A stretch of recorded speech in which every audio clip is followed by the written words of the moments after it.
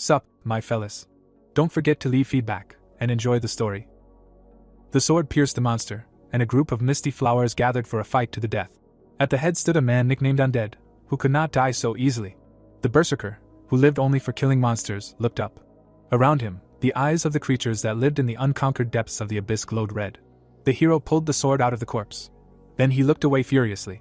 3 more creatures were moving towards him, because this was the place where he could end his 32 years of life. The guy rushed to attack. He moved quickly. The first of the monsters was defeated. The tail of the reptile approached noisily. The warrior turned around tensely. The creature bit his hand. Yunha clenched his teeth in pain. But suddenly he slipped. A bright column of light pierced the monster. The creature unclenched its jaws, releasing his hand. At the same time, the head of the reptile flew away. A muscular monster stepped forward. It was enormous. The creature roared. The hero rushed to attack. The trajectory of the sword passed through the jaws.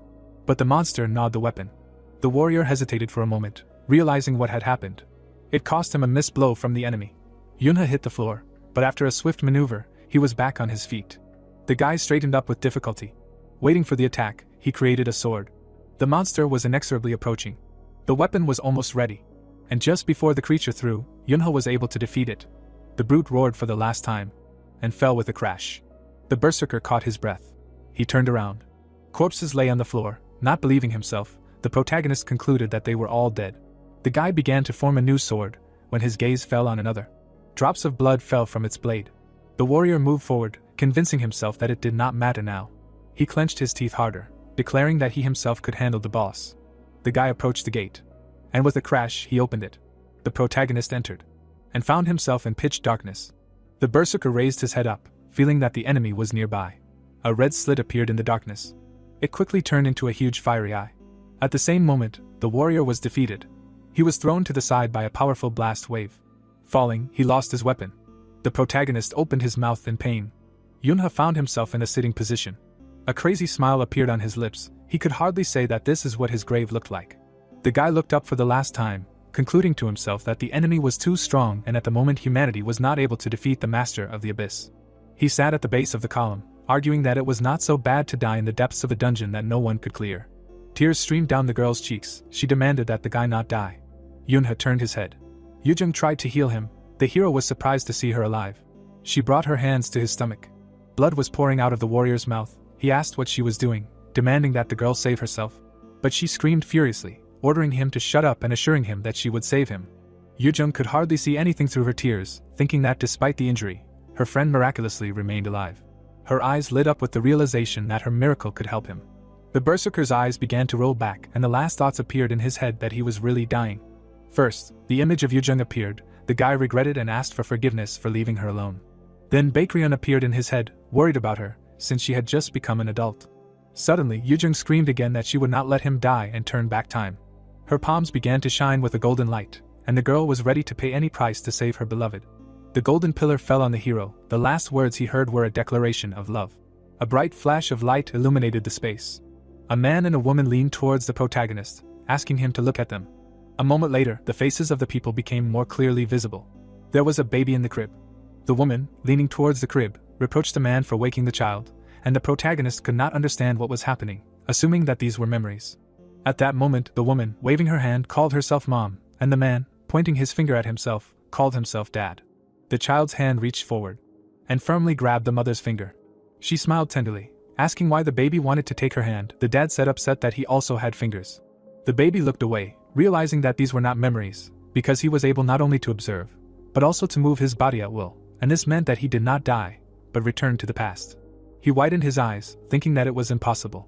Then the boy remembered Yujung, who activated the miracle before his death, and since her abilities are on the level of the 12 zodiacs, it is not surprising that she was able to turn back time. The parents watched the child with affection, catching the resemblance to them. The baby looked at them, reasoning that he did not think to see them alive again. A terrible picture arose in his head, how his parents died during the invasion of monsters when the hero was 6 years old. He stretched out his childish palm up, thinking that he would use this chance and change the future with his own hands. And he clenched his pen into a fist. The baby in the suit looked ahead, reasoning that although he retained his memories before the regression, now he is still a child. He lay on the rug surrounded by baby things, realizing that he should live like a baby. The child stretched out his hand, straining his frail body. It was a sideways roll. A girl stood next to him, encouraging him. Yuna, his sister, clenched her hands into fists in impatience. A family photo appeared in his head. The protagonist reasoned that he remembered the baby even less than his parents, except for one incident. It was a memory of his sister comforting him in a broken car. The boy's eyes widened. He clearly remembered Yuna's words on the day they lost their parents. And now the girl clapped her hands joyfully, rejoicing at her brother's success. She picked him up in her arms, hugged him tightly and praised him. At 9 months, Yunho was practicing mana diffusion with concentration. He recalled that before the regression, he had many problems due to the small amount of mana in his body, so he only used it from time to time. His sister interrupted him. The protagonist glanced sideways at her. The girl had an incredible amount of mana. She grabbed his hands, while the hero thought that such a quantity could cause an overflow, and this was dangerous to health, so he should teach her control before the critical moment. Yuna led him forward, helping him practice walking. The grown-up Yunha looked ahead. One day, Yuna brought her brother to the playground, which she happily told everyone. The children were happy to see her and invited her to join them. The boy, standing behind his sister, noted that she was popular not only with children, but also with adults, unlike him. An older girl approached them and called the child by name. She was nice, but her posture was unfriendly. The girl, frowning, said that he should not have come. The boy, slightly turning his head towards her, said that he was dragged there by force, calling the offender Fat Minji. Then he turned away and covered his ears, because the girl was screaming loudly, and he continued to call her names. Everyone gathered around Yuna, deciding what to play. Yunha looked away, heavily reasoning that he should not play with children, because he was already 36 years old. His sister called him with a smile. Then, bending down, she said that he would be playing this game for the first time, and she would teach him everything. The boy, looking at his interlocutor, decided that everything was not so bad, since he could see her smile. They were returning home under the setting sun.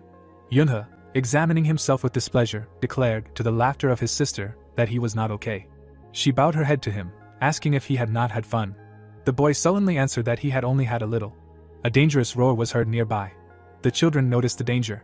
A huge dog was moving towards them from the alley. He looked unhealthy. Yuna covered her brother with her body. She was shaking with fear, but she boldly declared that she would protect him. He remembered the fateful day. And again he saw his frightened sister. The protagonist looked at his protector in surprise. And, touching her hand, he refused. Then he stepped forward. And bowing his head, he decided that at that time he could not do anything and was simply trembling. The foot drew a line in the sand as the boy decided that this time everything was different, and in this life he would protect his sister. The brother stood in front, confidently keeping his hands in his pockets. Suddenly, his body was enveloped in blue energy. The mana was strong and made a slight crackling sound. The fur on the dog's back stood on end. He barked angrily. The boy, with a flash of his eyes, ordered him to go away. And the dog, with his tail between his legs, ran away. Yunho was still standing in a shroud of mana. He exhaled from the tension. The sister was surprised. The brother gave a thumbs up, smugly declaring that he was strong, and she had nothing to worry about. Yuna grabbed his shoulders and began to ask how he did it, and demanded that he teach her. It seemed that there was too much of it, and the hero thought that she should be surprised, although he understood that this behavior was her style. The boy, holding his head, declared that he would teach her. He scratched his ear, thinking that he had planned to do this anyway. The girl laughed happily. She grabbed her brother's hand and suggested that they hurry home, because their mother was probably already worried about them. The terrible picture appeared before his eyes again. He thought that he always wanted to protect his sister's smile, and the incident in which he lost his family happened when he was 6 years old, and he must prevent it at any cost. Yuna turned around and looked at her brother affectionately. The boy, looking ahead, decided that he would do anything to change the future. The toy was spinning on the floor. The girl held her hands in front of it. The young man, raising his finger, reminded that he had already said that this was not done like that, because she needed to apply a constant force in a fixed direction so that it did not tip over, and she explained that it was difficult for her. The guy, looking to the side, remembered that his sister was born with the blessing of mana, but she did not know how to handle it, and this world was truly fair in its own way. Rolling up her sleeves, the girl asked him to wait a little longer, because she was going to spin him around. Energy began to accumulate in her hands. The toy began to spin quickly. Suddenly it flew into the air. Immediately after, this thing began to fly around the room. The girl, crying, said that they gave this huge reward to someone who did not deserve it. The whole family was watching TV. The mother, looking away, reminded him that her son would be 6 years old next year and asked if it was time for him to go to kindergarten. The young man, looking at her, answered that he did not want to, and the woman noted that he had promised her. The guy, looking away, realized that all this time he had barely held on, making a noise, but in the end he promised her that he would go to kindergarten after turning 6. Having imagined the children, the hero realized that he had done this, even knowing that he would have to get stuck between children who were crying loudly. The man, holding the microphone to his mouth, said that there was barely a minute left until the end of this year, and as everyone already knew, this was a day that would go down in future history books. The host, smiling, asked everyone in the audience to look at the screen carefully. The reporter, holding the microphone to her mouth, said that they were at the Jomyo Shrine, where the ancestral tablets left by the greatest kings and queens of the Joseon dynasty rest, and a new era for South Korea would soon begin. The young man, looking down, thought about this new era. Imagining people with mana-killing monsters, the hero knew that after humanity figured out how to use mana, they became interested only in its use, because they did not know about the omnipresence of mana, because when mana gathers in one place, it attracts monsters. Also imagined an attack by many monsters and realized that this incident happened in 1999, right before the beginning of the 21st century, as a result of which South Korea lost 30% of its entire population. The protagonist, imagining a certain monster, remembered that humanity, overcome by fear, was forced to live in fear of the random appearance of monsters, and in this new era, the previous system of governance and laws lost all power, since the only force that could stop these monsters was mana. Immediately after, the hero imagined people with money and warriors and realized that this power became the main criterion for dividing society, because the main power and wealth of South Korea were players with power and mana, and having expelled the previous government, they became a new growing force. Also remembered the people who hid from the monsters and realized that by the time stability was restored, the damage was already too great, since entire cities were destroyed, and the survivors were just waiting for their end. Imagining the candle, the boy knew that soon, when only despair remained, a small spark was born. A certain girl appeared. Her gaze was directed somewhere ahead. The girl, with her mouth open in surprise, said that she was very beautiful. It was the heavenly maiden Gale, who was once a national actor, but was later appointed the first heavenly maiden. Imagining the mana in her hands, the boy knew that this woman was able to prevent the omnipresence of mana, since she had a trait that could disperse mana, which was created by the gift of white silver.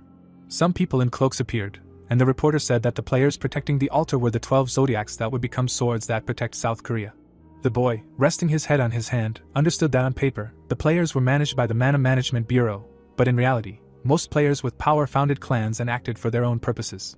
The woman walked towards a certain sphere when the hero thought that it was she who was able to stop the monsters, and held the public opinion of the nation on her shoulders, and then appointed the greatest players as the 12 zodiacs. Looking at one of them, the guy knew that the players who became one of the 12 zodiacs, while remaining members of the clan, were able to use the power of the Mana Management Bureau and their clans. These people held blades in front of them when the protagonist realized that this was all done in order to grow into a force that would control the player industry. They all stood not far from that woman. The saint, raising her hand, said that she was looking forward to the future feats of all 12 zodiacs. She brought her hands to the sphere. Gale, opening her mouth, asked the god of the earth and sky to bless them with the power to protect the nation. The ball began to glow brighter. A bright flash began to illuminate everything around. It spread everywhere. The reporter raised her hand and explained that the cocoon had begun to unfold, and the dome-shaped boundary that prevented the omnipresence of mana filled the soul skyline with silver light. The girl, running away from the sofa, said that she wanted to watch it from the balcony. She put her hands on the railing. There was a wide smile on her face. The sky above them was shining brightly. The daughter, with her mouth open, noted that the night sky was incredibly beautiful that day. The father, with his hands folded in front of him, said that they could finally live in peace. The mother, with her hands folded in the same way, thanked the heavenly maiden for this. The other family did the same. The adults did the same. The mother and father closed their eyes. The girl, also with her hands folded in front of her, said that she also wanted to pray. The daughter, with her mouth open, suggested that her brother do the same. The boy, looking down, understood that there was no one to pray to, because God simply did not exist in this world. Remembering the dragon attack, the boy knew that on the day the world was destroyed, a god died. The sky was still as bright as ever. Suddenly, the glow began to fade. The hero looked up and realized that the sky had become dark again. His sister was asking the goddess to make the family happy with her mouth open. The boy looked at her. A smile appeared on his face after realizing that at least in this life, he wanted to live happily with his family. The boy also folded his hands in front of him. A monster appeared, and it was said that the incident where the protagonist lost his family was approaching. A kindergarten was visible, and it was explained that the boy went there at the age of 6. Tio said with a smile that a new friend had joined them that day. The man raised a finger and asked the boy if he wanted to introduce himself. The child said his name and age with his mouth open. Looking at the other children, the boy suggested that they all get along. The teacher leaned over him and asked him if he wanted to add anything, because it was too short and the kids really wanted to be friends with him. But the hero knew that he didn't really want to be friends with little brats. The boy looked ahead when he heard something. The girl, pointing her finger at him, was shouting a question about why he was in their class. The young man, crossing his arms over his chest, noted that apparently Fat Minji was here too and asked what she was doing here. The girl, getting to her feet, shouted that she had asked him not to call her that. The teacher, putting his hands on the hero's shoulders, asked them not to quarrel and explained that they could play until lunch, and since Yunho was nervous because he was here for the first time, the others should make friends with him. Suddenly the children ran to him. They surrounded him, asking him where he lived, his ability to count, and whether he wanted to play, and then the man realized that he had probably worried in vain. The hero, walking through the playroom, realized that he had finally gotten out of the hurricane of questions, because that was what had caused his hatred of children. Looking up, the guy noticed that there was a children's library there. Taking one of the books, the young man realized that at least this place was quiet, and although these books may be children's, they should definitely help pass the time. The protagonist took one of the chairs. A certain bow on the girl's head immediately appeared. They were sitting next to each other. The guy was looking at the book. The girl was looking at the young man. Suddenly, someone came up from behind and called out to her. Yunhyuk, crossing his arms over his chest, asked if she was really reading books again that had nothing interesting in them.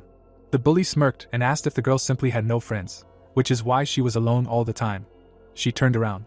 Suddenly, the villain grabbed her bow, asking what kind of crappy ribbon it was. The girl, stretching out her hands, tried to take it, saying that it was a gift from her dad. Running away from her, the bully said that she could catch up and take it away if she could. Hyan, folding her hands in front of her, begged him to give her ribbon back. The villain stuck his tongue out at her, when suddenly someone said that his actions looked too childish. They all suddenly turned to the young man. Yunhyuk, opening his mouth, asked him to repeat the last words. The hero got up from the table. The guy, coming closer, repeated that he was just acting childish and asked if he really found it funny. Suddenly, the bully raised his hand to hit him, saying that he was a bastard. The boy quickly dodged the direct blow. Immediately after, the protagonist knocked the enemy down with his foot. Yunhyuk fell to the floor. The hero handed the girl the ribbon. Holding it in his hand, the boy asked her not to let them take it next time. The opponent, lying on the floor, screamed a question about whether he really thought he could get away with this, and the protagonist realized that he found it hard to believe that he had to hear this from a 6-year-old.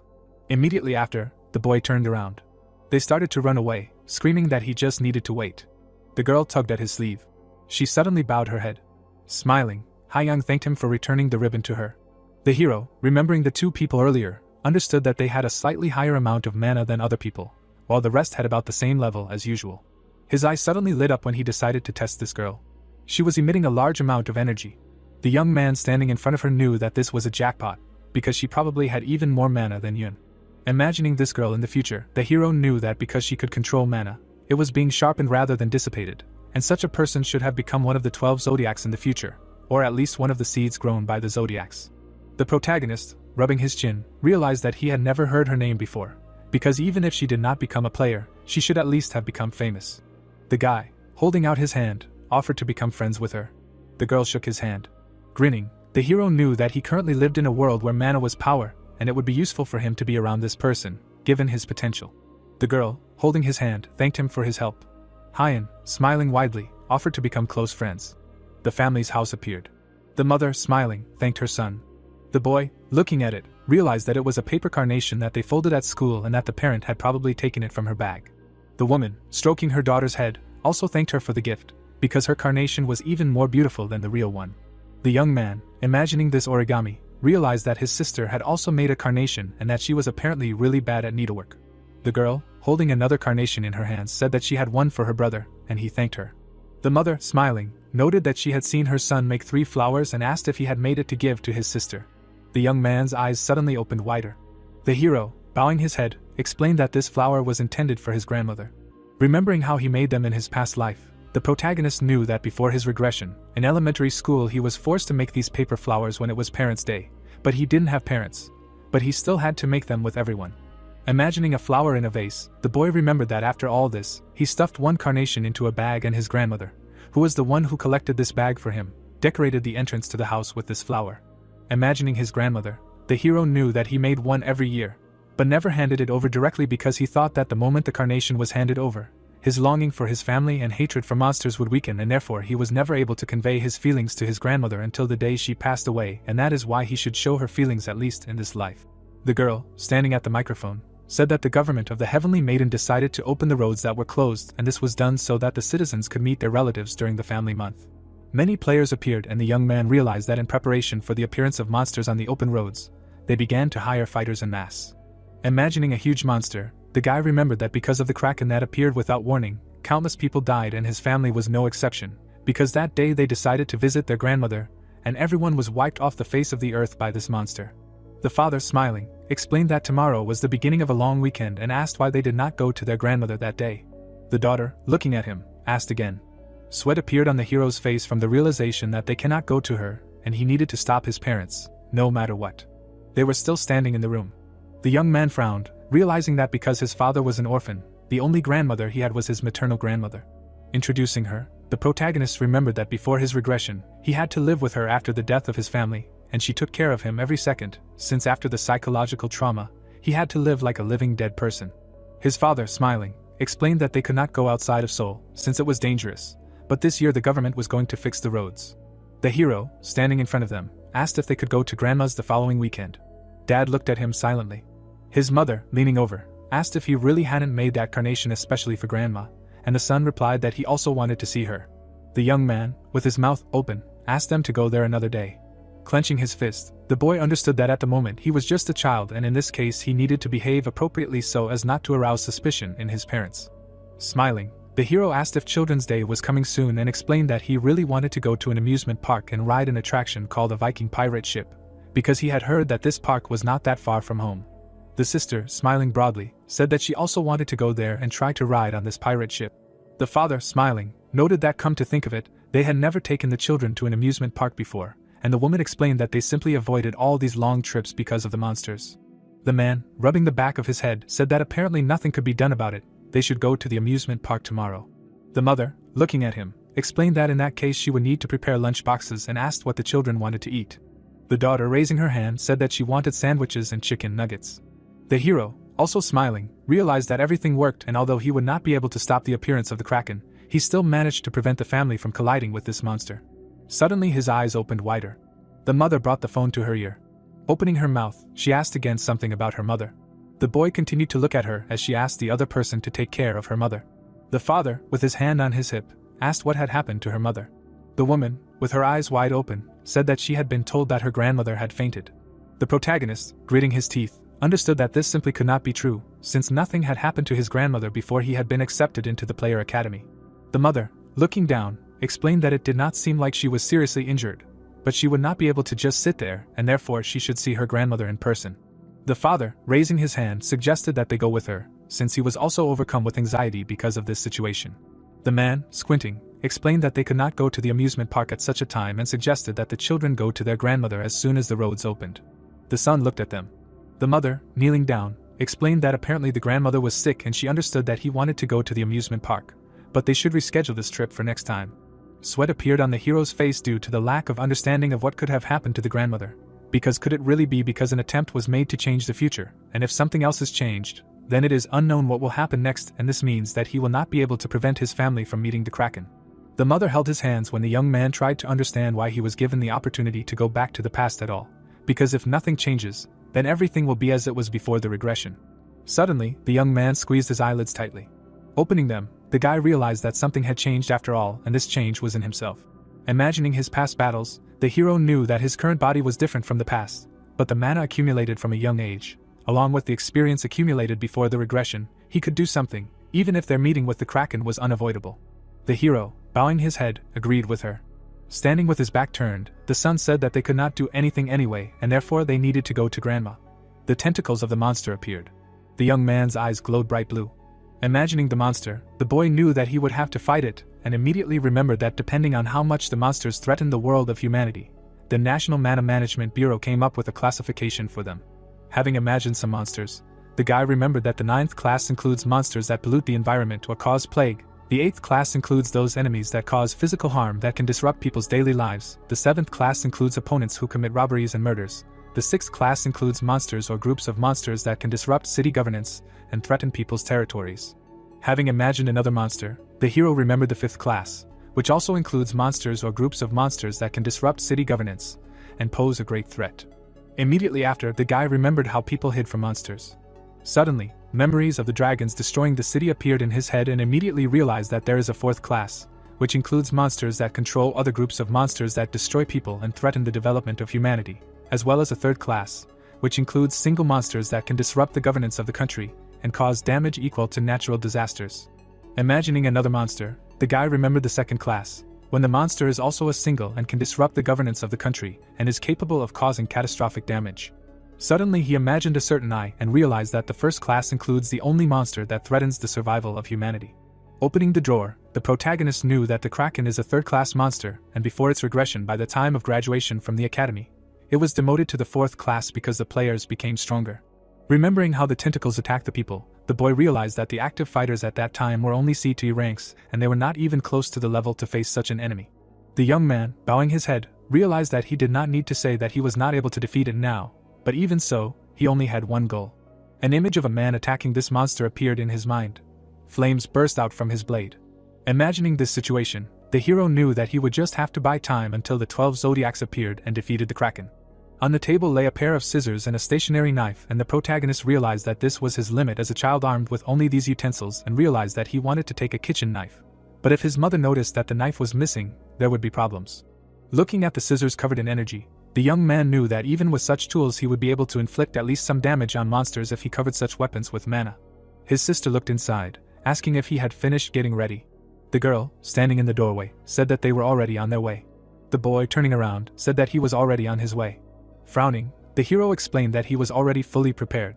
Many cars were parked on the road. The whole family was sitting in one of the cars. The mother, looking at the back seats, suggested that her son sleep a little if he wanted. The protagonist, smiling, replied that he did not want to. The car began to move forward. The boy, looking out the window, remembered that the Kraken appeared when they crossed the Songsan Bridge before his regression, but they were already halfway there, and the enemy still had not appeared. Frowning, the young man assumed that something could affect the future. Many cars appeared on the road, and the boy mentally asked someone to let them cross this bridge safely. Suddenly, something exploded in the middle of the bridge. The mother's eyes were wide open as the boy realized that he had no way to change fate. The father's eyes were also wide open in surprise. Huge rocks flew into the air. The boy held his sister's hand. The hero, gritting his teeth, realized that the Kraken had finally appeared, the words mocking his desperate desires. The monster stood in the middle of the bridge, which was a third-class monster, equal in strength to a natural disaster. Tentacles began to spread around, ramming cars. Many rocks flew into the air. They landed on cars. Two people, running away, shouted something. Turning around, they shouted a question about what the players were doing. Someone answered that they were coming. The fighter, waving his sword, ordered the others to protect the people. Suddenly, the warrior looked up. Blood spattered from under the tentacle. The player could barely move his arm. People were running away from the scene, screaming that the damn players had just started running away. The hero's family was still sitting in the car. The father, taking the wheel, explained that they needed to leave and that they should be careful because of the chaos outside. The man, his eyes wide, asked the family to trust him, because if they moved calmly, they would definitely be able to evacuate safely.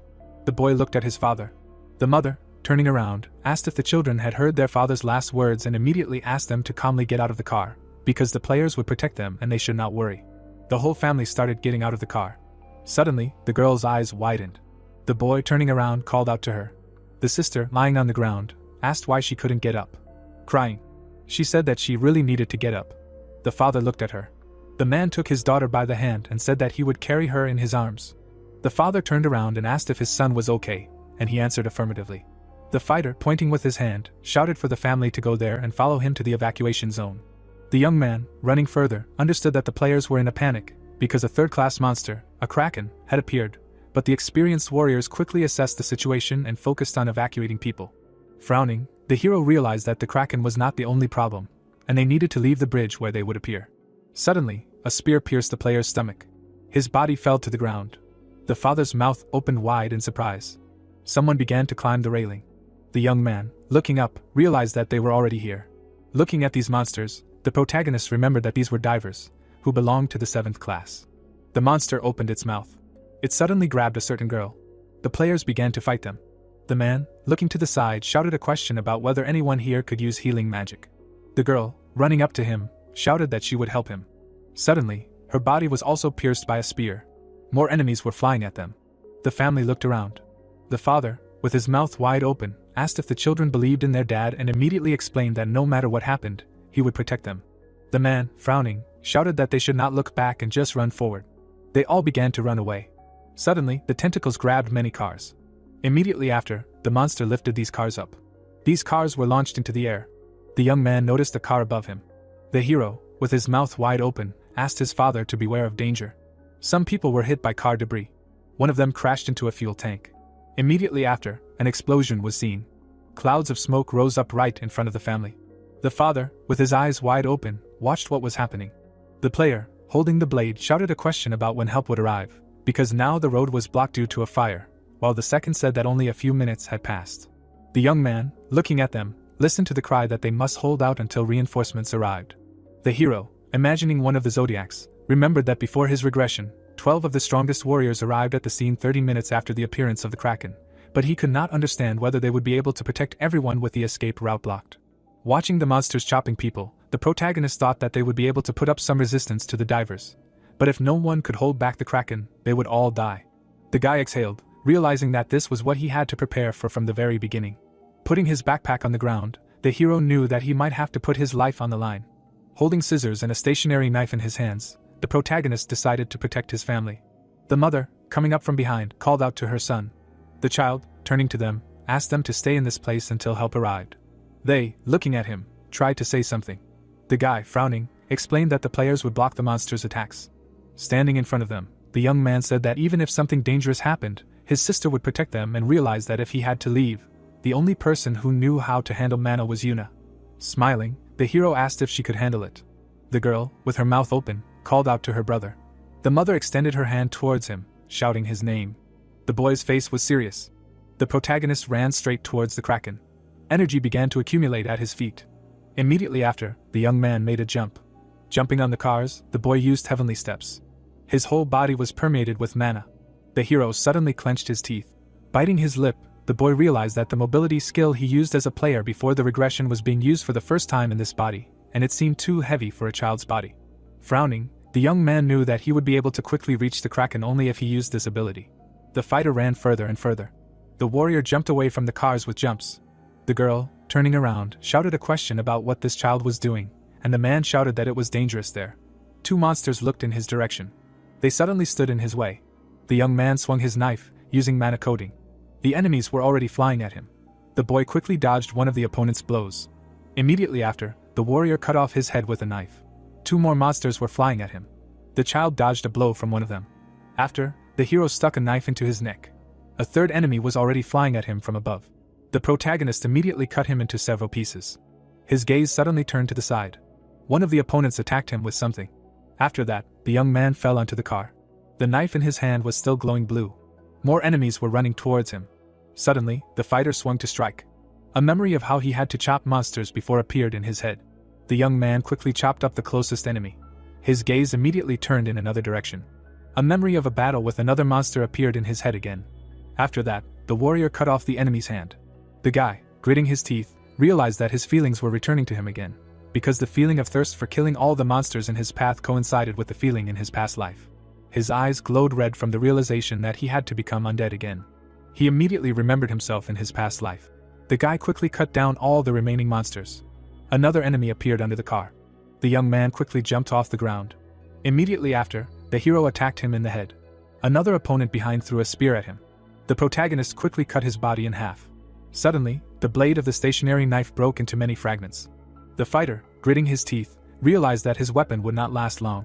Taking the scissors from his pocket, the warrior knew that it did not matter. The young man ran forward. His body was covered in bright blue energy. Suddenly, he began to break with his feet. In front of him was a huge monster. The guy, holding the scissors in his hands, said that he would fight with this weapon. Suddenly the monster swung its tentacle. Many cars flew at the young man. The protagonist immediately jumped on the enemy's limb.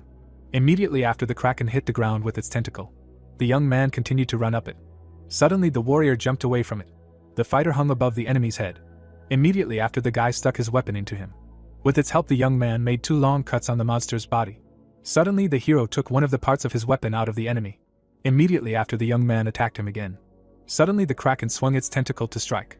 The young man jumped away from it at the last moment. The young man landed on the ground next to the monster. Looking at the weapon, the protagonist realized that one side of the scissors was gone. Immediately after, he threw them on the ground. Grinning, the guy explained that he still had one part left. Suddenly the enemy hit next to him. The young man immediately jumped on the other tentacle. In midair, the warrior dodged another limb's attack. Suddenly, the protagonist dropped to one knee. The fighter screamed loudly as he raised his arm to attack. The monster tried to attack him with a tentacle again. The young man's mouth opened wide.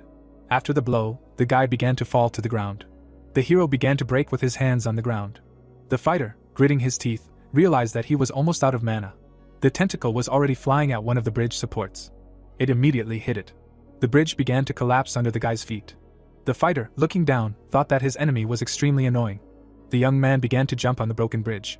The tentacles continued to hit the bridge. The guy landed on some rocks. The monster grabbed one of the trucks from the road.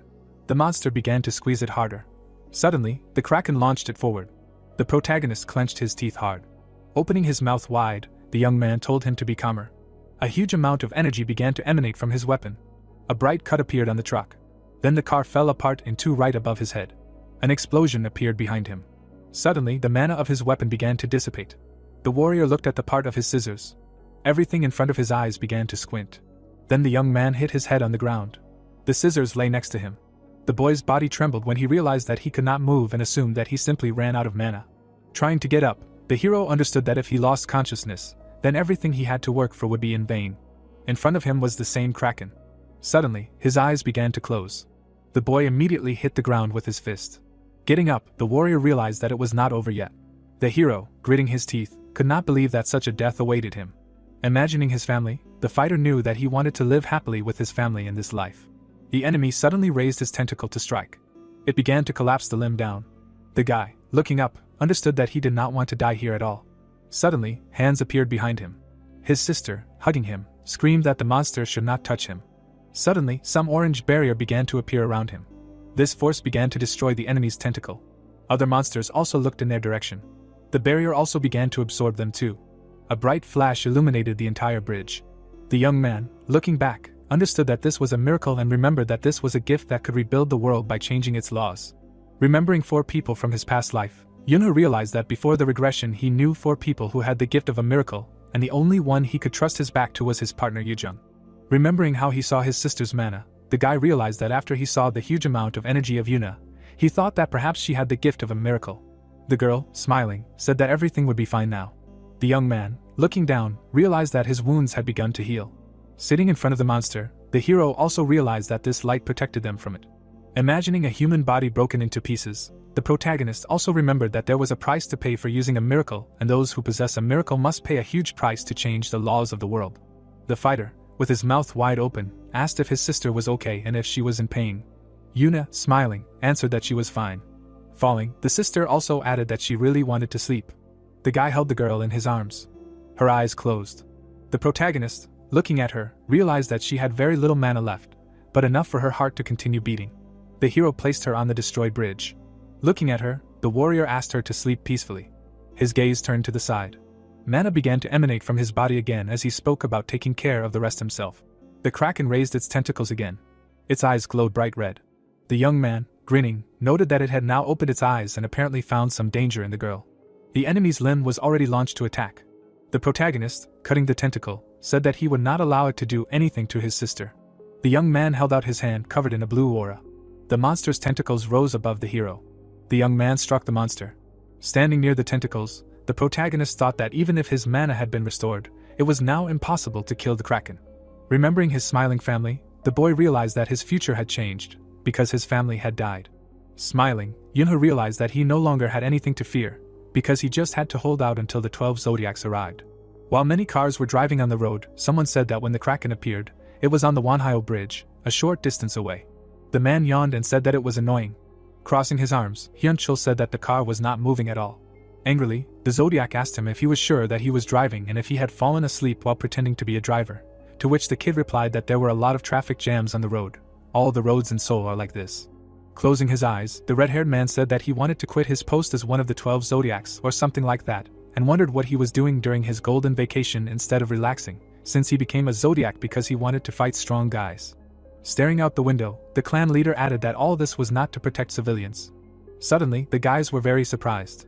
Frightened, the driver shouted that this was a huge amount of mana. The young man raised his hand up. Taking the phone in his hand, Hyunchul asked if she felt it too. Looking at the phone, the hero heard a positive answer. Frowning more and more, the Zodiac asked what class, because the information agreed, a third-class kraken. Slightly squinting his eyes, the man said the words about the third class again. Grinning, the red-haired man asked where he was. Turning his head back, the resident thought that there was a strong monster there, but he, on the contrary, looked happy. People would be scared if they saw him like this now. Remembering the battle, the hero said that, obviously, on the Sangsun Bridge, and they can't figure it out only with the help of those who are already there. Holding the phone in his hand, the warrior heard a phrase about how they had not yet determined the exact damage caused, but, apparently, there is complete chaos there now. Looking away, the red-haired man heard a phrase about the interlocutor arriving soon. Hyunchul got out of the car. Surprised, the driver asked him what he was going to do. While warming up, the man said that he was going to get there on foot, because they would never get there at this rate. The guy opened the lock. Then he began to take weapons out of the box. Raising his eyebrows, the dark-haired man said that it would take 2 hours on foot. Throwing the sword over his shoulder, the fighter said that 30 minutes would be enough for him. Putting his hand forward, the young man said the word reinforcement. His body began to fill with strength. With the next movement, he put his leg back. In an instant, the road broke due to fast running. Zodiac rushed further and further. The friend sat silently behind the wheel of the car. Smiling slightly, the nameless one thought that this was expected from the head of the clan. Because he was obsessed with fights, his goal was to fight strong opponents. The flame demon smiled widely. 30 minutes later, the monster appeared. Hyunchul used his fire power. The hero ran further and further. In an instant, the young man was surprised. Some kind of magic appeared on the road. As the red-haired man rushed forward, he thought that there was no one at the scene who was capable of such a level of magic. The man smiled widely. The protagonist used his power. The boy was not far from the kraken. The warrior swung one hand. Hyunchul pushed off the ground. Then the allied ducked towards the monster. Woonha realized with his mouth slightly open that they were here. The flame demon took a few steps forward. Looking at the new arrival, the warrior was glad that the Zodiac had arrived. A large amount of flame was visible. One tentacle was paralyzed by fire. The monster waved its tentacles in different directions. The boys were standing near the edge of the bridge. Looking at the Zodiac, the boy thought about the gift that allowed him to freely control the flame, which is one of the reasons why he received the nickname Flame Demon. The red-haired man turned in different directions. The protagonist hugged a little girl. The ally grimaced, thinking that there were only 2 children here. Looking at the unconscious girl, the boy wondered if she had used magic earlier, since the magic around her was visible. Scratching his chin, the mage thought that it seemed like she had passed out after using her mana, and the boy had protected her from the kraken. Smiling widely, Hyunchul realized that they were both strong and couldn't wait to see how strong they would become as players. Raising his hand, the protector said that there was no need to be afraid, since he wasn't going to fight them. Frowning, he added that at least for now, he wasn't going to. Woonha tensed up. Raising his sword, the warrior said that there was only one reason he was here, and that was to get rid of the kraken. Turning away, the flame demon asked them not to come closer, since the monster would soon emerge. Meanwhile, the kraken was underwater. Before the regression, smiling, the Zodiac said that many people are talking about the guy now. The protagonist silently pursed his lips. Standing nearby, the player asked about what business. Smiling, the interlocutor replied that he had no business, because he just wanted to make sure if he was as strong as rumor said and offered to fight him. Opening his mouth, the opponent replied that he was not interested and asked him to get out of the way. Putting his hand out to the side, Hyunchul said that he did not want to, adding that he would not let him pass until he fought him. The protagonist sighed. Preparing for battle, the warrior said that he might regret it later. The red-haired man swung his fiery sword. The young man rushed to attack. The head of the Blade clan still stood with his back to the children. Frowning, the boy thought about how before his regression, he always tried to fight at any opportunity. Remembering the last battle, the boy thought that he had never been able to win, because the enemy became stronger with each battle. Standing with a sword on his shoulder, the man asked the monster why it didn't work out here. Was he really scared just because a little fire hit him? A second later, the monster's tentacles appeared. The boys were scared. Grimacing, the fighter shouted that the monster had destroyed the column. A destroyed road was visible. Putting his sword forward, the flame demon realized that he couldn't fight to protect the children. The hilt hit the ground. New magic appeared. Smiling, the hero said that this was good timing. A plane with a man appeared in the sky. Hiram was standing in the plane, screaming that they shouldn't call her Holy Mother anymore. Frowning, the girl shouted that he could have just flown here by helicopter, because who runs all the way to Sangsun Bridge anyway? The man raised one finger and asked if it was true that he just needed to get here no matter what. The woman, holding her staff, said that reinforcements would be coming soon, he just needed to focus on fighting the kraken. The boy looked at his sword. Spreading his arms out to the sides, the Zodiac said that he didn't need any buffs, to which he received the answer that there was no reason to refuse them. Yunha picked up the girl in his arms. A large flow of mana emanated from the girl. Hiram watched everything from the plane. Suddenly, the water trembled. The kraken came out. The monster was getting closer to the bridge. The red-haired man rushed into battle, shouting that he had finally come out. The man pushed off from the bridge. There was a large splash of water. The monster did not move. Flames appeared on the water. The flame demon peeked out from under the water. The warrior took a few steps on the water. The fighter stopped not far from the enemy. The defender took a few more steps towards him. Then he raised his head up on his tentacles. 2 tentacles moved forward. The other tentacles followed. The guy stopped in an instant. Smiling, the head of the Blade clan said that his enemy was weak. Putting his weapon forward, the fighter ordered to get out of here. The next action of the boy was to swing. The flames of fire were everywhere. More and more fire power came from Hyunchul. The fire engulfed the tentacles of the Kraken. Zodiac threw his sword over his shoulder. The young man watched his fire. Smiling, the protagonist was glad that the Kraken was finally defeated. The girl, taking a few steps towards the children, asked if they were okay. Squatting down, Karam asked them not to worry, because she was now using healing magic on them. The woman was instantly surprised. Staring at the children, Zodiac realized that there was not a single wound on them. Holding the staff in her hand, the heroine realized that a miracle had healed all the wounds. Putting her hand forward, the magician said that it was amazing and was glad that she had witnessed a miracle. The interlocutor wanted to snap her fingers. The protagonist, who was opposite her, ordered her not to dare do so. Frowning, the brother ordered her not to dare touch his sister. Horrified, the red-haired girl felt a strong aura and wondered how a child could have such a strong aura. Clenching her hand into a fist, the savior asked who he was. Several more helicopters arrived. Looking at the sky, the girl said that a rescue team had arrived and they needed to be taken to the hospital.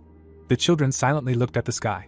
A helicopter was flying over the city, where there were many wrecked cars. Today at 5 o'clock in the evening, a Kraken suddenly appeared on the bridge, which led to the death of many people. There was news on the TV screen, and the presenter said that the rescue operations had been going on for quite a long time, and the government of the Heavenly Maiden commented on this tragedy. The boy looked at the screen. He looked tense. Yuna's eyes were closed. The protagonist remembered the doctor standing by her bed and thought that his sister was suffering from mana exhaustion because she lacked it, but she would be fine after taking the potion. Yuna smiled and thought that everything ended well because no one died. He touched the girl's forehead and thought that he was able to change the future. Suddenly, the boy's eyes widened when someone called his name loudly. He turned around, covered in sweat. His parents quickly ran to the office. Their faces were pale and terribly scared. The protagonist smiled awkwardly at them and thought that he was finished. He stood in front of his father and mother. The woman frowned in worry and asked if her son was hurt anywhere. The boy turned his head to the side and answered negatively. Then he pointed his finger at Yuna and said that she was sleeping now, but 1 mana potion would be enough for her to return to normal. The father closed his eyes and sighed heavily. Then he looked at his son sternly and asked why he ran away and disobeyed. Yunha hung his head down in shame and apologized. His sweat dropped, not understanding what he had to apologize for. After all, his family was able to survive, which was the best outcome for him. The protagonist raised his head, looking at his father. Suddenly, his eyes widened in shock. The man pursed his lips, staring intently at his child. The woman looked very worried. The young man opened his mouth in surprise, looking at his parents. Standing in front of them, he realized that they were not worried about the outcome. They were asking why he put himself in danger by running towards the Kraken. He hung his head down and thought that he knew very well how scary it was to lose his family, but he just did what he wanted without considering their feelings. Yunha blushed and through clenched teeth said that he was wrong. Then tears flowed from his eyes and he added that this would not happen again. The mother extended her arms forward. She leaned over and called her son over with a smile. The boy jumped into her arms without hesitation. The father hugged them from behind and told them that they were worried a lot and that Yunha should not do anything like that again. The boy cried, thinking that he no longer had to fight monsters and that he could truly live like a child now. The next morning, the sky above the hospital was clear.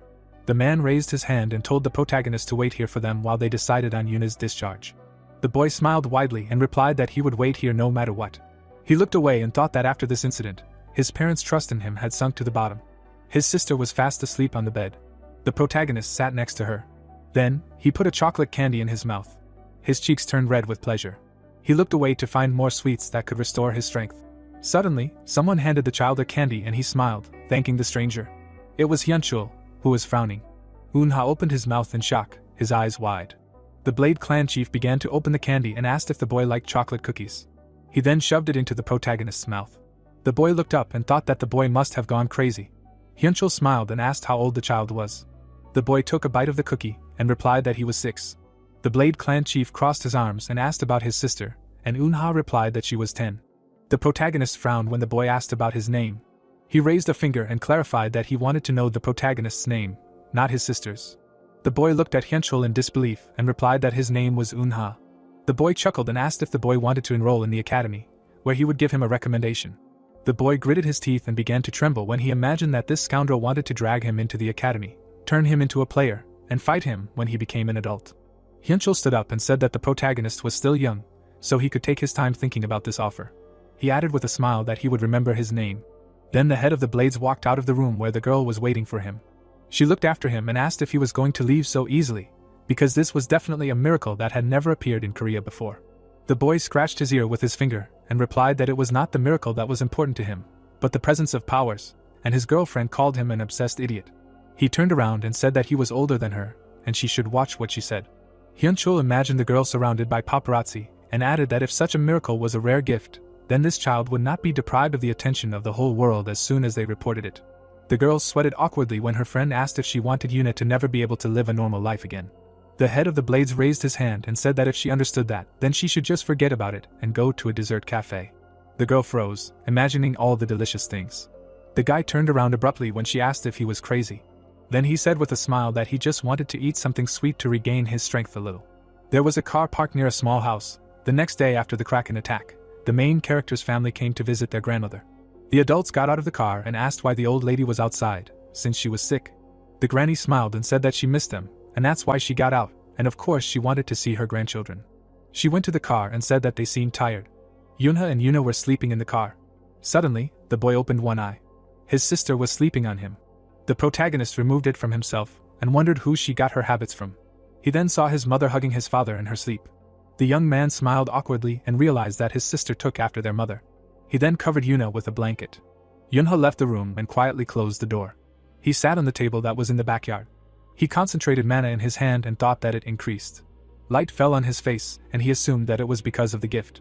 He imagined himself in his past life and thought that his gift before regression was Berserker. He remembered how he once fought and thought that it was a gift that the more mana he consumed, the stronger his physical and magical abilities became. Yunha remembered how his eyes shone brightly, and he thought that, as the name suggests, the more mana is consumed, the more sanity is lost to the point of insanity. The protagonist touched his face. He remembered the mana attack he had just received, and thought that he had not lost consciousness, and that it was the best gift if it did not come with the penalty of losing his mind. He clenched his fist and wondered if he knew the true nature of Berserker. Suddenly, his grandmother came to him and asked him why he was not sleeping, and the child thought that he had not even felt her presence. She sat down next to him, and the protagonist replied with a smile that he had slept in the car. The old woman covered him with warm clothes and told him that he needed to sleep a lot if he wanted to become an adult. He imagined her giving him tea, and thought that when he was lost in his thoughts, she remained by his side. The grandmother sat next to him, and the boy thought that she was waiting for him to speak, no matter if it was about problems, personal feelings, or just small talk. Yunha smiled and asked why she wasn't sleeping. The old lady smiled back and said that it was because her grandson wasn't sleeping, and he turned away, embarrassed. Then he smiled as if he realized something. The protagonist touched his temple and thought that this was exactly what he wanted, and looking at his grandmother, he himself didn't notice how he became a child. He raised his hands and refused when the old lady offered him some warm milk to drink. Suddenly, the boy's mother brought a tray with mugs and asked if that was true. She pointed at the drinks and asked who would drink them then. The protagonist drank milk. They sat on the table, and the woman said that she was surprised when she heard the news, and the old lady said that everything was fine, but her neighbor liked to overdramatize things. Yunha's mother sweated and said that she was very worried when she heard that her grandmother had fainted. The boy looked away and thought that his grandmother had slipped, but she had gotten away with only a scratch. The woman frowned when the old lady said that she had been distracted. She raised her hand and added that it could have been because she was half asleep and was climbing the stairs. She smiled and said that she had not yet become senile and asked her daughter to listen to the end. The old lady remembered someone standing on the stairs waving his arms, asking her not to come there. She looked at her grandson and said that the stranger had not told her that, but him. Yunha touched his face and thought for a moment, and his mother gasped. The boy remembered the huge monster and thought that it was strange to attribute it to sleepiness. Then he imagined his father holding Yuna in his arms and thought that if things had gone wrong, they would have all died. He smiled awkwardly and thought that if that had happened, his grandmother should have told them about it. There were white clouds in the sky, and the old lady said it was strange. Then she patted her grandson on the head and added that the stranger said that a cute fawn outside was alone, but when she went outside, Yunha was there. The woman was holding a mug in her hand, asking about the fawn. Then she looked away and said that she had a dream about where her dad left the animal. She gasped and waved her hand, preventing the old lady from asking her question. Her cheeks turned red and she looked at her son, asking what he wanted to be when he grew up. The protagonist lowered the mug and frowned. Suddenly, dark smoke appeared behind him. He imagined scary faces that were screaming loudly, asking for help. The child's eyes widened. The mother touched his shoulder and asked if everything was okay. The young man carefully turned around. Then he smiled and said that he did not know the answer to that question. Suddenly, he looked up. The grandmother said with a smile that he was still young so he could take his time. The sun was shining on the mountains and she told her grandson to experience both happy and hard times, make many friends and fight against enemies. The protagonist sweated when the old lady told him to study hard and play well so that he would figure out what he wanted to do one day. She had a smile on her face and added that if he still didn't know by then, he could just keep living until he did. Yunha looked at her awkwardly and wondered if she meant for him to live his life to the fullest. Suddenly, his family hugged him. The boy's cheeks turned red when his mother said that his name came from the universe, which has infinite potential. She smiled and said that she would support her son in everything he did. The protagonist then looked at his grandmother, who said that she would support him too. Suddenly, Yuna opened the door and said that she wanted milk too. She joined them and the old lady offered her a warm drink. The boy looked at them with a smile. Suddenly, he froze, as if he suddenly realized something. He handed the flowers to the grandmother in his hands. The old lady looked at it and thanked her grandson for the gift, which she planned to show off to the neighbors. She took the flower and looked at it. Then she turned to Yuna, who was interested in it. The boy smiled and thought that he just wanted to give his grandmother happy memories in this life. The sky turned blue and he mentally thanked the old lady for raising him. He imagined her with a smile on his face. The lights were on in the windows. Someone loudly called Yuna and Yunha. The father smiled widely and said that they were going to have a younger brother or sister. The children turned around, looking at their parents in shock. Yuna extended her hands to the man, happy that she would have another younger sibling. The woman looked at her son, who had started to tremble. She touched him gently, asking if everything was okay. Suddenly, the male lead looked at her with tears in his eyes and thanked her. The father turned pale as his son cried out that this was the best thing that had ever happened to him since he was born. He scratched his head and said that Yunha was acting like he was a father. Then they all laughed. The doors to Doan Kindergarten were open. A girl ran forward, asking if the dog missed his mother. The male lead, who was wearing a headband with dog ears, barked in response. The three girls scolded him, telling him not to cry. The boy blushed and gritted his teeth as they petted his head. Suddenly, someone with a cup in their hand said that they did not share these emotions. Minji smirked and said that she wished they would just throw out the boy, the mixed-breed dog. The boy glared at her, and she asked if he wanted to be scolded by the teacher. Yunha sweated and smiled awkwardly. He was sleeping on the floor. The teacher smiled slyly. He then threw the baby to the girls and the protagonist thought it was driving him crazy. Suddenly, another child joined them. While they were playing, the protagonist walked up to the door. He took off his headband and entered another room. He then looked away. Ha-young was sitting at her desk, looking at him. The boy walked up to her and asked what she was reading, and she said that she had been obsessed with Sherlock Holmes lately. Yunha touched his chin and said that Sherlock and Professor Moriarty fall off a waterfall and die at the end. The girl turned pale in shock. The protagonist sweated and realized that he had accidentally spoiled the ending for her. Ha-young looked down and said that he was very angry, and the boy laughingly apologized to her, saying that Sherlock would come back alive. The girl's cheeks turned red and she pursed her lips. The protagonist began to run away while she shouted after him that he was very angry. Then he slowed down and sighed heavily. He returned to the room and heard someone say that he had wasted blood again. The two boys finished fighting with swords, and the loser shouted that he would definitely win next time. Eun-hyuk looked at the protagonist. He smirked and said that Eun-ha came just in time because he wanted to see who was the strongest in the group. Everyone suddenly laughed, and the protagonist wondered what these children were watching on TV to act like that. He walked closer to his opponent. The villain grabbed the sword and laughed loudly. He then pointed the weapon at the protagonist, and said that this city was too small for the two of them. There was another sword on the floor and Eun-hyuk said that he would end their war here. Behind the villain were his friends who were cheering loudly for him. Eun-ha's sweat dropped when someone behind him yelled that he should lose because he was too popular with the girls. The protagonist smiled when Minji yelled his name. She then ran her finger across her throat and told him to die. The boy closed his eyes and thought that he had hoped for nothing. He then looked down and thought that he didn't necessarily need someone to cheer him on. The boy looked at Hyan. The girl was crying, screaming that she hated him. He gritted his teeth and froze in awkwardness. He then picked up the sword and thought that he was alone in life. He imagined himself in his past life and thought that everything was clear with the other kids. The protagonist imagined himself in an arena with 1,000 spectators. Eun-hyuk smiled widely and yelled that it was time to begin. He ran towards the protagonist. Eun-ha stopped his sword with his own. He then threw the opponent back. The villain looked at his sword spinning in the air. The protagonist swung his hand. Then he appeared behind the enemy, stretching his arm forward. Eun-hyuk's weapon made a few more circles in the air and fell to the floor. The youth himself fell to his knees. The protagonist put away his weapon. His opponent gritted his teeth and said that he could still live if only he could use his sealed powers. Then he fell to the floor, coughing loudly. All the children smiled in admiration, looking at Eun-ha. He turned around and said that it was a good fight. The children raised their hands in the air and shouted loudly that he was very good at this. Someone put their hands on his back and said that he would be able to pull out Excalibur, a sword with chains shown among the toys. The protagonist scratched his head as the other children shouted that he could do it. The boy took the hilt of the weapon and frowned. He then pulled it out with force. The boy raised the brightly shining sword above himself. He closed his eyes and smiled as the others started shouting his name loudly. The sky was blue. There was an empty bench in the park. There was a phone on the ground, where a news anchor was saying that the 7th class goblins had just appeared. There were drops of blood nearby, and the woman said that the Mariner Knights were on the front lines, but 2 of the goblins had fled the scene. The phone screen was broken, and the anchor said that the monsters could hide in crowded places. Children were running around the park, playing tag. Minji touched her friend, smiling widely. The protagonist was sitting to the side, breathing heavily. He was sitting by a tree smiling, saying that he was so tired that he felt like he was dying. He folded his hands into a triangle. Yunha closed his eyes and thought that since the future had changed, he needed to continue accumulating mana whenever he could. He imagined a man in the crowd and thought that as time went on, the world would change and accept mana as power, so more of it wouldn't hurt. The boy remembered how he had opened his mouth wide to create a flow of mana and thought that his powers had increased after that incident. The kids came up to the boy and called him to play with them, and he was horrified by their stamina.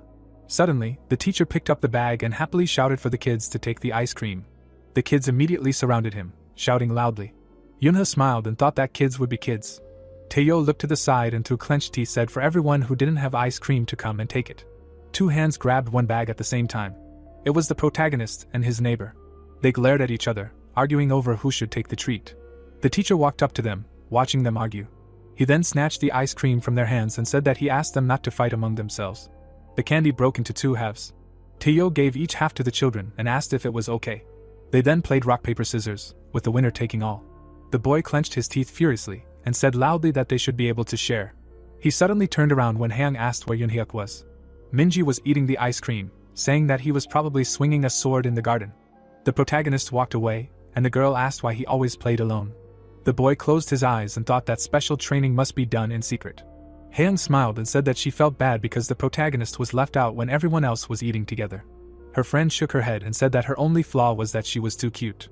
Haeyoung smiled when the teacher asked her to pass the ice cream to Yunhyuk. The girl took the candy and said that she would go alone. She then ran away and the teacher yelled for the children to throw out the trash if they were done eating. Yunha looked after her, confused. Then he flinched when someone shouted loudly that they were going to play tag. Minji came up to him and said that he should come too, but the boy replied that he had enough for today. He turned away when the girl said that then the others would not want to play with him anymore, and he replied that she did not need to worry about that. She put her hands on her waist and said that Yuna asked her to play with the protagonist. The boy imagined his sister hugging him. Among the 5 hands, only one was clenched into a fist. Everyone started running away from the protagonist, who was the host of the game. He gritted his teeth and turned around.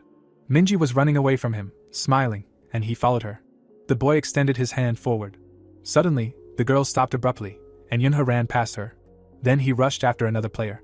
The boy quickly ran past him, hitting him on the back. Ignoring him, the protagonist ran towards the neighbor again. She stood motionless with her arms crossed. The protagonist ran past her. Then he turned around with a smirk on his face. He touched her back, smiling widely. The girl turned around abruptly.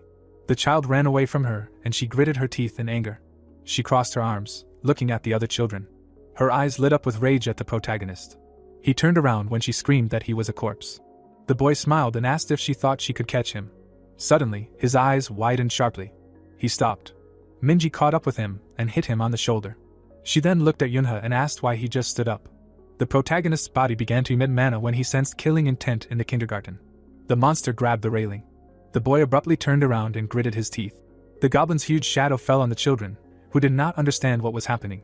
In front of them was a huge 7th grade monster. He stamped his foot, approaching the children. The girl froze, calling for her mother. She opened her mouth wide when the goblin came closer to her and swung his weapon. In his hand was an axe. The girl looked at the goblin in fear. The monster swung his axe. The protagonist fired a magic arrow forward. It knocked the weapon out of the monster's hands. The beast turned around tensely. Yunha frowned menacingly. Another enemy pounced on him from behind. The boy began to dodge his attacks.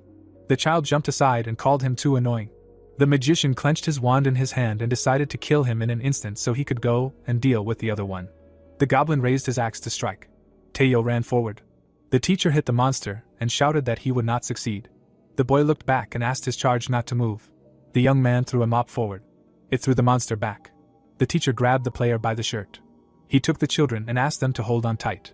The animals ran after him. Teo opened his mouth wide and asked if everything was okay. The protagonist answered in the affirmative. The goblin jumped into the air to hit him with an axe. Yunha summoned mana in his hands. A cloud of blue energy appeared in front of him. The boy threw it forward. The projectile hit the monster right in the chest. The monster was right above its fellow. The child raised his head and heard their screams. The heroes ran into the room.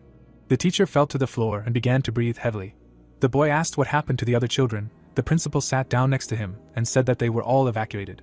The magician looked around. The boy said that there were 2 goblins there and assumed that they were the ones who were recently mentioned on the news. The woman helped her colleague up and said that they should wait until the hunters showed up. The teacher said that they should lock the doors then. Minji ran forward and shouted that she couldn't find her friends. The kindergarten staff gaped in shock. The girl explained that her friend wanted to give Yoonhyuk some ice cream. Teo said that he had to go and get them back. The principal grabbed his hand and said that he couldn't do that. The children sat down on the floor and trembled with fear. The children ran to the teacher and asked him to bring their friends back. A light gust of wind lifted the curtains. Clouds floated above the city. A loud scream was heard. The goblin grabbed Yoonhyuk by the shirt. The monster swung a glittering axe. Hyen put her hands in front of her and used magic. A wave of energy pushed the monster away. It fell to the floor a few meters away from the heroes. The girl sat down next to her friend and asked if he was okay. The beast rose to his feet and growled. The sorceress helped the boy stand up. The kindergartner closed his eyes and clenched his teeth. He grabbed his friend by the hand and shouted that they needed to run. The goblin smiled widely, revealing his rotten teeth. The boys ran out onto the playground. Hyen asked what they should do now. Yoonhyuk explained that the adults would come and save them, so they needed to hide. The child pointed to the net and suggested climbing to the very top. The girl jumped onto the bars. The boy asked her to go up first. The kindergartner looked back when he heard a growl. The monster came out onto the playground and bowed its head. The sorceress climbed up and asked why her friend wasn't climbing after her. Yoonhyuk looked back and said that he would fight until the adults came. The child raised a toy sword in front of him. Hyen asked him not to do this and to climb up to her. The monster approached the net. The boy clenched his teeth in anger. In the memory, Hyun-chul put the sword on his shoulder during the broadcast. Sitting in front of the TV, the kindergartner was happy that his idol defeated the boss. Yoonhyuk smiled widely and declared that he would become a hero like the Zodiac. The child gripped the hilt of the sword and wanted to become a flame demon. The boy shrugged his shoulders and urged the enemy to attack. The beast bared its fangs. The goblin opened his mouth wide and screamed. The monster rushed to attack. The kindergartner thought about how he should do everything as he was taught. He swung the toy sword. The monster knocked the weapon out of his hands. The toy fell to the floor behind him. The beast raised the axe above its head. Someone picked up the sword. His blade pierced the goblin's shoulder. Yoonhyuk covered his face with his hands in fear. His body stopped shaking. The child opened his eyes and looked forward. Hayoung furrowed her brows in fear. The determined protagonist stood before them. The boy looked at him with tears in his eyes. Yoonha looked back and called him a real man. The boys looked at each other in silence. Suddenly, the monster pounced on its prey. The kindergartner opened his mouth wide and asked his friend to be careful. The blade of a sword flashed in the air. It cut off the monster's hand. The severed wrist flew into the air.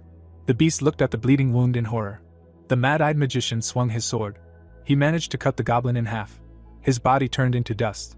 The diamond that was left of him fell to the ground. The player brushed the blood off his sword and sighed. The protagonist smiled and said that now they could rest in peace. Yoonhyuk threw himself into his arms and called him a real hero. Yoonha fell to the floor and asked what was happening to him. Hyen also hugged her friend and began to cry. The girl closed her eyes and said that she was very scared. The boy clenched his teeth, not understanding what was happening. A little earlier, when everyone was distracted, the child opened the door. The magician calmly walked outside so that no one would notice him. He closed his eyes and took a deep breath. His blue eyes lit up. The world around him became covered with a grid. The guys ran away. The player thought that Hyen had a lot of mana and that his friends were safe. The protagonist turned his head and saw a goblin. The monster took a step forward. Yoonha asked his friends to be patient a little longer, and realized that he had to get rid of the one walking towards the building first. The monster looked up and growled. Suddenly, the beast turned when it heard someone's voice. The boy stepped forward, holding a stationary knife in his hands. Its blade was engulfed in blue fire. The goblin rushed to attack. The child ducked to dodge its blow. The magician kicked off the ground with his foot. He bounced off the wall and jumped high above the enemy. The player cut the air with his knife. A wave of powerful energy pierced the monster through. The monster swung its axe. The protagonist jumped even higher to dodge. Yoonha bounced off the roof. The boy approached the enemy and swung the knife. A giant cut appeared on the beast's back. The goblin opened its mouth wide. Its body turned into golden smoke. The child folded the box cutter and concluded that it would no longer be useful. Throwing it to the ground, the mage wondered who could have allowed such a thing and promised to catch and kill him. He ran forward and hoped that his friends were okay. The player frowned furiously and called out to them. Clouds floated across the sky, and a child's cry was heard. Haiyang and Yunhyuk surrounded their comrade, continuing to sob. Taeyo came out to them and asked if they were okay. The protagonist frowned sadly. Yunha closed his eyes and replied that everything was fine. In the evening, people gathered near the kindergarten. The man approached the boy and asked if he had actually managed to kill the monster. The child scratched his cheek and said that the monster was already badly injured and disappeared after a few blows. Holding a diamond in his hand, the soldier explained that 7th or 8th grade goblins were not so weak that a kindergartner could defeat them.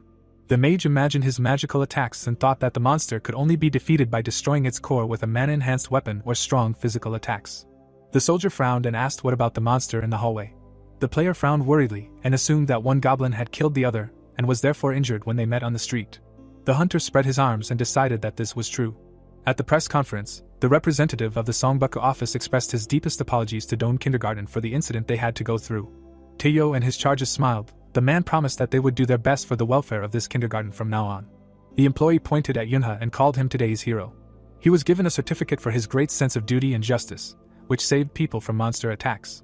The children clapped happily. The parents frowned sternly and demanded that their son write a letter of apology. The boy looked at the certificate with fear and realized that now he would definitely be killed. The child smiled awkwardly when they wanted to take a photo of him. People gathered for the festival at Doan Kindergarten.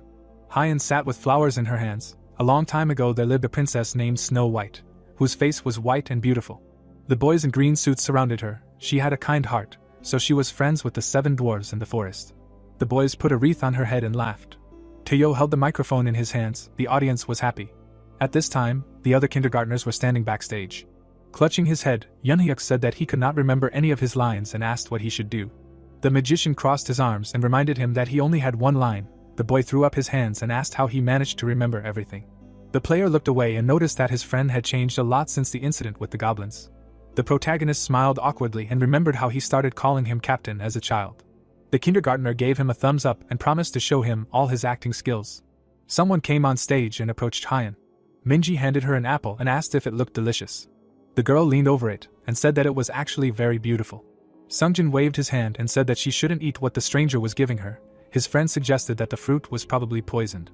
Yunhyuk trembled. The dwarf asked the princess not to eat the apple. The boy opened his mouth wide and agreed with him. Everyone was scared when the child pointed to the apple and asked Snow White not to eat it. The teacher's glasses even cracked from his scream. All the spectators and actors silently stared at the dwarf. The parents closed their eyes and laughed loudly. The main character smiled awkwardly and decided that his friend was acting like a robot. The witch threw the fruit and asked the kindergartner to eat it. The apple hit Yunhyuk's mouth. Minji realized that she missed. The boy fell to the floor. Another child shouted that he was dead. The children surrounded him from all sides. The host said that the dwarf ate the poisoned apple instead of the princess.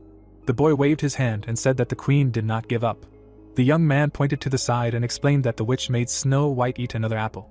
Minji shuddered and clenched her teeth in horror. The girl put the apple in Hyan's mouth. The beauty called her mom. The villainess ran away and shouted that she asked her not to call her that. The child looked at the bitten apple. Immediately after that, the actress fell to the ground. The dwarves dragged their friend backstage. Taeyo put his hand on the main character's shoulder. The teacher wiped away his tears and said that he could only rely on him. The boy clenched his fist and said that they had a bet on whose class would do the best today. The curtain moved aside. Yunha walked onto the stage where Snow White was lying.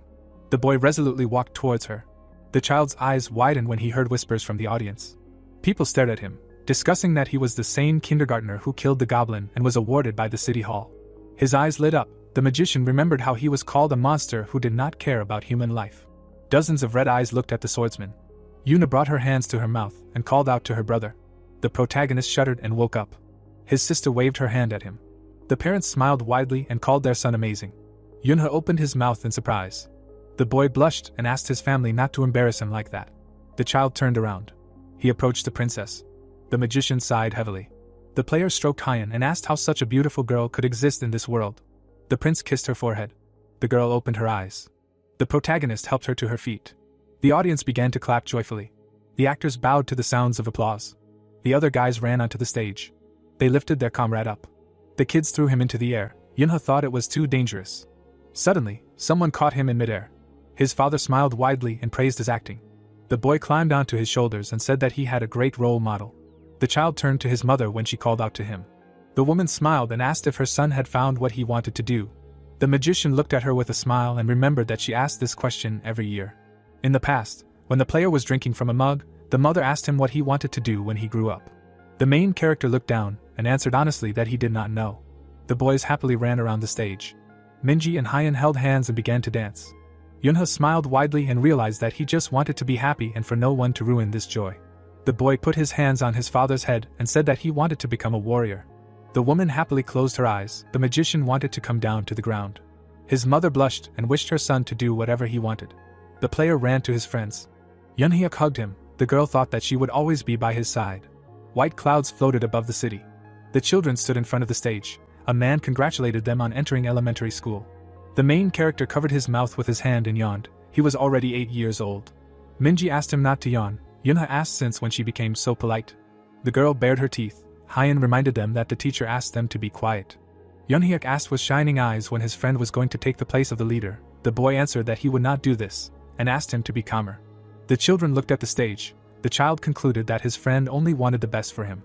A student shook his shoulder. The principal said that they were looking forward to an exciting school life from everyone. There was a sign with the class number hanging above the classroom. Minji put her hand to her chest and said that she lived in the Heiwa district.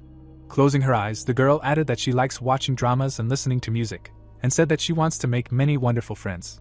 Gina raised her hand and asked her to tell the rest next time because they didn't have much time. The student sat down at her desk and the boys looked at her with displeasure. The magician stood up from his desk when the girl asked him to introduce himself. The player put his hands in his pocket and hoped that they would get along. The woman at the podium asked if that was all, and the answer was yes. The teacher opened the magazine and called Hyan. The girl stood up and lowered her head. She put her hand to her chest and hesitated. Her lips trembled and her cheeks turned red. The protagonist gave her a stern look. The sun was shining on the building.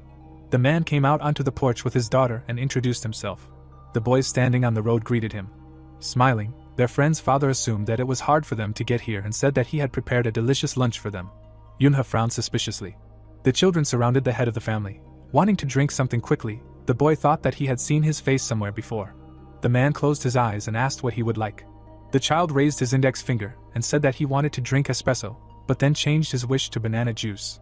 The boys gathered at the table, on which there were many desserts. Sungjin stuffed his cheeks full of food. The boys began to taste and praise the food. Minji closed her eyes and said that their classmate's father is a great cook. Yunhyuk asked her to be a little more modest. There were cakes on the table. The boy called his friend a gourmet. The girl asked him not to call her that. The magician saw how they began to quarrel. The player took a sip and wondered why they were reacting like that. Suddenly, the protagonist's eyes widened in shock. His body was enveloped in mana. Yunha wondered what it was. The child looked at the glass and felt his mana begin to recover. The mage frowned and realized that he had just drunk a potion. The flask was enveloped in bright energy. It contained an elixir that helps restore mana inside a person's body. The wounded warrior drank it. Hunters who confront monsters always carry potions with them because their lives depend on the amount of mana. Hyan tilted her head and asked if something was wrong. The player replied that everything was delicious. The girl raised her eyebrows when the protagonist asked what her father's name was. The man poured tea into a mug. The student replied that his name was Siekin. Yunha's eyes widened in surprise. The boy smiled widely and invited his classmate to become best friends. Her father was preparing drinks behind his back. It turned out that he was the man who revolutionized the potion market. The alchemist raised his hands over the flask. He had the gift of extracting mana and carefully selecting ingredients. A skyscraper towered over the city. In the future, Suk-hun would become the absolute king of the potion market and an important employee of the Alice Group, one of the 3 largest companies in South Korea. The child scratched his chin and thought about how he didn't know he had a daughter. Suddenly, the mage's eyes widened and he realized that he had saved her, so she survived. The player put his hand on his friend's shoulder. Pointing at himself, the player asked her to tell him if anyone bullied her and promised that he would not leave them alone. Hyan looked down and agreed. The girl raised her hands, not knowing what to say to her. Suddenly, the student smiled and introduced herself, saying that she liked reading and drinking tea. Closing her eyes, she explained that she was embarrassed to make new friends and hoped that they could become friends. The protagonist gave her a thumbs up and mentally praised her. Gina smiled widely and praised the schoolgirl. Everyone turned around when the girl suggested listening to the next one. Yunha opened his mouth in surprise. The stranger had ears on her head. A tail grew behind her back. Siona lowered her head. Someone asked if it wasn't a monster. The embryo had ears and a tail. It turned out that demi-humans is a term used for children born with altered genes due to the effects of poorly distributed mana.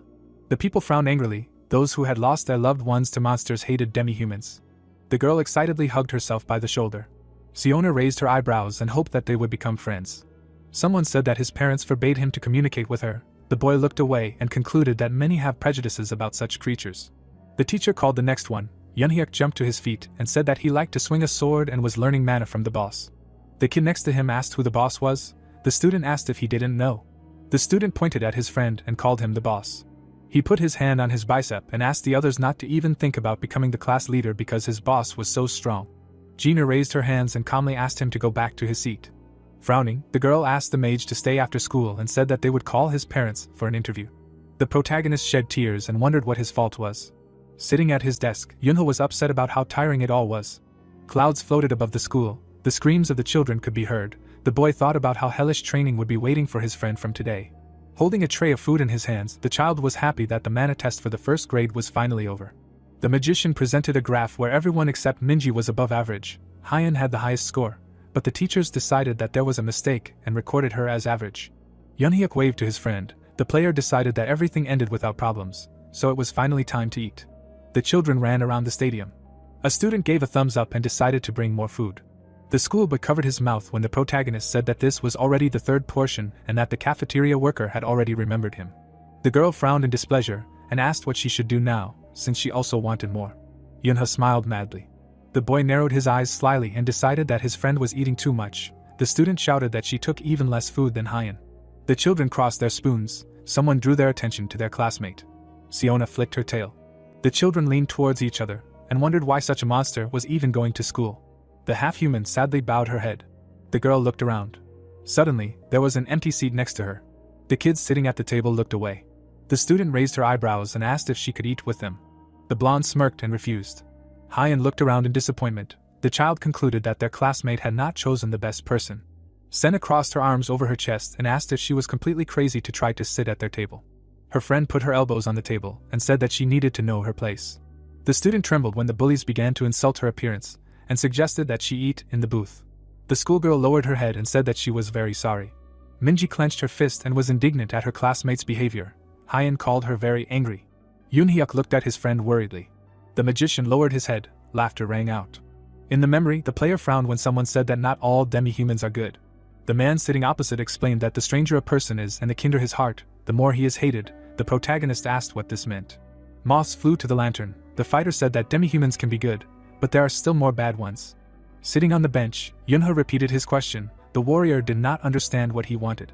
The wolf sternly knitted his eyebrows and suggested that his comrade cared about demi-humans only because of him. The swordsman asked if he could be called a good person.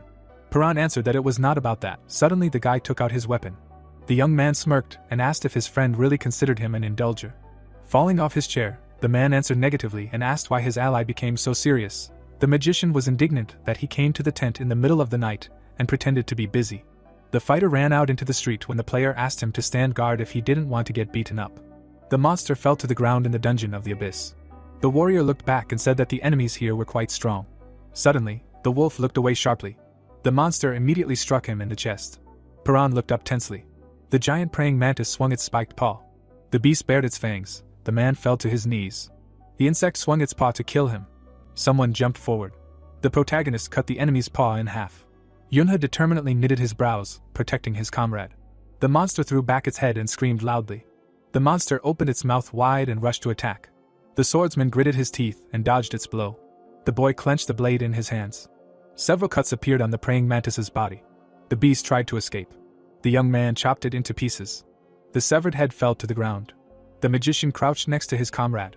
The fighter narrowed his eyes and asked if his ally had come this far but would still hesitate. Yujin ran up to them. The player asked her to heal the warrior. The girl bit her finger. The wolf said that he understood his condition better than anyone. Paran frowned and explained that the reason for their lives was to kill monsters. There were many corpses lying around. The man asked why his friend was hesitating. The protagonist gritted his teeth and asked what he wanted to say in the end. The half-human reminded him of how he sternly knitted his eyebrows and said that not all of his people were good. Yunha placed his hand on his chest. The fighter asked his comrade not to ignore the half-humans because they were who they were. The woman folded her hands together. The warrior said that he was no different from them. The wolf concluded that he was a very bad person, and his hand fell to the ground. The swordsman looked at his hand in horror. The boy clenched his fist and wondered why he remembered this now. The child stood up from the table and called out to his friend.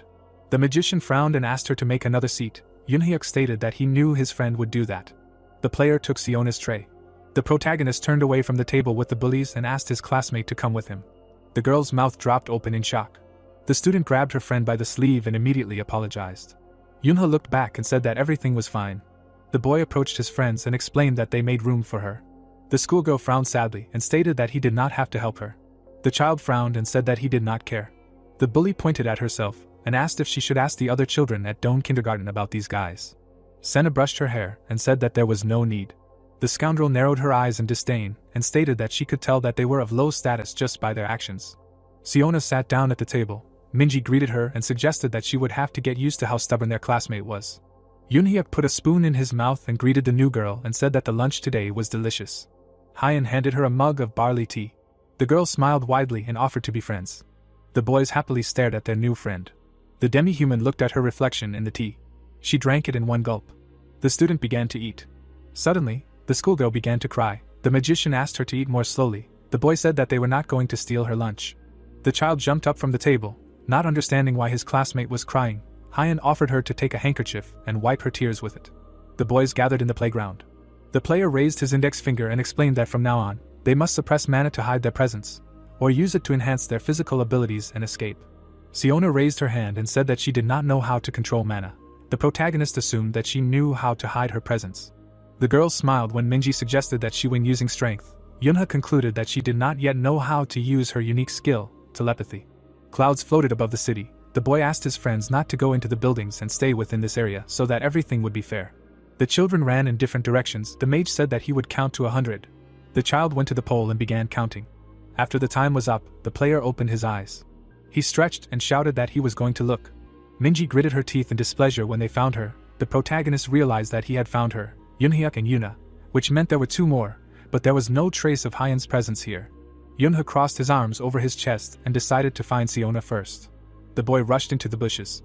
The child smiled widely and said that he had found her. The girl disappeared behind the fence. The mage ran after her and asked her to stop.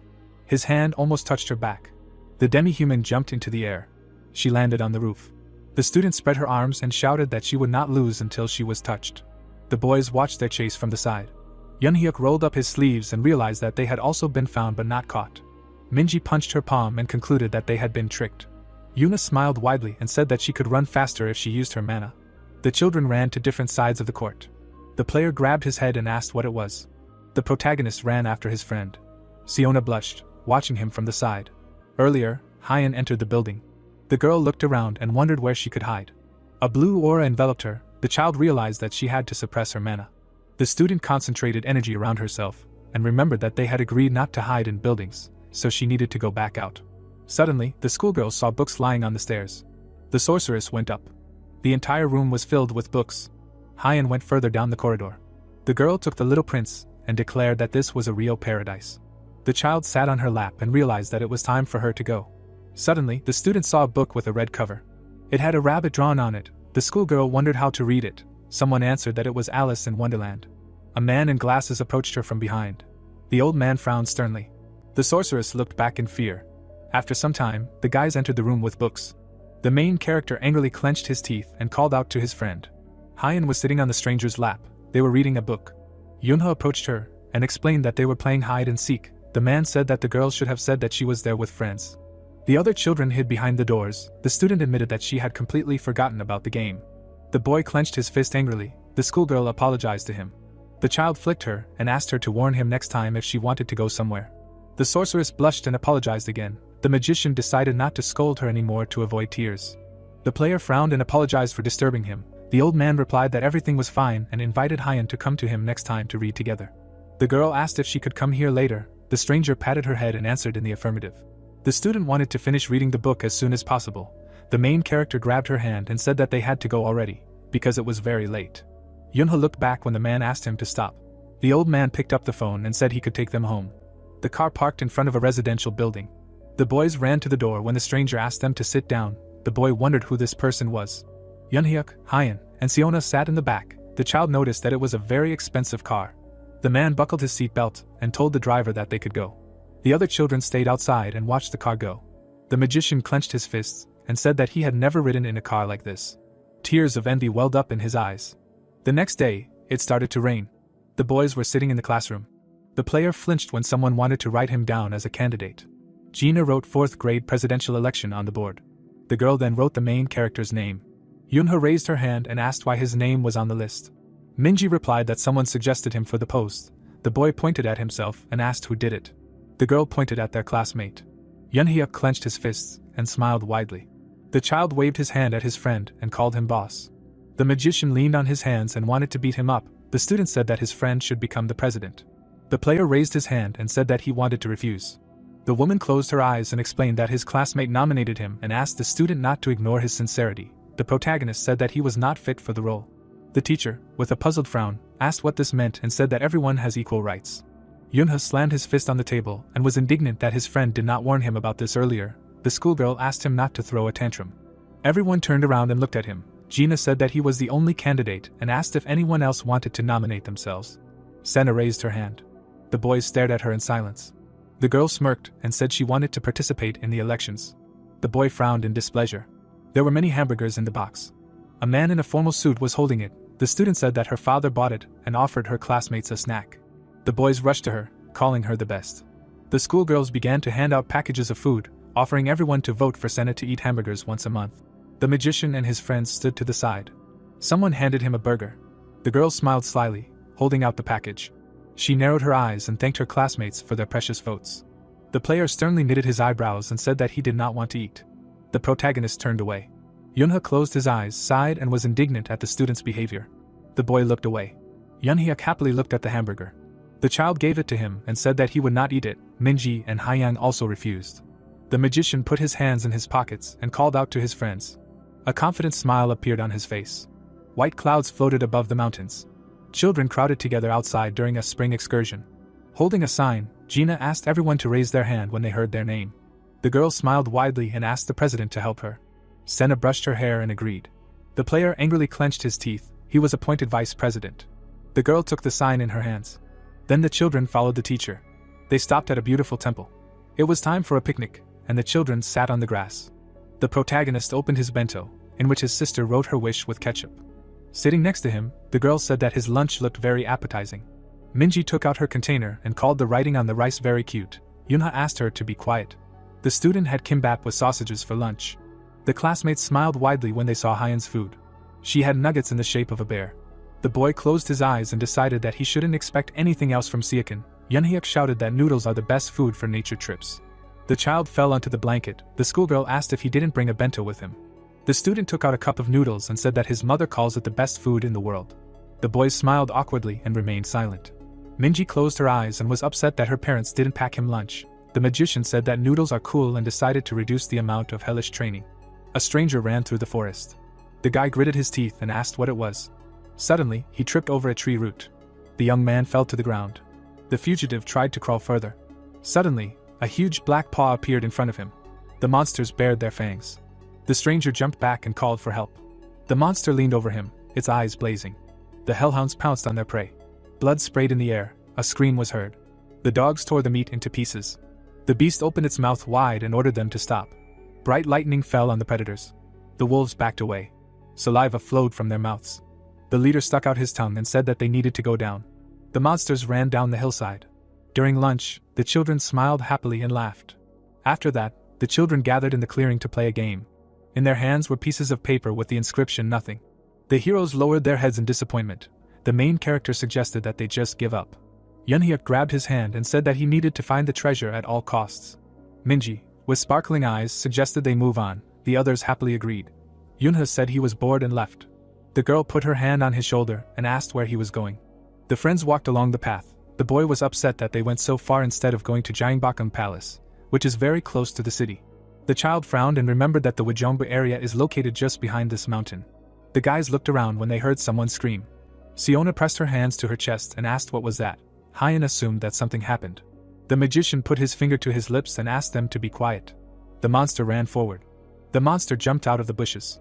The student pointed forward with a shaking hand. A hellhound stood in front of them. The wolf took a hunting pose. The player gritted his teeth and wondered why this had happened today. In the memory, the predators attacked people on this day. The animals inhabiting the Wujongba district passed through the barrier and rushed south. It was a tragic event with many victims. The dog stretched out its paws and took a step forward. Saliva dripped from its mouth. The schoolgirl pressed her hands to her chest in fear. The monster jumped forward. The monster opened its mouth wide and bared its fangs. Minji stumbled. The girl fell on her back. The wolf jumped on her. The student covered her head with her hand and screamed. The protagonist kicked the predator in the side. The beast fell to the ground. Yunha approached it and swung a fork. Its teeth were shrouded in a blue aura. The boy stabbed the hellhound, blood spurted. The children watched in horror from the side. The dog's body turned into a golden haze. Without turning around, the child asked if his friend was okay. The schoolgirl frowned in worry and replied that everything was fine. The mage stood in front of a pool of blood. Yunhyuk stated that they should be the ones asking him that question. The student frowned and explained that it was not the boss he knew. Wiping his cheek, the player replied that everything was fine and concluded that his friend had seen everything correctly. The protagonist remembered how he swung his sword in the past and realized that he became an undead when he killed monsters, that is, a person who goes crazy from killing. Yunha looked at his hand and realized that he showed his comrades the side he shouldn't have.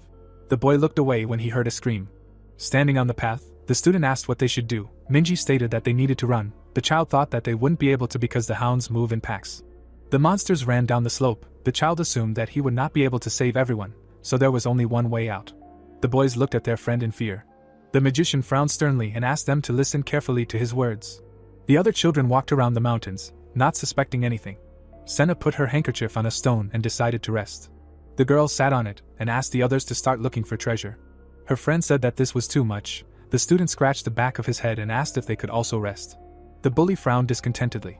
The boys immediately ran off to look for treasure, asking her to sit there and rest. The schoolgirl looked at her phone. She looked up when she heard screams. Her classmates ran back in horror. Senna's eyes widened and asked what was wrong. Hellhounds were running after her classmates. The girl ran past her friend. The monster jumped on the child. The schoolgirl jumped back and called for help. The monster was very close. The bully closed her eyes and cried. A bullet hit the wolf's body. The predator fell to the ground. The cartridge case fell on the grass. The schoolgirl looked up in horror.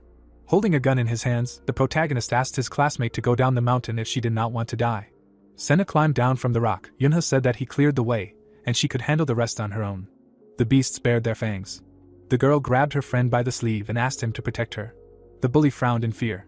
The boy looked back menacingly and asked her to stay out of his sight. Some time ago, the child frowned sternly and explained that the friends should run to the foot of the mountain and call for help. Yunhyuk pointed his finger at him and asked if the boss would really go without them. The mage looked back and said that he needed to find the others. The student said that he would go with him because he had managed to learn how to control mana. The player widened his eyes and asked him to stop talking nonsense and focus on surviving. The student looked down and apologized to him. The protagonist raised his index finger and suggested that his comrades form a group. Standing in front of them, Yunha reminded them that the hellhounds have a well-developed sense of smell, so they should suppress their mana in the air. The boy went deeper into the forest. The child threw the food into the bushes, which had some mana left in it. The mage threw the box away, deciding to throw the enemies off the scent. The monsters began to search the bushes for mana. The player closed his eyes and wondered if he should check their location. A force field appeared around him. The protagonist saw that all the monsters were far away from them, and realized that he had bought some time. Yunha pushed off the tree and jumped to the top of the mountain. Ahead of him, a cluster of ominous energy was visible, and the boy wondered how many enemies there must be. Looking back, the child realized that he had half as much mana as before the regression, and decided to save the citrus tea for later.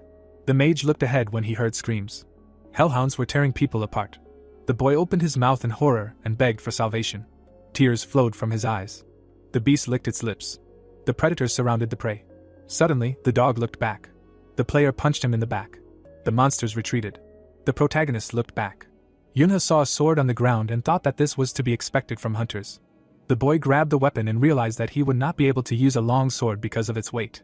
The child took out a dagger and concluded that the metal it was made of was filled with mana, with which he could kill enemies.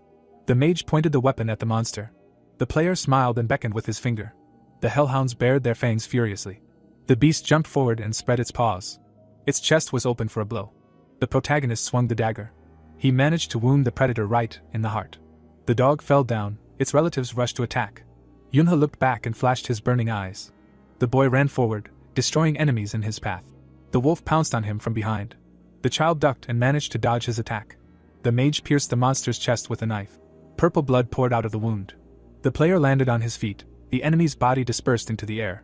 The protagonist put his hand on the ground. Yunha used an energy blast and pushed off from it. The boy found himself high above the heads of the monsters. The child ran his hand along the blade of the dagger. A huge amount of mana burst out of its tip. Thin sharp needles fell to the ground. They pierced the bodies of the unsuspecting hounds. The beasts opened their mouths in horror. Their bodies turned into golden smoke. A stream of energy slipped between the predators. The dogs looked at it in fear. The wave of mana curved. A 5-pointed star appeared behind the mage. At the same second, the spell worked, and an explosion was heard. Birds flew above the trees. Standing in front of the wolf's corpse, Senna trembled. The girl covered her face with her hands. The player lowered the dagger and asked her to go down the mountain. The student frowned in shock. The protagonist assumed that she would be able to do it on her own. The monsters bared their fangs. The schoolgirl grabbed her friend by the shoulder and asked him to save her. Tears appeared in her eyes. Yunha frowned and said that he did not want to see her anymore. The bully let go of his sleeve. The boy put the gun on his shoulder and remembered that on the way here he saw the man who came with her, in critical condition, so he needed to be cured as soon as possible. The child ran away, leaving his classmate alone. Senna opened her mouth in amazement. The mage was reflected in her eyes. The girl realized that she wanted to possess him. The player ran along the road. Dark energy oozed from the forest. The protagonist jumped into the trees. Yunha smiled and shouted that he found them. A pack of hellhounds was hiding in the forest. The monster opened its mouth in fury. Waves of black energy washed over the boy. Something sparkled in the cloud of dark smoke. The child cut through the darkness and declared that he would kill the villain. A rain of needles fell to the ground. The leader of the pack jumped back. His relatives died from magical projectiles. The magician landed on his feet. The monster rose to the top of the cliff. The monster bared its teeth and ordered the others to attack. The beasts pounced on the prey from behind. The player dodged their sharp claws. The protagonist chopped off the enemy's head. Yunha held his pistol in front of him. Several bullets pierced the predator's body. The boy turned around and saw a group of dogs. The wolves pounced on him from all sides. The child clenched his teeth and swung his dagger. Several powerful blows cut the monsters into pieces. They fell to the ground behind the magician and turned to dust. Blood splattered from the blade of the knife onto the grass. New hordes of monsters continued to advance. The player wiped his cheek and said that it was annoying. At this time, his friends were running through the forest. Some time ago, the protagonist took out food and asked his comrades to suppress their mana as much as possible. The children looked at him tensely and replied that they understood everything. Suddenly, the children stopped. There was a fork in the road ahead. Yunhyuk looked back and asked where they should go now. Hyen put her hand to her chest and said that she was very tired. In the past, Yunha frowned and asked her to be a guide because she had good sense. The girl opened her eyes wide and realized that she had to do this.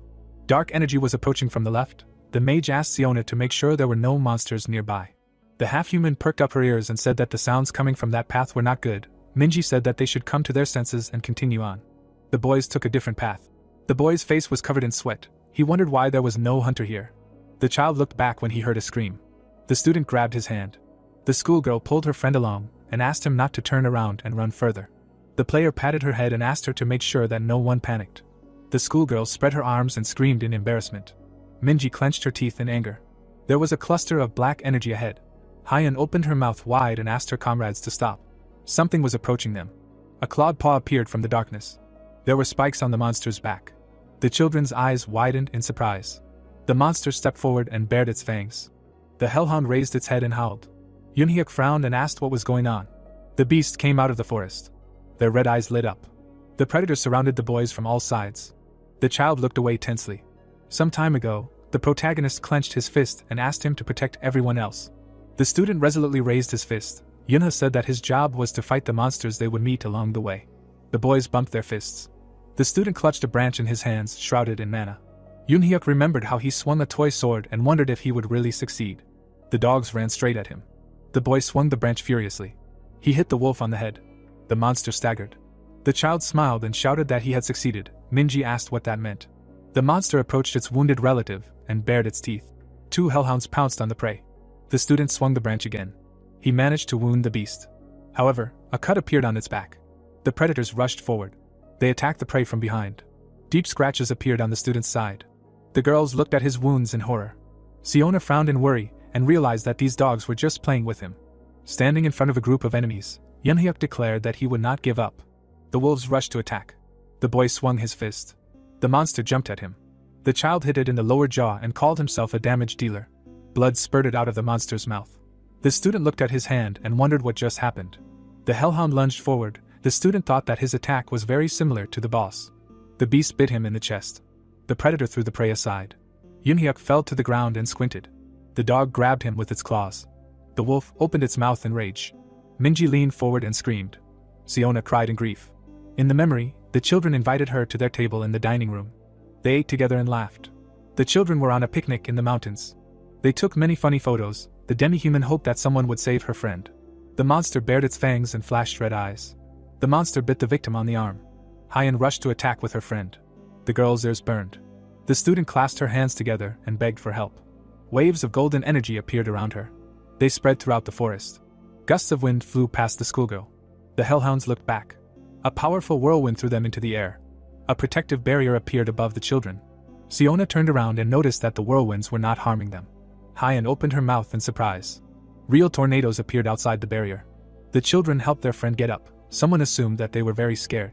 A stranger in high-heeled shoes hung in the air. A hurricane was raging in front of her. The girl took a step forward. The woman leaned towards the children. Seo-yun opened her fan and asked them to close their eyes for a second. The ghostly wind looked at the monsters and concluded that it was time to punish them. The protagonist dropped his backpack on the ground, standing in front of the enemies. Yunha opened the thermos and thought that a rice wine potion would come in handy in the mountains. The boy drank the tea and remembered that it had not yet been created. The child threw the thermos away and wiped his mouth. He smiled slyly and promised to chop the monsters into meat. The thermos fell on the grass. The magician made a sharp dash forward. The hellhound jumped back. Her relatives pounced on the prey from the other side. The player kicked one of them with his foot and asked him to shut up. The beast approached him and opened his mouth. The protagonist raised his gun and wished him death. A shot rang out. The rest of the predators immediately rushed into battle. Yunha cut the air with a dagger. The bodies of the dogs were chopped into pieces. Some of them lost their heads. The boy ran forward, dealing with every wolf in his path. The child stopped and began to breathe heavily. The magician pointed his sword at the leader of the pack and declared that it was his turn. His eyes lit up. The player gritted his teeth and charged. His body was pierced by bright lightning. The protagonist frowned menacingly and wondered if this was his limit. Yunha pushed off the ground and concluded that it was. The monster slammed its paw into the grass. The opponents pounced on each other. The monster grabbed the knife blade with its teeth. The boy fired at it. The bullets crashed into the dark energy. The hellhound frowned furiously. The child opened his eyes wide and realized that he was in bad shape. A fireball appeared in the beast's mouth. The mage jumped back. He managed to dodge the powerful fiery whirlwind. The player immediately raised his weapon and fired a few more times. The bullets pierced the predator's body. The protagonist landed on his feet and plunged the dagger into the ground. The dogs slowly walked around him.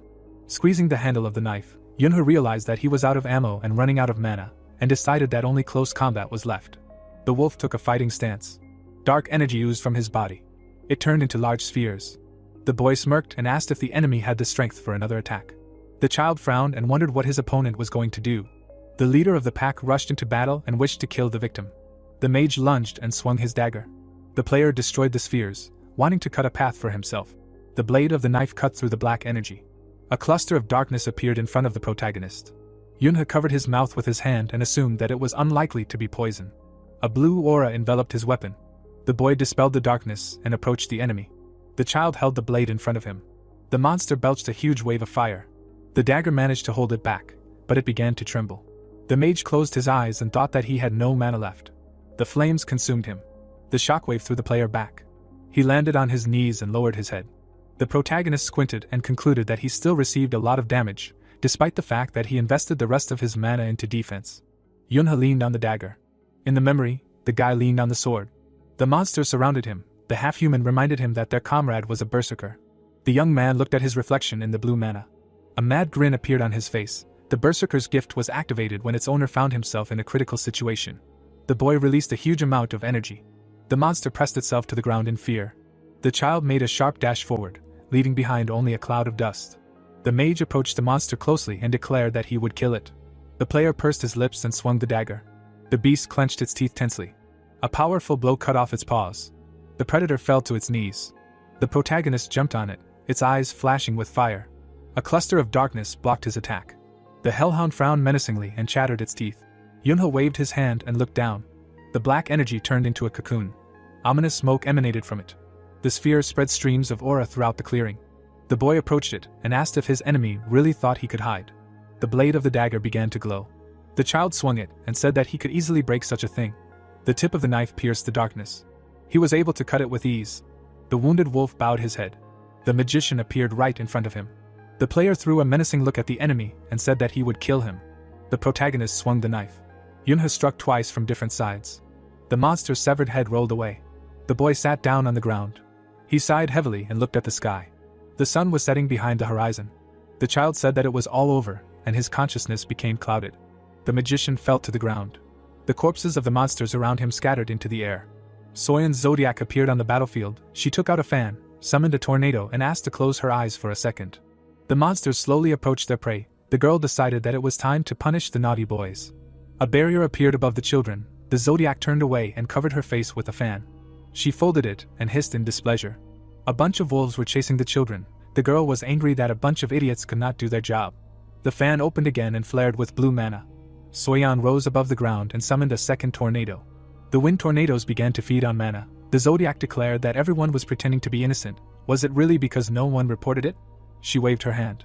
She smiled, clenched her fist, and promised that all the creatures would come to an end. The tornadoes collided with each other. Those who got there began to be torn apart like in a meat grinder. Liters of blood sprayed in all directions. A wet crunch and slurping sounded. The girl rose higher and higher above the ground. The tornado bent at complex angles, grinding the animals. The zodiac waved her fan. The tornado calmed down and began to carry the remains of the bodies far away from here. The barrier opened. Soyeon was embarrassed by the children watching, whom she had completely forgotten about. She embarrassedly waved her fan, dispersing the purple steam from the monsters' bodies. From the ground, she stood majestically on a circle of swirling air. Phantom Wind smiled and hit her face with her fan. She apologized and asked if she had scared them too much. Mentally, she begged the children not to cry. Yoonhyuk hugged Minji and shouted about how cool his sister was. The children began to jump, smile and bow, showing their admiration. The girl smiled awkwardly while the children argued about which zodiac she was. She was surprised that the children were okay after this. She looked at the frantic children and assumed that they could have gone crazy. Yoonhyuk and Minji were becoming more and more insane. The eye of the zodiac concentrated mana in itself. She decided that it was time to check them for internal bleeding. Their mana appeared around the children. Hyen had especially a lot of it. She looked at the player in surprise. She suddenly jumped into her arms and started screaming that it was incredible, which greatly surprised the other three. Siona poked the girl in the cheek and asked if she wanted to become a player. Then Yoonhyuk intervened, shouting that he should become a player. The girl remembered how he had fought with mana before and noted this. After which she decided to hug both players, deciding that this was just great. The children were knocked out of breath by the strong hugs. Zodiac then turned her attention to Siona and asked if she had used telepathy. She called her a clever girl and said that she found them thanks to her. The girl began to cry and put her hand on her chest, realizing that she was able to help too. With this thought, she threw herself into the arms of the player. Siona put her hand on the fox's shoulder and ordered the children to go down the mountain. Rescuers were waiting for them below. She looked at the children and said that she needed to help other people, but she couldn't send them alone. The sound of branches snapping was heard and Soyeon turned around contentedly. The trees were being toppled by an unknown monster that was approaching the clearing. An iron hand was breaking tree trunks. Steam was coming out of the creature's mouth. The children broke out in a cold sweat from nervous anticipation. The creature asked how she could leave them behind. Player Kangchul from the Endless Sea clan appeared in the sun and asked if they could imagine how hard it was to climb this mountain. Yoonhyuk raised his hand. The Zodiac said that this uncle would lead them out. The boy considered it necessary to clarify that the commander had not returned yet. The players looked at him in surprise and asked again. Yoonho was lying in the darkness, illuminated by purple light. Everything was dark in his head. A voice from his memories asked when he would start taking care of himself. The hero remembered the night in the camp. Yujung asked if the hero knew how many times she pulled him back from the other world. The guy sighed calmly. The doctor said that he got it pretty bad from the monster, since he inflicted even more wounds on himself so as not to lose consciousness. But the warrior replied that it was his body. He does what he wants. The doctor's veins bulged with anger. She called the guy an ungrateful bastard. Suddenly she hit her friend with her palm on the wound. She said that she was treating him and the bodies of everyone she treated belonged to her. Yunha got up discontentedly and began to get dressed, throwing a short apology, to which the girl promised to think about his words if he gave her time on the weekend. She pulled him by the hand to the side. The hero did not understand why she needed this, but she hinted unequivocally that it was necessary. Now the boy opened his eyes. He sat up and looked around. He was in a hospital ward. He moved his hand, checking the wounds. Zodiac knocked on the door while the kid was surprised that the wounds had disappeared. He glanced at the unexpected guest. He shook his head and sheepishly greeted when he saw who had entered. Soyeon approached him and smiled. She asked if he was in pain anywhere. Yunha thought about it and asked if she had saved him. He couldn't get out of his head that one of the Zodiacs had come to him personally.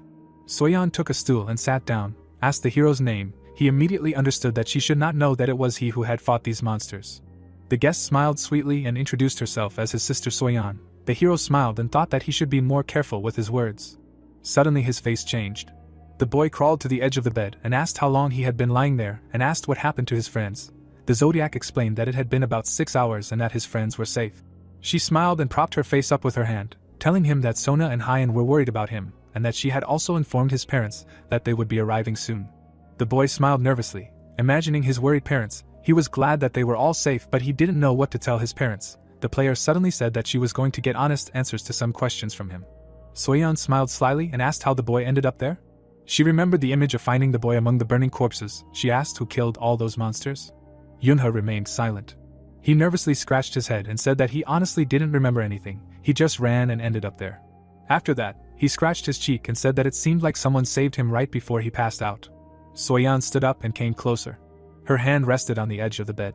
The sister suddenly began to emit a frightening aura. It seemed to her that it was the hero who killed them. The boy immediately began to wave it off and ask how he would have killed them. Zodiac sighed. She still thought it was him, because that year he received the Brave Child Award. But the young man denied everything. It was just an accident. Soyeon smiled and put her fan on her chest. She asked if he killed those monsters by accident. The hero noted that this girl was very persistent.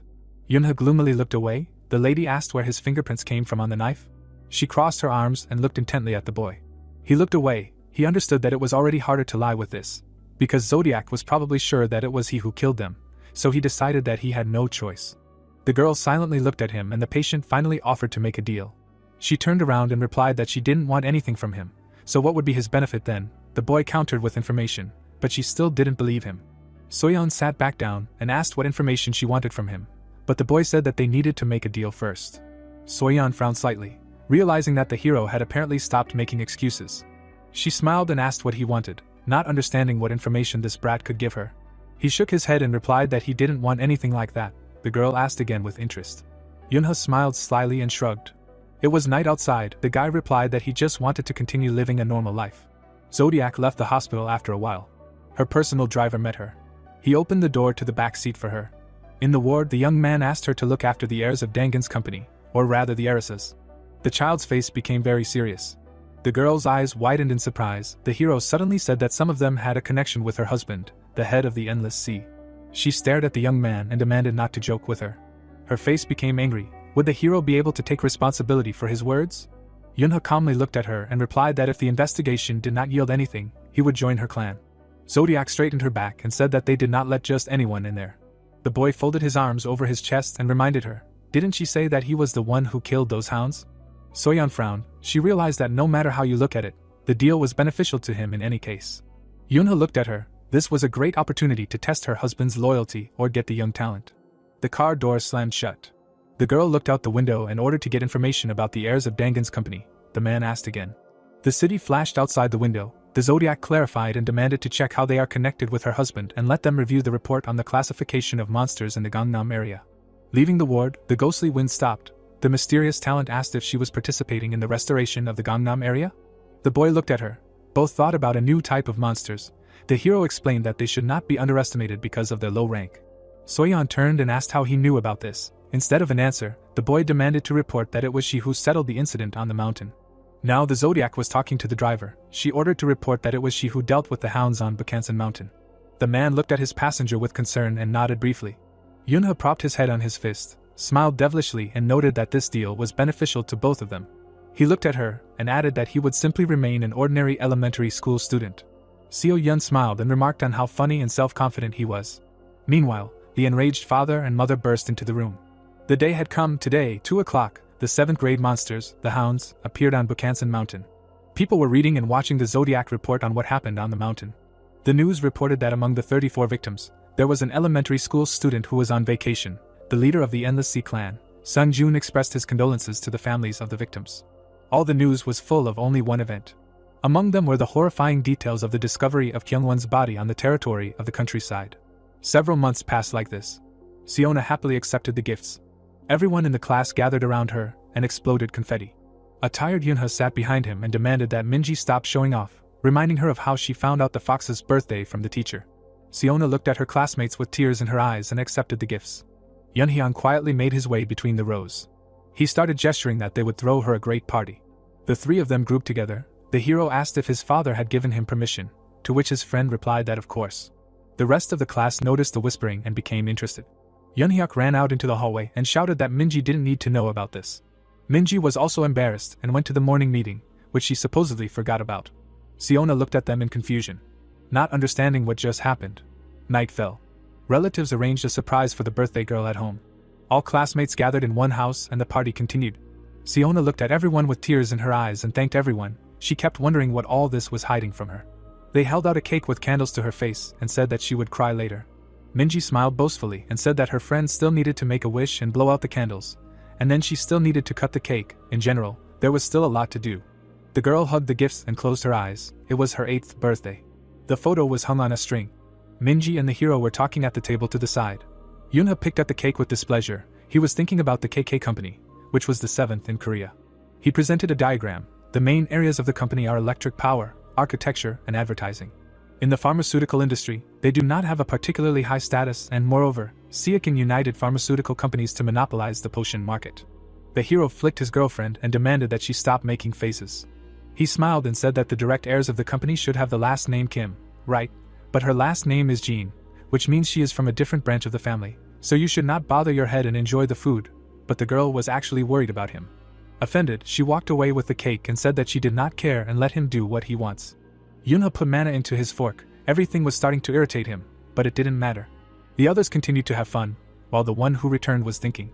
Out of anger, he smashed his piece, promising to do the same to his enemies. After a while, the friends gathered. Yunhyang showed his biceps. He was going to show the boss the result of his training. The hero only asked him not to trip over his own foot. The friend ran and asked not to worry, because nothing would happen to him for sure and he would help their team win. Yunha turned to the side, not understanding why it became so hot. His whole team was burning with energy. He did not understand what was happening. Sungjin clenched his fist and explained that the teacher promised to buy them pizza and fried chicken if they took first place. The teacher stood aside with tears in her eyes, worried about her money. After a while, the boy raised the flare gun up. Yunhyang put mana into his legs, intending to surprise everyone. A shot rang out. The hero's friend rushed far ahead. The class happily watched him and cheered him on. Yunha folded his arms across his chest in displeasure. The boy ran at full speed and thought that he was the first, mentally asking if the boss was looking at him now. The finish line was very close. His hand slowly stretched forward. His body suddenly became very heavy. That's how Yunhyang fell right before the finish line. Yunha sighed in disappointment. The teacher picked up her student and dragged him away. The hero silently watched this scene. He knew how it would end, but his friend surpassed himself. He needed help to get rid of his character trait, and then he would learn to assess the situation sensibly. Suddenly, someone fell on the boy. His little sister happily hugged him and shared that she came first in the 100m. He expected nothing less from her. Minji watched with embarrassment as the hero sweetly communicated with his sister. Siona dragged herself in, all tired. She looked tiredly at the hero and asked if he really was rooting for his sister's team and not theirs, to which Yunha retorted that he was just thinking about lunch, to which Minji demanded that he stop lying. The girls were disappointed. The young man looked away in shame. Deciding to change the subject, Siona pointed in another direction. Hyan approached her friends. She approached Yunha's neighbors, Bruno and Juliet. They were husband and wife. The girl took Juliet aside. They approached the judge and began to discuss something. Finally, they gave each other a high five, while the young man wrote something down on his tablet. Hyan returned to her classmates. The hero offered her water, at the same time clarifying why she needed her sister Juliet. The friend accepted the bottle and told her that her friend was from America, which confused the hero, because that girl was actually from Italy. She stood to the side and told her friend that this is why she spoke English. The guy looked away, realizing that he did not expect this from Hyan. She was just a little crybaby when they first met, but now she has become so smart. She has grown up a lot. Yunha thoughtfully bowed his head. The parents hugged Yunhyang, who asked if he really felt what people feel when they are drunk. Their loudspeakers asked the children to return to their groups after lunch. Everyone gathered on the picnic mats. Yunha shared some fruit with her friends.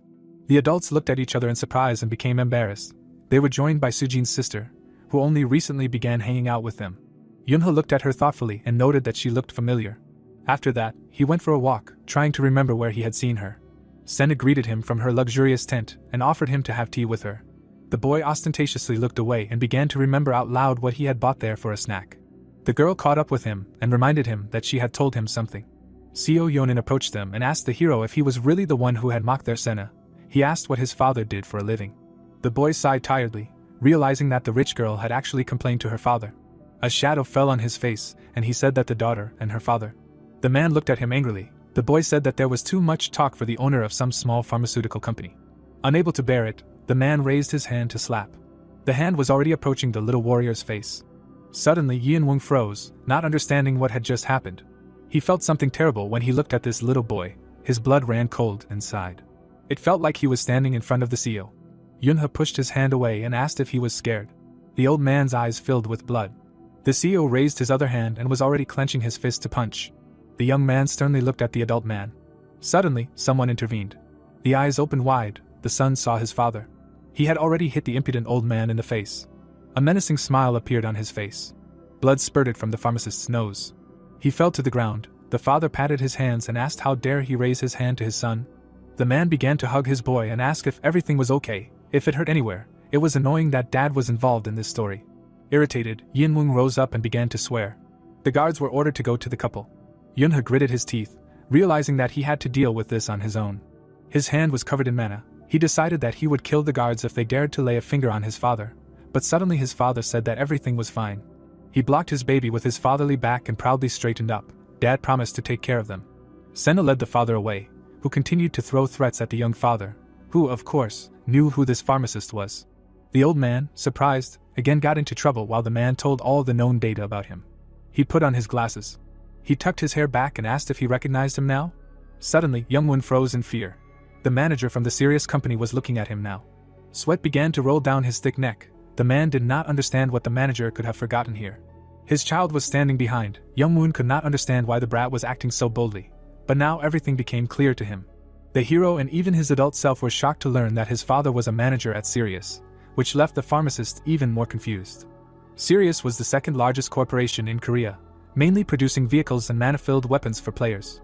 The manager calmly put his hands in his pocket and noted that he finally remembered him. The old man asked why he was here. The man asked angrily, causing Yunun to cower in fear. The pharmacist began to rub his hands, embarrassing his daughter with his courtship in front of a high-ranking official. The father hugged his son and said that he came to support his children on sports day, but saw that they had a conflict with his son. Yunun understood that Sirius was simply huge compared to CC, not to mention that their main product was mana weapons. Suddenly the old man began to bow. He was very sorry that everything turned out this way. He asked to accept his apology. He understood that he should not have crossed the manager. He enjoyed too much trust from the heir of the Sirius company. He pointed to the indignant daughter and said that she also wanted to apologize. Yonan smiled nervously and through clenched teeth demanded that the girl apologize now. Senna looked at her father in horror. In fear, she began to wander with her eyes. She had already noticed how their showdown was discussed from the sidelines. In horror, she heard how the children attributed karma to these events. Her entire small body trembled. Senna lowered her gaze and with trembling lips asked for forgiveness. Realizing what had happened, she ran away in tears. Yunha irritably watched her go and sighed. Yonan nervously rubbed his hands. The hero's father said that they would consider that they were able to resolve this misunderstanding. The pharmacist bowed as hard as he could and wished him well, and at that moment the hero realized that he was in trouble. The father placed his hands on his son's shoulders and sat on his knee. He lowered his hands and warned him that if something like this happened again, he should call him instead of trying to settle it alone. An important moment between father and son had arrived. The man smiled and reminded Yunha that she was still a child and that she could always ask her parents for help. The wind of fate lifted the leaf into the air. The hero looked ahead thoughtfully. After his father's warm words, he felt only one thing. He smiled and said that everything was fine and thanked his father. A determination arose in him to never lose this connection. In one of the ruined cities during the sunset, a man in a suit stood on the edge and smoked. He turned to the man behind him. He believed that in order to hire him, he needed to come here. He turned around and said that he was planning a very big deal, but someone was trying to stop him. He would be extremely grateful if he could get rid of them. The mercenary calmly looked at his phone and asked how much he would pay. At the master's order, the assistant pulled out a steel container. It was filled to the brim with cash, 1.5 million now and the same amount after he finished the job. The mercenary quickly glanced at the contents of the case. He smiled contentedly, stretched out his hand and passed mana through it, and finally said that they had agreed. The contents of the case were empty. It evaporated, just like the mercenary sitting in the room. The man looked at the empty sofa and noted how interesting it was. He smiled and let out a chuckle. The cigarette fell onto the concrete floor. The man's mad laughter echoed throughout the destroyed block. Some time later, in the Twilight shopping center, Yuna was happily running between the stores and was happy. A beautiful view of the shopping center's infrastructure opened up before the hero. The girl put her hands on his shoulders. He shuddered and remembered that shopping malls always exhausted him. Juliet leaned over to him and asked the boy not to act so tired, because they had just arrived. She conveyed the despondency on Bruno's legs and he asked him for forgiveness, and the little one asked in return to buy him something tasty. Yunha began to look around and think that this was strange. There was no mana coming from the man. He did not understand how an ordinary employee could do this.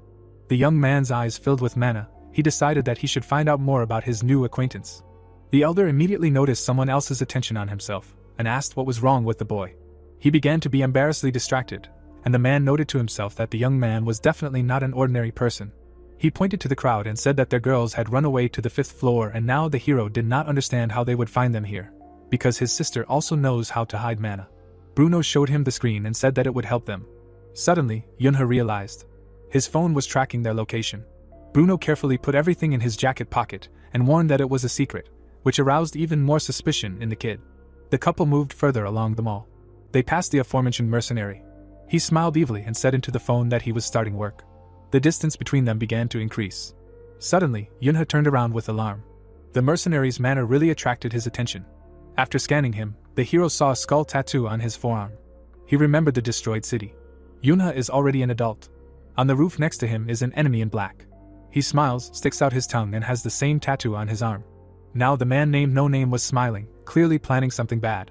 The boy looked at him puzzledly, not understanding what he was doing here. Bruno asked what happened. The kid started looking around and asked if the gentleman thought something was wrong. The man looked around in confusion and said the number 3. Yunha looked at him anxiously, waiting for details. The 3 people here looked suspicious. They were in different parts of the hall. One of them was sitting on a bench and waiting for something. Yunha summoned 3 balls of mana, and they flew in the indicated direction. Each of them crashed into the player's defense. Bruno hugged the guy and suggested that he go from here.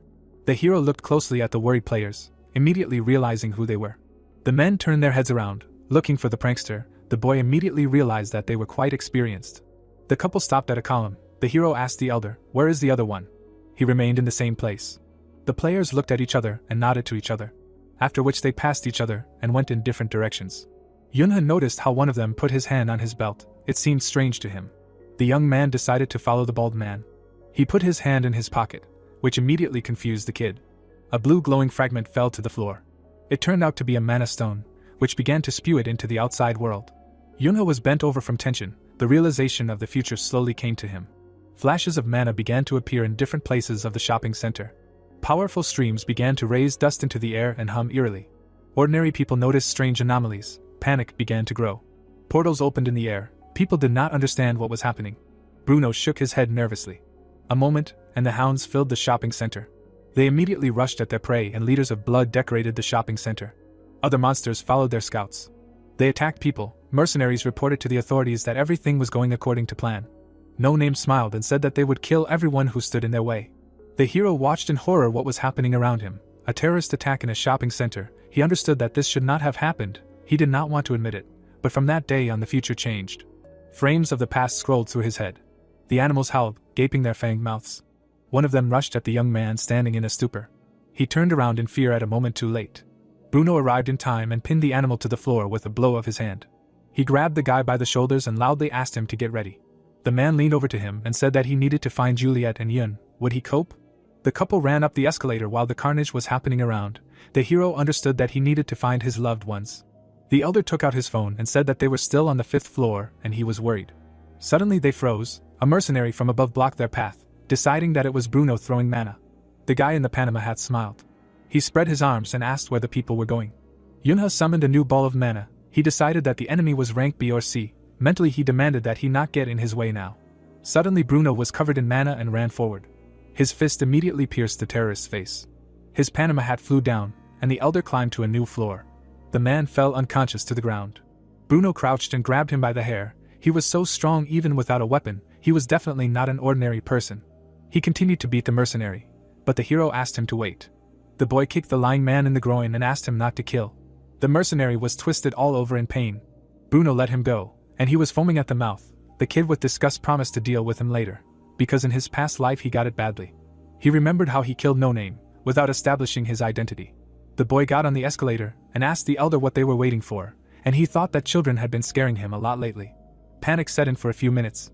and the girl's clothes fell out of her hands. Juliet and Yuna looked around, and her sister immediately assumed that the creatures had been moved here with mana. She closed her eyes, decided to calm down, and figure out how many of them were here now. Her eyes filled with mana. She saw 3 in the far left. 2 were on the other side and 1 more in the center, 6 in total, and there were none nearby. The main thing was that they were not surrounded. Yuna turned around and asked her sister not to be afraid, promising to protect her. Suddenly, her sister ran forward and asked her to be careful. At that moment, a huge creature was about to bite off the hero's sister's head. The elder grabbed her hand and pulled her back at the last moment. Mana was already flowing from her hand. Yuna turned around and screamed. The feet slid on the tiles. Juliet charged the stick with mana. She hit the beast that attacked them with it. Its huge carcass was thrown back with great force. The girl opened her mouth in shock, realizing that her elder had just used mana.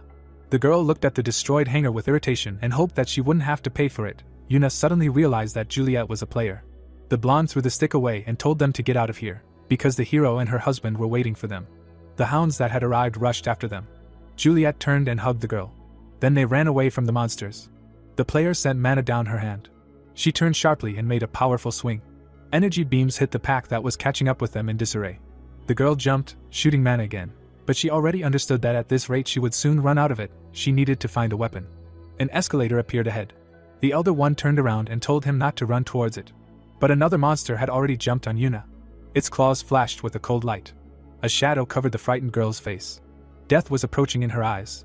She remembered the terrible catastrophe. After everything that happened then, she was not afraid at all now. Suddenly, she jumped out from under the trajectory of the attack. Her legs were covered with mana and now moved nimbly. Yuna kicked the hound to the first floor. The black dog spun in the air. Its head was shaking, and its tongue was hanging in the wind like a rag. At great speed, the carcass fell down. Yuna looked forward seriously, preparing for further battle. But when landing after the blow, her ankle twisted. Juliet was able to save her from falling further. She smiled at her. Her sister amazed her. She asked if everything was okay with her. The remaining beasts looked at the difficult prey in surprise. Their comrades slowly closed the circle and stared stupidly at their prey, sensing danger. Juliet turned her attention to the escalator. Her sister looked at her and replied that she could jump to the escalator. Without thinking twice, both sisters put their feet on the crossbars and filled them with mana. And both jumped, and Yuna even flew higher. The escalator was already under them. The landing was successful. The hounds looked at the escaped prey with increasing animal amazement. After which they turned their heads, not understanding where it went. Juliet ran down the escalator. She could not defeat these dogs without a weapon. She hoped to find something suitable. One of the monsters jumped on them from the top floor. The girl grabbed a pole and cursed it in Italian, swinging. The dog looked at the object flying at his head in fear. The first attacker flew with a powerful blow. The second monster struck with a clawed paw, when the player dashed under it. The weapon in his hands cracked and began to fall apart after the first blow. Blood spurted. The second beast was also sent flying, which Yuna and the girls could not help but notice. There was a discarded cosmetic bag on the floor. Yunha grabbed a tube of perfume. He immediately jumped up and looked ahead. The mercenary deflected the object he threw. He dodged and reduced the distance with the help of dashes. Suddenly, the boy rolled and knocked his leg off balance. His legs twisted and he began to fall. Yunha turned around and hit the terrorist in the face. His face twisted, he spat out blood as he fell. They threw all the defeated enemies into a pile. Both guys finished their business and were going to go upstairs. Yunha noticed something and pointed it out to his elder. The eyes widened. A hound carcass flew down to the first floor. 3 more carcasses followed. The men immediately looked up. Juliet and Yuna were celebrating their success on the top floor in an inappropriate manner. Deciding that they were doing well, the guys began searching the bodies of the mercenaries for weapons to go help the girls later. Yunha found a small dagger and decided that it would be enough. He twirled his fist, trying out the new weapon. Bruna looked at him warily. Then he looked around questioningly. In the general chaos, he noticed no name on one of the floors. The man was slowly walking in an unknown direction. Bruno straightened up and asked if he had really arranged all this. The hero answered yes and asked to look after his sister while he was busy. Yunha's face became gloomy. He looked ahead and menacingly said that he would deal with this guy himself. At this time, the remaining terrorists were watching Juliet. They noted that the fun was continuing. They approached them and decided not to miss the opportunity to have fun with them. They both stood at the same level. One of the mercenaries asked if it was time for them to leave, but the first one said that they needed to get away before the Shinra idiots got here. He licked his lips and suggested that they have some fun before that. Juliet glared at them and cursed in Italian again. She stepped forward and ordered the girl to go and hide until she came back for her a little later. Yuna immediately objected that she would stay with her sister, because she could fight too, but it was too dangerous. Juliet blocked her way, But Mercenary number 1 loudly reminded them that they did not allow anyone to leave. Mercenary number 2 was already behind his sister. The girl screamed and swung the stand. At great speed, she rushed towards the target. A shot from a pistol rang out. The bullet knocked out the stand, and Mercenary number 2 threw it away as far as possible. The iron stand fell to the floor with a loud clang. The man scratched his ear, thinking that his eardrums had burst. The blonde clenched her teeth and backed away. Number 1 licked the gun and said that she couldn't do that, because she was playing with him. Did she really think that she had the right to look around? The second killer took another step and offered the girl to play one-on-one too. Yuna began to back away and demand that they not approach her. She pressed herself against the wall, which only made the man laugh. He reached out his hand to her, smiled scary and said that he was not a bad guy. His palm slapped where the girl's face had been a moment ago. She abruptly squatted and ran to the side. The mercenary reached for her with a smile. His hand was covered in mana. And then he managed to catch Yun by the forearm. The little sister released her mana in response. A powerful stream hit the rapist in the chest. They both created barriers, which now began to press on each other. Lightning struck the mercenary's dome, who did not understand where the brat could get so much mana from. Joyfully, he took out a knife. He made a dash. He dropped the barrier and attacked, deciding that he could get a tidy sum for Yun. The knife, covered in mana, began to cut the barrier like butter. But suddenly it bounced back and broke. The man cursed, asking why it was so hard to break through. The girl was barely holding the barrier. She managed to block his blows. She was glad that Yun had taught her to fight. The man threw away the knife with displeasure, realizing that he could not reach the girl. Yuna smiled and a question arose in her head. Did I really manage to do it? Suddenly the thug's hand passed through the barrier, he asked. Did the girl really hope that he would say exactly that? His sister's hand was grabbed again. The maniac smiled nervously and said that she was caught. At this time, the Shinra clan was already working on the first floor. They were trying to save everyone they could. The squad leader turned around and looked ahead. A level 8 slime suddenly appeared on the floor. The commander said that they would need the help of a higher level player. One of the soldiers confidently charged his axe with mana and ran to attack. He approached the swamp creature and was going to cut it in two. Suddenly, the axe got stuck in thick jelly. The guy opened his mouth wide, having no plan for such a case. Tentacles grabbed his body. Another scream echoed throughout the mall. The captain ordered a retreat. He warned that physical attacks are useless against slimes. Mercenary number 1 watched the massacre from the 5th floor with satisfaction. The creature bought them time. Juliet was hiding behind a column. The enemy turned and offered to end it all. The girl looked away. Yuna had already been caught. She looked at the man with confusion and asked how he did it. The mercenary smiled and said that he would not call himself a player if he could not break through her shield. He felt fire behind him. At the last moment, he managed to put up a barrier. Juliet folded her fingers in a certain way, letting fire out of them. She increased the flow and ordered to run quickly. Mercenary number 2 was forced to block the damage while his prey slipped out of his hands again. Someone suddenly clapped their hands. Mercenary number 1 approached the Italian and noticed that she was quite unpredictable. Juliet made a dash back, and the terrorist put up a barrier just in case. The girl pointed her hands at him. He began to block the fire and say that she would not succeed anyway. Why didn't she give up? Instead he called her Barbie and offered to enjoy each other alone. The girl bit her lips in anger. She threw off her shoes, tore a piece of her dress. She got into a fighting stance and declared that she was not his doll. The man spread his arms confidently and remarked how cute it was that she was still trying. Suddenly his eyes widened. He had put up a barrier, but the fire beam managed to hit his collarbone. Blood began to drip onto his boots. He did not understand what it was. The mercenary patted himself on the wound and noticed that the girl had become much more powerful than before. Magic circles began to appear around Juliet. The killer decided that she had the gift of amplification. Yuna ran to the children's area. The man tiredly wiped the sweat from his face and said that this was already starting to tire him out. The girl was standing in the middle of the shelves with toys. The enemy told her to surrender, because she had nowhere to run. He slowly walked towards her, kneading his stiff neck and again asking why they didn't play with each other. Yuna sent mana into her legs, and jumped onto the high shelves. She grabbed one of the boxes. With difficulty she lifted it, and strengthening it with mana, she threw it at the pursuer, but he managed to put up a barrier. Enraged, the man kicked the shelf, and it went out from under the girl's feet. She began to fall straight into the enemy's hands. The player smiled contentedly, put mana into his hands and was about to break the child's legs. But then something huge hung over him. The two barriers collided again and the plan failed. The mercenary looked up angrily and asked not to think that he would always be so lenient with her. Yuna concentrated on holding the portal and keeping an internal count. She put more and more mana. The count was already at 2. The light from the collision of mana and the hum grew louder, filling the entire store. Fear began to appear in the man's eyes. He decided to compensate for his fears with curses. He attempted to break through the barrier and grab the girl, but she dodged. Yuna filled her legs with mana and bounced off the killer's dome. Juliet appeared in her head. The sister stretched her hands forward and began to repeat what she saw from the Italian. In a moment, she was able to release an explosive ball of mana.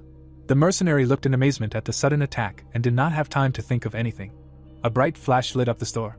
An explosion was heard. Mercenary number 1 looked at the destroyed store. Yuna got out from under the rubble. She ran forward with a bat, closed her eyes and screamed. The bandit looked at the child in shock, mentally asking if that idiot really lost to a child. He realized that he had lost a lot of time and spent all his bullets. He looked at Juliet, made an analysis. In this state he would not be able to defend himself from both of them, and his pride would not allow him to surrender. The solution was luck. Juliet screamed for Yuna to go back. She grimaced and looked at the enemy. A magic circle appeared under her feet, and red chains grabbed her legs. They burned and pulled the skin. The mercenary approached her and suggested that in this case they should not play by the rules. He grabbed the girl's throat from behind. He smiled, took out a knife and asked if she had not expected this. Yuna stopped and screamed. The killer ordered her to stand still. He put the knife to the Italian's face and made a cut, promising something much worse. The man's hand reached forward. The unfinished mercenary pressed the child's head into the floor. There was a mad smile on his face, and he said that the child would never defeat the player. The girl looked into the void in despair and thought. Everything was blurry in her eyes. She could not leave everything like this. A powerful mana was released from the girl's body, and the man had to retreat. He covered himself with his hands from the light, not understanding why the girl suddenly began to overflow with mana. The mana sphere was getting stronger and stronger. The man realized that with such force it would blow up everything here. Juliet twitched and called for Yuna. Suddenly the mercenary who was holding her stabbed her in the chest area. Sister stood up and screamed. The killer threw the girl over his shoulder and asked his partner if he really wanted them all to be killed here. His partner was about to attack the girl who promised to save her friend. But then she gets hit on the back of the head and the mana dissipates. Yuna looks around with an absent-minded look. She falls to the ground. Her eyes go dark. She does not want this now. The killer's partner ordered to leave her, but the one who hit her noted that she was quite hot and had a lot of mana. Yuna wished to become stronger and found herself in an unknown yellow space. She looked around and asked who was here. A question sounded in the air. Does she want strength? Yuna put her hand on her chest and asked the unknown voice if he could, but suddenly a scream was heard, asking not to listen to it. The girl found herself in the yard. Her brother explained that it was dangerous. This time nothing happened, but who knows what will happen next time. Yunha sat opposite his sister and said that he would fulfill all her wishes, so he asked her to live a normal life. He extended his little finger to her and asked her to promise that he would not listen to these voices. Yuna thoughtfully looked at the extended finger, and without thinking twice, she accepted the offer. Now her hands were shaking, blood was dripping onto the floor. In her mind her sister asked her brother for forgiveness. The mercenaries were still looking at her suffering. The girl remembered a cheerful dinner together. For her in this world there were things that she wanted to protect with her own hands. She stood up and heroically said that she needed to be stronger to save her friend. Without letting her finish, mercenary number 2 began to strike, charged with mana. The fist flew at the girl, who gloomily lowered her head. She raised her cold gaze and asked to give her strength. At that moment Bruno came to the rescue and hit the mercenary in the face. The shock wave created a clap around. The man fell to the floor, and the number 1 mercenary was scared again. Brother stepped forward, greatly surprising Yun with his appearance. He threw his jacket over her. She accepted it, and the praise addressed to her with a smile. A calm warmth appeared on her face. The mercenary looked at the stranger with irritation. In an instant, the frightening figure of the man appeared in front of his face. His huge hand covered his face, and pressed it with a light movement to the floor. Bruno carried his wife aside. The second mercenary rose from the blow. His hand reached for the knocked-out knife. He was shaking all over. He got into a fighting stance and looked forward in horror. Bruno's hand was also shaking with fear. The mercenary ran into a mad attack and screamed loudly. At the last moment, he noticed a fist near his face. With a backhand, the player was able to fight off the attacker. He stood up and released mana and promised that the terrorist would pay for what he did to Juliet and Yuna, to which he only asked for mercy. But the huge beast had already rushed at the prey. The blow of revenge smashed the bandit's head. A few days before the terrorist attack in the shopping center, it was night. On the night path, the voice of a guy was heard, shouting that he did everything as he wanted and asking what else was needed from him. A member of the Jainwan clan put his hand on his chest and said that according to the head of the Sungjun clan, he alone was to blame for the disaster in the mountains. No Name stood opposite and checked something on his phone. The guy asked if they really wanted to kill him. Unable to bear it, the fighter rushed to the attack, promising to kill Sungjun too. The guy pierced the air with his spear. Realizing that he missed, fear appeared on his face and then blood splashed. Jainwan looked at his body and saw a blade sticking out of it. He immediately thought of a gift that allows him to distort the perception of his opponent. No Name stood behind him, covered in purple mana. In his hands was a long rope and a sword. He said that the guy was talking too much. He tied the rope around his neck. He threw it on one of the beams and said that the clan leader asked him to convey something. By pulling the rope, he was able to make a gallows for the wounded man. While the guy was suffering, No Name recited the following: "Don't worry, I will take care of your family, especially your wife. I will treat her very well." The warrior's legs dangled in the air, his body convulsed. After a few minutes, it completely went limp. This event was reported on the news. At this moment, bandits gathered in the warehouse of the Twilight Mall. No Name looked at them with irritation and thought that the legendary clan reacted faster than he expected. It was time to get out. The guy turned around. One of the bandits asked who the child was behind him. Yunha appeared in the reflection of the glasses. He smiled evilly and said that he finally noticed him. The mercenary studied him with his eyes, not understanding where he came from and how long he had been chasing him. The bandit suddenly realized that they were strangers and asked why he was scaring the child. He approached him, intending to deal with him with one blow. The hero had already rushed to attack. The man smiled nervously, without even revealing the blade of his sword. His head and wrist immediately separated from his body. Everyone in the warehouse immediately froze from what they saw. Yunha awkwardly scratched the back of his head, saying that he was not going to kill anyone. Everyone took out their weapons and were about to arrange retribution, but No Name stopped them. Everyone froze. They were warned that this kid was dangerous. The young man smiled and asked if they were really afraid of him. He wasn't even a player. Childishness allowed him to make a face and ask if everyone was scared. The crowd couldn't stand it and ran to attack. Yunha smiled. This was what he wanted. At great speed, he rushed through the crowd, using Heavenly Step. The entire warehouse was splattered with blood. Short screams were heard. Stopping, the child pointed his sword at No Name and asked what he was waiting for him to strike first. The thug clenched his teeth in fear, noting that the boy dealt with the B-rank guys in one fell swoop. He began to emit purple mana, realizing that someone like him cannot be attacked directly. The killer quickly moved to the side. He understood that this would not work on the 12 zodiacs, but the child would definitely not notice him. However, the child calmly followed him with his eyes. No Name made a wide strike and the boy jumped. His leg was filled with mana. The man was able to block, but it was painful. After the hit, he broke the distance, and the child sarcastically remarked that No Name was not that cool. He decided that people did not notice him because he was boring as an NPC. These words angered the mercenary, and he released more mana. After which he immediately rushed to attack. Yunha easily dodged. The villain was able to push the guy to the shelves with boxes. The kid dodged all his attacks and made sarcastic remarks. The youth abruptly fell to the floor and did a sweep, noting that without his gift he really is a non-entity. Yunha quickly gets up, jumps with a knife at the leader of the terrorists and promises that he will not let him die. He presses the enemy to the floor and swings the knife. Blood splatters from the blows. Very soon the services are filled with twilight. Yukna again agrees with Soyeon that it was she who beat all the terrorists. They stand under one of the garage arches and make a pact. Zodiac approaches the tied-up No Name and tells the boy that she will turn a blind eye to what he did. The boy squats in front of the killer and shows him his hand. Says that he always wanted to take a closer look at him. His small hand reaches for the anonymous image and deftly pulls off the glasses. Both cold-blooded warriors suddenly get scared. Both start to feel sick. Yukna puts the glasses back on and the young man finds an appropriate comparison with an evil flounder. The hero's friends and his sister enter the garage. Everyone is alive and smiling. Yukna smiles back at them. She leaves everything and runs to her sister. Soon the news tells about the events of the day. An unknown person presses a button on the remote control. The presenter reports that the terrorists were captured by Soyeon's Zodiac. A man with a scar on his face, a crazy look and red hair looks at the screen. Around him is the dark decor of a rich room. On the TV you can see a frame with a ghostly wind. The hero's group is shown and the man groans. He smiles, showing sharpened teeth, and says that he was found. A protective dome was created near the hero's house. The Zodiac was hosting a party, who imposed a concealment zone on the entire cafe to make it harder for ordinary people to notice them. This was to be expected from the best magician in Seoul. The barista went behind the counter. The magician notes that the boy contacts her for the first time on his own and he says that he wanted to say thank you, but that was not all. Yunha looked at the girl and asked her to tell how it ended. She puts a glass of lemonade on the table and tells him that No Name and his henchmen were the first people sentenced to death in history. The wind swayed the clean curtains. The Zodiac explained that she cannot tell the boy who hired them. She looks at the boy and asks if that's all he wanted to talk about, and he asks what happened to Twilight. After he came back, his heirs left and started working in social services. Soyeon gets up and says she needs to go check something. The boy offers to meet later. The barista takes away the empty glass. The future of Twilight has also changed.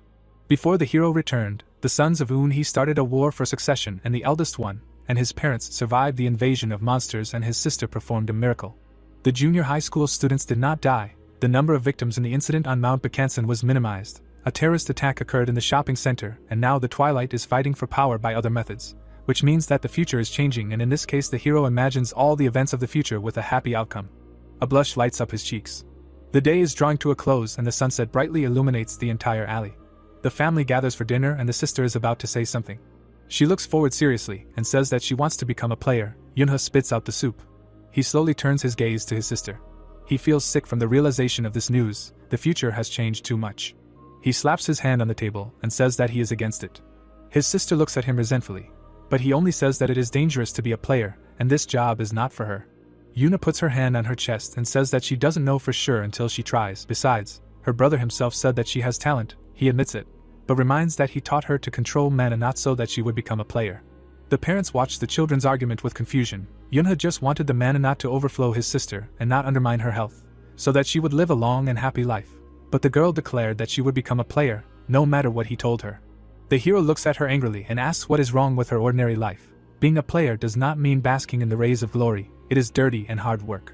Yuna looks at him meaningfully and says that she wants to be a person who can save others. Yunha grimaces, while her sister says that she cannot stand aside and watch someone suffer. Mom smiles and says that her daughter will become whoever she wants, which greatly angers the hero, and the youngest screams that she hates him. Mom looks sternly at her eldest son and asks him not to scream and begins to calm Yun. The guy asks if the parents are not worried about Yun. Mom looks at her son and explains that she knows how dangerous it is. The family smiles and concludes that if Yuna dreams about it so much, then let her wish come true. She asks if her sister can handle everything. She runs to hug her mother and says of course. Yunha looks irritably at her plate. Time passes. The head of the council sighs tiredly and asks Chang-hoon to tell her how things are. The man turns on the screen and talks about the terrorist attack in the shopping center, which occurred due to an internal conflict. He showed a diagram that reflects the current situation. At the moment the president and his sons have divided power, and the strength of the youngest son is now very insignificant, and the eldest and middle are competing with each other. Bayanin is the eldest son who is notorious for his tendency to act rashly. However, many believe that he will be the one to inherit his father's business, and yet, Jonin is a much more responsible person than his brother. Everyone looks at each other. The leader says that Bayanin organized the attack on the shopping center managed by Jonin. The old man looks at the girl and asks if the president knows. She rubs the bridge of her nose and says of course, because that is why he returned to lead the company. Chang-hoon changes the slide and says that this is not all and asks to look at the more recent information. He adjusts his glasses and says that Bayanin used the services of not only No Name and mercenaries. He dragged the entire Endless Sea clan into this matter. This news shocks everyone. Chang-hoon shows the diagram and reports that during the incident on the mountain, 92 hounds were killed, including the Hellhounds. The Endless Sea clan took 70% of the mana stones, but they only sold half of it, and many of the hounds' mana stones were used to carry out the attack. The leader looks at him and asks if the clan was just waiting for the price of the stones to rise. He explains that it is pointless because it is very easy to get mana stones. The girl's eyes sparkle. She says that in that case, it can be assumed that the sold stones were used for the attack and they used all of the Shinra clan's available resources to find out their location. The man looked at her intently and said that such a scenario is impossible. Everyone looks at the screen. The old man reminds them that this is only circumstantial evidence, and they have no direct evidence. The others look at the screen and listen carefully. Chan-hong assumes that everyone gathered here knows. The frame changes, a mechanism sounds. The leader rubs his chin and says that in April, when Soyeon found out that Sung-jun was cheating on her with the heiress of the clan, his train of thought is simple. Having lost his connection with the Dan Gun Company, he turned his attention to Twilight. The girl looks ahead coldly and says that this is exactly why she gathered everyone here today. The old man looks at her and asks if the leader really wants to start a war. She smiles and says that this is not a bad idea. The others shrug their shoulders. They say that the Phantom Wind is one of the members of the Endless Sea clan, but they are not the only clan that the Zodiac is a part of. The Lightning Lord is with them. But the Lightning Lord is still too young, and even if he is a genius, he will not be able to resist the Phantom Wind. The leader gets up and says that, unfortunately, they will not fight with anyone. She shrugs her shoulders and clarifies that they cannot allow them to exist peacefully either. They will support Jianjin in the fight for the inheritance. The girl's hand is covered in mana. The paper burns in her hands. A crazy smile on her face, she suggests discussing how they can stop the clan of the Endless Sea. There was a sign with the class number above the door. Someone asked how this was even possible. The protagonist smiled awkwardly and thought that this was very similar to the previous situation, since they were in the same class again. Minji crossed her arms over her chest and asked if they would really continue to study together. Siona said that she was afraid that they would be separated. Imagining a smirking Senna, Yunho was glad that they would not have to cross paths and hoped that this year would pass peacefully. Yunhyuk leaned towards him and pointed at someone. A group of children looked at them with displeasure. A boy gritted his teeth and asked if he could hit them. A child asked him not to create unnecessary trouble. The magician frowned sternly. The children immediately looked away and pretended that nothing happened. The girl looked down and asked her friend to tell her about the rumor about his dad killing the head of KK Pharmaceutical. Now the whole school was afraid of him, imagining their father as a demon. The player asked where his friend got that from and said that he had nothing to explain. The demi-human frowned sadly and asked if they were sure that everything would be okay. The protagonist frowned and asked her not to worry about it. Yunho looked at his friend and asked when he managed to grow so much. The student replied that he trained a lot like the boss and also drank the juice that Seakin gave them. The boy looked at him in confusion and asked what that meant. The child's mouth dropped open in surprise, remembering that he asked them to drink juice to replenish their mana and wondered if it affected more than just magic. The magician was upset and thought about how he would now drink a mug a day. Their classmate burst into the classroom and said that the teacher had arrived. A man in a formal suit entered the office. Yunhyuk turned away and said that it was time for him to return to his seat. The man stopped in front of the class and introduced himself as the new homeroom teacher. A blue aura enveloped his body. The player sternly knitted his eyebrows and, feeling an unusual flow of mana, wondered who this man was. The old man put his hand on the book. Next to him stood a man with a report. The heroes were by the window. The employee reported that he had sorted out the parents' demands to expel Senna for her terrible attitude towards other children. The man looked outside. His subordinate added that KK Pharmaceuticals wanted to scatter the children into different classes, but they stopped their attempts so that Hyan would remain in the same class with her friends. The girl smiled happily. The stranger asked if this company really belonged to Kimgin's relatives. The worker confirmed this. The old man frowned and concluded that someone was trying to interfere with the child he treasured like his own granddaughter. The man asked who would be looking after them. The worker handed him a journal and told him that their homeroom teacher was a hunter but left due to an injury. The stranger opened the journal and asked what organization the man worked for. His subordinate replied that Donghun was a member of the S-rank Regulus clan. The book had a dossier on him. The old man concluded that he was a reliable person. In the memory, Ha-yun looked back when the man asked who she wanted to be in the same class with next year. Sitting on his lap, the girl answered that she wanted to study with her friends, but her dad thought it was impossible. The stranger promised to fulfill her wish. The child raised her eyebrows and said that she understood everything perfectly and knew how everything worked. The old man apologized for forgetting how grown up she was. The student's mouth opened in surprise when he asked if she wanted to hear a prediction from him. The schoolgirl smiled widely when the man promised that her friends would study in the same class with her. The boys were standing in the school corridor. The stranger put his hand on the cover of the book. The old man smiled and felt a very unusual feeling. Sitting in his chair, he realized that he had actually begun to consider Hyan his granddaughter. The sun's rays illuminated an abandoned warehouse. The protagonist stood inside with his sister, wondering how much longer they would have to wait. Yuna smiled widely and asked how they first met the lady. Yunho replied that they met by chance in joy. Dust rose from the ground. The girl clenched her fists in excitement when the boy said that she had finally arrived. A magical vortex swirled in front of them. Gusts of wind flew under the roof. The student looked back and saw them enter the warehouse through the window. Someone took a step forward. Soyeon opened her fan and apologized for the wait. The child was indignant at her unpunctuality. The girl snapped her fan shut and called him very rude. The schoolgirl frowned excitedly. She bowed and said that she was very pleased to meet them. The woman narrowed her eyes slyly and asked him to drop the formalities and call her by her name. The huntress noticed a large amount of mana around Yuna and was surprised that she was able to control it, which meant that she could be made a rising star. The mage asked if the ally had brought what was needed. Ghost Wind summoned a magic ball and confirmed it. Zodiac handed it over to the player and explained that it was a weapon and mana stones. The protagonist looked closely at the crystal. The gem sparkled. Yunha concluded that it was of pretty good quality. The boy asked if his sister was sure of her decision. The girl nodded affirmatively. The child took out a dagger and declared that he would not stop her anymore. The student picked up a sword. The mage asked her to be careful with the weapon. Closing his eyes, the player said that he did not know if she would be able to do it and offered to begin. He threw the stone to the other side of the warehouse. A black aura enveloped him. A powerful explosion was heard in the room. The creature put its paw forward. Its ears twitched. The schoolgirl tensely clutched the sword in her hands. A cute monster with red cheeks and shining eyes appeared in front of them.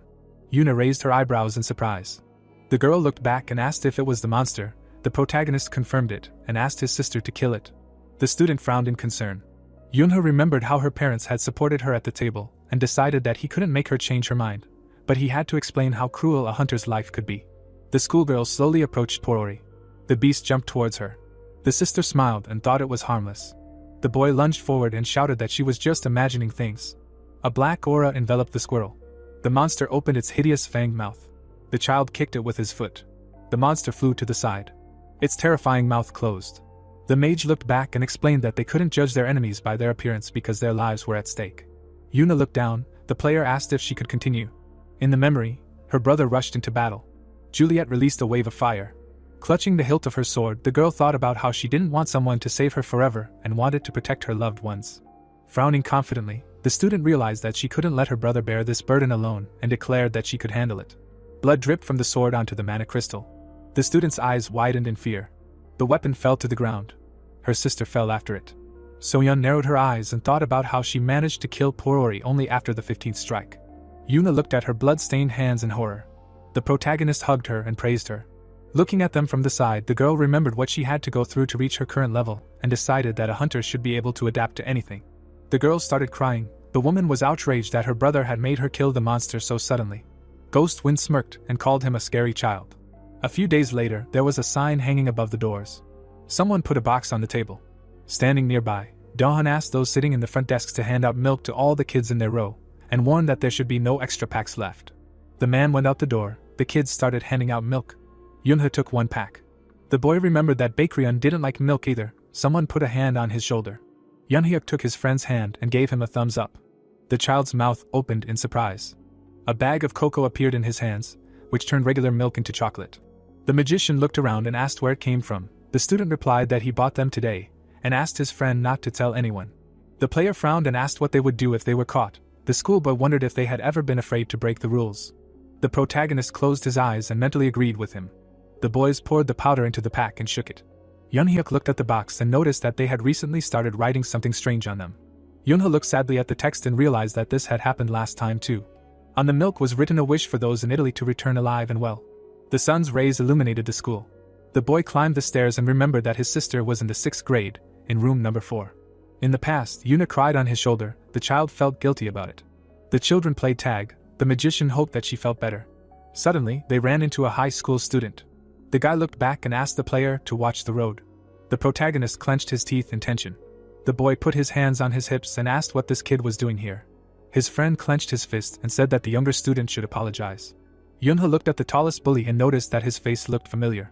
The boy imagined an older version of him and remembered his name.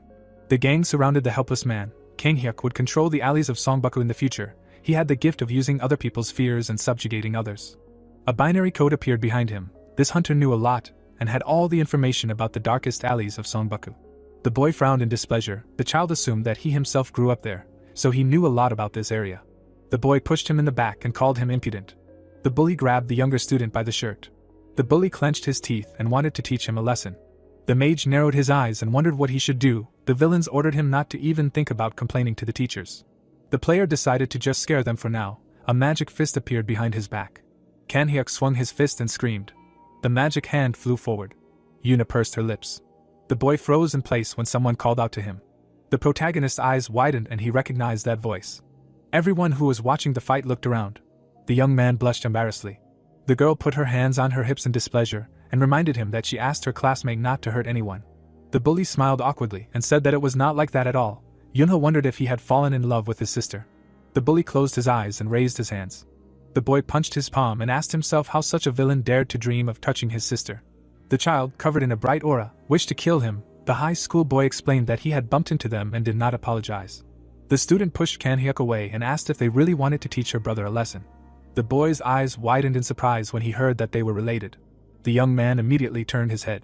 The schoolgirl adjusted the mage's shirt. The high school boy said that they did not look alike at all. Yuna cast a stern look at her classmate.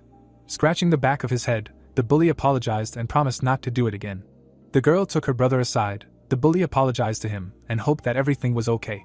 Waving his hand, Kanghyuk wished the player a good day and promised to deal with those who decided to offend him. The protagonist gritted his teeth and mentally wished to kill him if they met again. There were trees outside the window. Yunha asked his sister if she really liked this scoundrel. The student asked not to call him that. Walking down the corridor, the boy asked his question again. The schoolgirl silently looked ahead. She crossed her legs. A smile appeared on her face. Yuna closed her eyes and declared that she still loved her brother more than anyone else. The child frowned in confusion, and the girl decided to walk him to class. The mage raised his fist to his mouth, coughed, and agreed. The student hugged him and hoped that he loved her just as much. A few days ago, a woman was walking in the rain. She had groceries in her bag. Looking at her phone screen, the old woman hoped that she would finally see her grandchildren, who had last visited a long time ago. A smile shone on her face from the thought of how much they had grown up. There was some noise coming from the alley. The grandmother looked away and assumed that she had imagined it. There were trash cans by the wall. The woman looked into one of them. A little boy in dirty clothes was sitting there. The lid of the can had fallen to the ground. The old woman raised her hand, thinking about the terrible fate of this little boy, and asked if he was okay. The grandmother put her hand on his cheek and felt how cold his skin was. The child's eyes lit up. In the memory, people smirked, saying that no one would buy a half-man anyway, so they might as well just throw him away. The wolf waved the stranger's hand away. The boy jumped out of the trash can and fell to the ground. He raised his hand and asked the passerby to leave him alone. His clothes were covered in mud. The woman assumed that he had nowhere to go, and decided that he should not be left in the rain. The child slapped his umbrella with his hand and asked the stranger not to come near him. The wolf pressed himself against the wall. The old woman realized that she could not leave him there. The half-man covered his face with his hands and clenched his teeth. Suddenly, he opened his eyes. The grandmother raised the umbrella over him and offered to let him stay with her if he had nowhere to go. After a while, the car stopped in front of the house and the children ran out. The woman patted them on the head and said that they had grown up a lot. Their mother put her hands on her hips and said that even with her, her son was not so affectionate. The old woman turned to her and explained that even though she had 3 children, she would always be her little daughter. The grandmother smiled and suggested that with her, the road could not have been calm. The woman approached her youngest granddaughter. Yoon hid behind her mother. The old woman reminded her that they had seen each other last year and asked how old she was. The girl tensely folded her fingers. Suddenly, the child ran up to the grandmother. She held out 3 fingers. The baby smiled broadly and said that she was 3 years old. The woman hugged her granddaughter and called her charming. The sky turned orange. The old woman decided that her relatives were hungry and suggested that they go into the house. The children entered the open gate. The protagonist frowned tensely. His eyes lit up. Yuna looked back when her brother asked her to stop. Yunha saw a cluster of manna in the house and thought that it couldn't be a monster. The boy put his index finger to his lips and crept up to the house. The child carefully opened the door and wondered who could have gotten into their house. The half-human was sitting on the floor. The mage noticed that the stranger did not seem big and strong. The wolf pricked up his ears. He looked around and assumed that the chicken had already been delivered. The player lunged forward and thought that he could handle him if he attacked openly. The parents were carrying boxes of things into the house. They flinched in fear when they heard a crash. The protagonist's eyes widened. His family crowded at the threshold. The half-human dropped the table. Yunha asked how he got here. The wolf gritted his teeth and concluded that it was not the food delivery man. The boy's eyes widened in shock and realized that Paran was in front of him. The wolf scratched the wound on the back of his head. White liquid filled the glass. The man smiled and explained that he should have told him everything right away. His wife agreed and said that they wouldn't mind. Holding the bottle in her hands, the old woman said that she wanted to tell him everything when she arrived. The boy sat at the table. The child remembered that his friend was from this very area. The magician imagined the grandmother holding an umbrella over him, and was surprised that they met like this. The player squinted and thought about how much their future had changed. Holding a chicken in his hands, the wolf asked him what he was staring at. The half-man frowned furiously and said that he would not share with him. The woman asked him not to act like that. The protagonist smiled awkwardly. Getting up from the table, the old woman explained that her grandson simply had a stern look and asked if they wanted more. Paran called her a witch. The stunned Yunho was engulfed in flames. Taking the bottle, the boy remembered that his friend had always been a little crazy and was outraged that he had the nerve to treat his grandmother so rudely. The child stood up and said that he wanted to play with him in the yard. The wolf bared his fangs and asked what they were talking about. The woman smiled and hoped that they would get along. The mother asked her son to be careful. Yuna confidently knitted her brows and said that she also wanted to play. The magician asked her to stay here. The player approached his friend and called him. Paran replied that he did not want to go anywhere at all. The protagonist grabbed him by the shirt. Yunha frowned angrily and asked him to go with him nicely. The boys went outside when it was already night. The boy threw his friend to the ground. The half-man put his hand to his back. He had an angry look. It turned out that his chicken leg fell to the ground. The wolf looked back and reminded him that dogs should not be touched while they were eating, and was indignant that he was not even allowed to finish his meal. The child summoned streams of mana and explained that dogs should not be touched because they bite. A dome appeared above the heroes. Paran asked what it was. Taking a step towards it, the magician thought that his relatives should not hear this, and declared that his friend was not a dog at all. The player put the bottle on his shoulder, and added that he did not look like a human either because of his behavior. The protagonist swung the bottle and decided to teach him some manners. Clenching his fists, the half-human asked if he really wanted to fight, and stated that he also wanted to beat him up. Yunha jumped up from his place. The boy jumped into the air and swung the bottle. The child hit his comrade on the shoulder. The magician frowned angrily and shouted that he had always irritated him. The wolf pressed his arms to his chest and wondered where he got so much power from. The player hit him on the other shoulder. The protagonist hit him a few more times and explained that his grandmother had fed and nursed him back to health and allowed him to live in her house. Yunha hit him on the head again. Paran fell to the ground. The boy, overcome with powerful energy, asked how he dared to call her a witch. The half-human began to cry and beg for help. The relatives smiled and laughed happily. The child said that outside the barrier, you can't hear what's going on inside. The magician grinned and asked if he didn't have telepathy. The wolf put his hand to his cheek and replied that it was obvious that he didn't have anything like that. Raising his hand, the dog said that he was only 10 years old and asked when he would learn to do that. The player remembered how his friend smiled and told him that he learned to use telepathy at the age of 10, and realized that it was a lie. The clouds covered the moon. The protagonist decided that this was another reason to beat him up. Yunha loomed over his comrade like a menacing shadow and offered to play. A scream was heard from under the huge dome. The next day, the sun's rays illuminated the gate. Gritting his teeth, Paran realized that he was beaten in a way that was not visible, and concluded that Yunha looked more like a bandit. The heroes sat around him. The man looked back and said that he was 10 years old. His wife understood that he should go to the 3rd grade. The half-man frowned and said that school was trash. The boy gave him a menacing look. The wolf trembled with fear and said that he did not want to go there. The child rose to his feet and remembered that he was constantly bullied at school. The magician put his hand on his friend's shoulder and decided to take him in. The player explained that he should go to the 2nd grade. The dog looked at him displeasedly and repeated his words. The main character narrowed his eyes madly and whispered that he had better agree. The woman asked how he liked the idea. Paran smiled tensely and agreed to go to the 2nd grade. Yunha was happy that they would go to school together. The old lady smiled and was surprised that they were able to become friends in just one day. Her daughter said that it was very good. The half-human broke out in beads of sweat, and wondered if they did not notice the threat towards him. The heroes considered his smile happy. The boy squeezed his shoulder and grinned. The child pulled his friend along and suggested that they play some more. The wolf opened his mouth in fear. Clouds floated above the mansion. Gale sat at the table surrounded by bodyguards.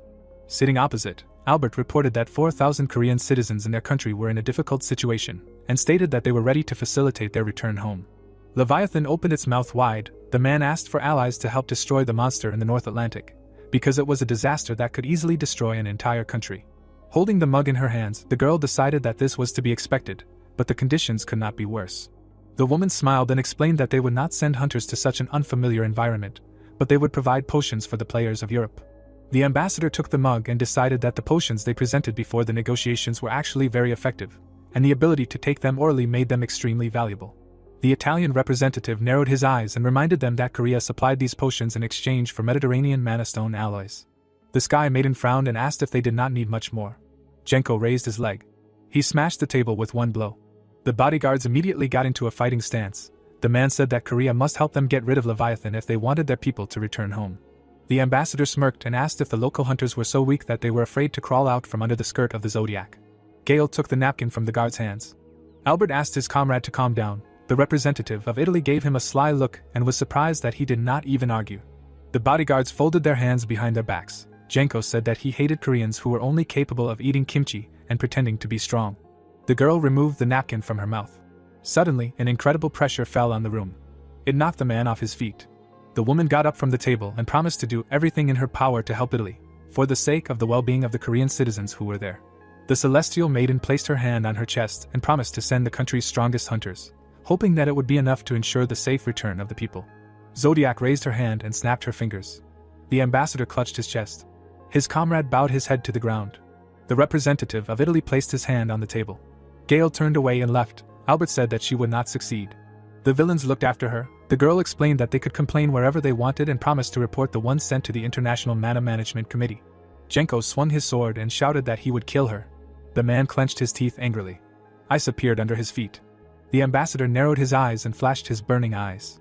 The representative of Italy raised his hand and immobilized his colleague. The woman looked back and concluded that they still had a head on their shoulders. The celestial maiden asked them to leave and walked out the door. The villain frowned furiously and was outraged by her behavior. There were golden birds painted on the wall, and someone said that they should have stayed calm. Sangjin folded his hands behind his back and said that the Zodiac should live up to its status. Gale asked who he was speaking on behalf of as he read the documents. Jongin smirked and laughed at the fact that his partner only thought about work. The man straightened up and apologized when the girl asked him to be quiet. The manager approached her and told her that Italy had gifted them a Maserati Gran Turismo. The bodyguard presented a red car and explained that Big Mom had sent them one of her favorite brands as a sign of friendship. The woman asked to send the car back. The guard opened his mouth in surprise and asked why. The heavenly maiden looked down and remembered that this man was not as friendly as he seemed. Big Mom smiled slyly. The Zodiac concluded that she was clearly plotting something and wanted to show how much she despised Korea. Jong Yun saluted when Gale asked him to gather the men and keep an eye on the Italian ambassadors. The office door slammed shut. The girl stood up from her chair. The heroes headed for the exit. Sang Jin suggested that the meeting had gone better than expected. The woman stated that they owed Alice Company and its engineers. The celestial maiden opened the windows and wanted to thank them once the negotiations with Italy were over. The man folded his hands behind his back and decided that responding to the ambassador's aggression was still a risky decision. Zodiac narrowed her eyes and asked if he was really saying this as her bodyguard. The manager looked away and remained silent. The huntress closed her eyes and said that the divine spear was waiting in the next room. The man walked out of the ice-filled room. Gale concluded that the Italians should be afraid of her. Juliet walked down the street, humming something to herself. The doctor smiled broadly and said that she was 6 weeks pregnant. The girl looked at the plane flying in the sky. The woman stopped and raised her hand. The huntress took her phone out of her pocket and made a call. The guys ran across the road. Standing in front of the roadway, the player did not know whether to tell her lover about everything now. Bruno asked how she was doing. Juliet smiled and asked him to come home early because they needed to talk. The girl closed her eyes. The man agreed. The woman closed her eyes and wanted to see how happy he would be when he found out. The huntress opened her eyes when she heard someone's voice. The player looked up, and someone called her. Someone approached her. Juliet broke out in a cold sweat. Jenko raised his hand and asked how she was doing. The girl stepped back. The man said that they had not seen each other for a long time and noticed that his friend had become a beauty. Albert and his assistants stood behind her. The ambassador covered his girlfriend's mouth with his hand. The Italian representative grinned maliciously and said that it was time for the bird to return to its cage. The phone lying on the table vibrated. Bruno looked up from the computer and thought about what they had just talked about. The hunter put the phone to his ear and asked what happened. He lowered his head when the woman thanked the guy for everything and asked him not to look for her. The player jumped up from the table and asked what it meant. Juliet held the phone with trembling hands. Sitting in the car, the scoundrel said that it was the right choice. Albert sat in the front seat. His colleague explained that loved ones should be given the opportunity to live a normal life. The sun's rays illuminated the city streets. The guys walked along the street. Hyen suggested going to her father's cafe, because there was good air conditioning there. The main character looked back and said that he would join them as soon as he left his bag at home. Minji pointed at him and asked him not to be late. Yunho was indignant that his friend was always looking for a reason to find fault. The children looked back and saw their friend. The boy frowned tensely. Juliet got into the black car. Jenko smiled slyly. The child wondered what they were doing here. The magician imagined the inscription on the milk and thought that there should be no business between Italy and Korea this year. The hunters pointed their guns at Leviathan. The government of the goddess sent 3 thrones to save the Koreans in Italy, because of which the country suffered great losses. Someone lost his left arm. Myungwon opened his mouth wide and lost his mind due to the berserk state. Yongji's hands were handcuffed. The florist was sitting behind bars. She was taken hostage. Jenko grabbed her by the chin. The man stuck out his tongue and slyly knitted his eyebrows. The soldiers pointed their guns at the man. Several countries started a wave of protests. Blood splashed on the pole, and it all ended with Big Mom ordering the ambassador to be publicly executed. The car drove away. The player was afraid for Juliet and asked her friend to stay here. Minji asked where he was going. After tying his shoelaces, the protagonist asked her not to follow him and decided to find out where the Italians were going and contact someone. A powerful aura enveloped his shoes. Yunha dashed forward. He had a determined look. The boy ran around the corner. The people got out of the car. Albert adjusted his glasses. Jenko was surprised that a child was watching them. The magician frowned and realized that they knew about his presence. The man jumped off the car. He approached the player. The ambassador swung his hand and asked if he really had any business with them. The protagonist looked at his hand tensely. The Italian representative hit him hard in the shoulder. The blow threw Yunha aside, but he managed to stay on his feet. The boy's eyes flashed. The villain opened his mouth in surprise and asked what was wrong with him. The villain scratched his head and suggested that even children here knew how to use mana. His colleague asked him not to talk nonsense. Jenko smirked and decided to teach him a lesson. The man took a step forward. He suddenly jumped up from his seat. The ambassador swung his leg and wanted to beat the child. The magician bent down and dodged his attack. The player jumped to the side and wondered if they were going to kill him. The protagonist turned around abruptly. Yunha jumped into the air and swung his leg. The representative of Italy ducked and was able to dodge. The villain turned around in a flash. The villain raised his hand to grab his opponent. The boy gritted his teeth and realized that he could not dodge in the air. Mana concentrated around his feet. Jenko blocked his attack with his hand. The mage did a somersault. A clot of energy appeared in his hand. The player threw it at the enemy. The protagonist landed on the road. The man shook his hand and thought about how incredible he had mana. Suddenly, his body seemed to dissolve into thin air. The ambassador appeared behind the enemy and called him an ordinary child. Yunha looked back in fear. The representative of Italy grabbed him by the throat. The villain lifted the boy in front of him and said that this was much more fun than he thought. The mage grabbed his hand and tried to free himself. He closed his eyes when the enemy poured a large amount of energy into him. The villain grinned and said that he was not the only one with the ability to use mana. The player gritted his teeth and realized that he could die if this continued. Genko's eyes flashed crazy. The protagonist felt like his oxygen was running out. Juliet ran out of the car and asked the enemy to let the child go. The girl put her hand to her chest and reminded him that they had promised not to touch her loved ones. The man looked back and asked if they knew each other. Yunha narrowed his eyes tensely. The woman frowned menacingly and said that it was an ordinary child. Smiling widely, the ambassador did not believe her and said that such people should be killed while there was an opportunity. Albert turned his head and called out to him. The representative of Italy clenched his teeth in displeasure. The villain let go of the boy and was indignant. The magician fell to the ground and began to cough. The huntress ran up to him. Putting her hand on his shoulder, Juliet thanked her friend for his help and explained that this was enough. The player asked what was going on here. The girl sadly frowned and said nothing. She took the ring off her ring finger. The woman gave the ring to her friend and asked her to give it to Bruno. The protagonist frowned and called out to her. Yunha opened his mouth in surprise. The huntress closed her eyes and said that she had been happy until that moment. Juliet turned away and left. The boy stood up and called out to her. The villain raised his hand when the child tried to object. Genko grabbed his face and threw him forward. The magician crashed into a trash can. The man pointed at him and asked him to control himself. The car door slammed shut. The player sat on the ground for a while. The protagonist looked down and thought about how he was sure that this life would be different. In the memory, his mother hugged him. Minji and Hyang cried. Yunha saved her loved ones in this life and reduced the number of victims on Mount Buchan.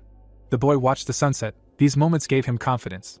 The child remembered Juliet smiling and wondered what the price was. The magician stood up and asked if he should really go with the flow of the past. The player clenched his fists and declared that he had already done so much to change the future. Holding the ring in his hands, the protagonist decided that the girl should also be in his happy future. Yunha clenched the ring and asked her not to cross herself out like that. A box of potions fell to the floor. Siakin wiped his forehead and sighed heavily. Closing his eyes, the man remembered how he was asked to make 1,000 potions and concluded that in order to cope with the government order, he needed to reduce his sleep hours. The girl at the counter smiled widely. The woman looked at the alchemist in surprise and asked what happened. Holding her hand, the engineer admitted that he felt happy. The phone lying on the table vibrated. Siakin put the phone to his ear and asked what happened. The boy apologized for calling without warning. Lowering his head, the child explained that something happened and said that he needed a little help. The jars of potions sparkled. The sun's rays illuminated an abandoned warehouse. The heroes stood in the field behind it. Waves of blue energy enveloped the tree. Soyeon raised her hand and snapped her fingers. The roots seemed to come alive and shot forward. They approached Yuna, who was standing nearby. The girl frowned tensely. She jumped back and managed to avoid the blow. Watching the child dodge the roots, the girl called her reaction wonderful. The woman waved her fan and asked what would happen next. A gust of wind threw the student into the air. A giant whirlwind appeared behind her. The huntress stood in front of the tornado. The schoolgirl in it screamed. The ghost wind furrowed her brow sternly and decided that she was wrong to call her wonderful. Suddenly, the zodiac looked up. A wave of energy burst out of the general flow. Yuna stood on it as if on a surfboard. The girl looked down and asked her mentor not to do it too abruptly. Soyeon explained that training is much more useful if it is close to real conditions, and thought that her protege was doing well. The girl waved her fan. The tornado evaporated in an instant. The child hung above the ground for a moment. The student immediately fell down. Her hand was enveloped in blue energy. The schoolgirl landed on a dense cluster of mana. She managed to land softly on the ground, and she immediately rushed forward. The woman summoned ice arrows around herself and called her quite stubborn. The projectiles flew forward, but Yuna managed to raise her shield in front of her. Ice shards crashed into the mana cluster. The girl continued to run forward. The huntress assumed that she had good wits due to her young age. In the memory, the child fell on mana jelly. Then she closed it like a shield. Ghost Wind decided that she had enough mana to use reflective and defensive abilities. The student opened her mouth wide and shouted that she did it. The tree root grabbed her leg. The zodiac said that she still had something to learn. The root began to throw her in different directions. The schoolgirl found herself high in the air and asked to let her go. Soyeon concluded that her abilities had improved a lot over these 3 months. The girl opened her fan and explained that she needed to come down herself, as this was part of the training. The phone in her hand vibrated. The woman looked at the screen and thought about how the main character did not call her that often. The huntress frowned and wondered if something had happened again. The streets were empty in the evening. Bruno squatted down and opened the suitcase with weapons. It contained a submachine gun and several types of melee weapons. The man took out a knuckle duster and realized that everything was in place. The hunter unbuttoned his shirt and looked around. He stood in front of the wall. The player looked at his scars in the mirror and decided that he was no longer in the shape to be called a grizzly. In the past, people looked around when they saw him with ice cream in his hands. The heroes grabbed the villain who was harassing Juliet and trying to justify himself. The girl reached out to take the ice cream. The guard said that everyone in Sicily knew her name. The hooligan opened his mouth wide and shouted that he came here on vacation and did not know her. The jacket fell to the ground. The pervert looked up when a wide shadow loomed over him. The villain clenched his teeth in fear as the shadow approached. Bruno punched him and threw him into the air. The man returned to his beloved. The girl smiled broadly and called him a real bear. The woman narrowed her eyes and thanked him for everything. The hunter raised his fist to his mouth and remained silent. There was a fountain in front of the mansion. Important people were sitting at a table. Someone announced that Big Mom had chosen the Mayron family as the rulers of Sicily. The participants of the meeting opened their mouths in displeasure and asked what would happen to them in this case. The old man slammed his fist on the table and was indignant that there were already those here who had defected to their side. The man frowned furiously and ordered everyone to be silent. The people froze in their seats. The head of the family announced that it was decided that Valentine would unite with Mayron. The princess looked at him sadly and said that this was not an alliance at all. The old man said that the Mayron would simply rule over them. Juliet's father opened his mouth wide and shouted that he was doing this to protect the family from falling apart, and that the Mayron would simply be their temporary allies. Bodyguards stood around him. The villain looked away and explained that, as a symbol of their union, his daughter would have to marry Vincent. The girl's eyes widened in shock and she asked what that meant. The woman frowned in displeasure. In the memory, the Mayron family boss's son was sitting surrounded by beauties, food, and alcohol. The princess's mouth widened and she was indignant when her father asked her to marry him and have a child. The man furrowed his brows sternly and explained that because of her gift of enhancement, which increased the effectiveness of mana, the child born from their union would also have this effect. The guard clenched his teeth in tension.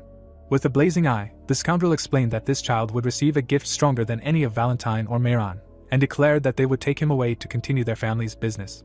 The huntress trembled with anger. Bruno stood behind him, wondering if her father thought of other people as objects and only cared about the stability of the family. The old man narrowed his eyes indulgently and asked Juliet to think about Valentine's future. The scoundrel raised his hand and explained that Vincent was not so bad and that they would have a great heir. The girl turned away when the head of the family asked her to have the courage to endure becoming his mistress. The woman put her hands on the table and tried to object, but her father interrupted her, saying that the owner of the Valentine name was obliged to do everything possible for their well-being. Black silhouettes with red eyes begged the huntress to bear a strong air. The player turned to her brother in horror, counting on his support. Albert silently closed his eyes and lowered his head. Juliet's hand trembled. She bowed her head and agreed.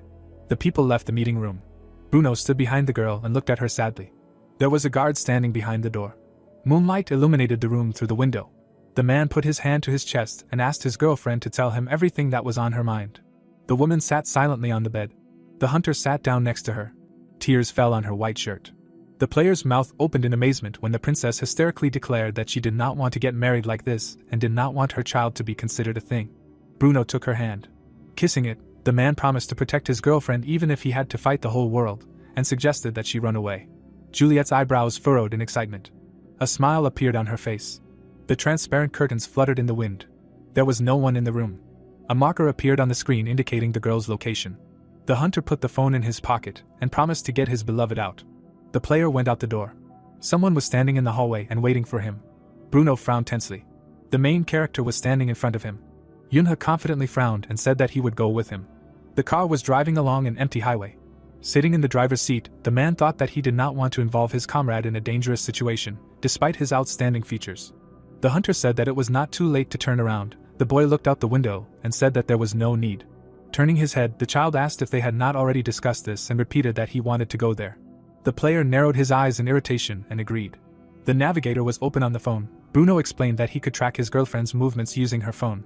The mage's eyes widened in surprise when he saw that this was Alice's hotel. The man suggested that he put on armor because it was dangerous to go there without equipment. The protagonist looked at the potions hidden under his jacket and replied that it was unlikely that there was armor that would suit him. Besides, it would be difficult to move with it. Yunha picked up his jacket and counted the potions. The hunter concluded that they were going to a real war, although for his friend it looked like a normal thing. The boy took out a ring. The player asked if he knew how to use it.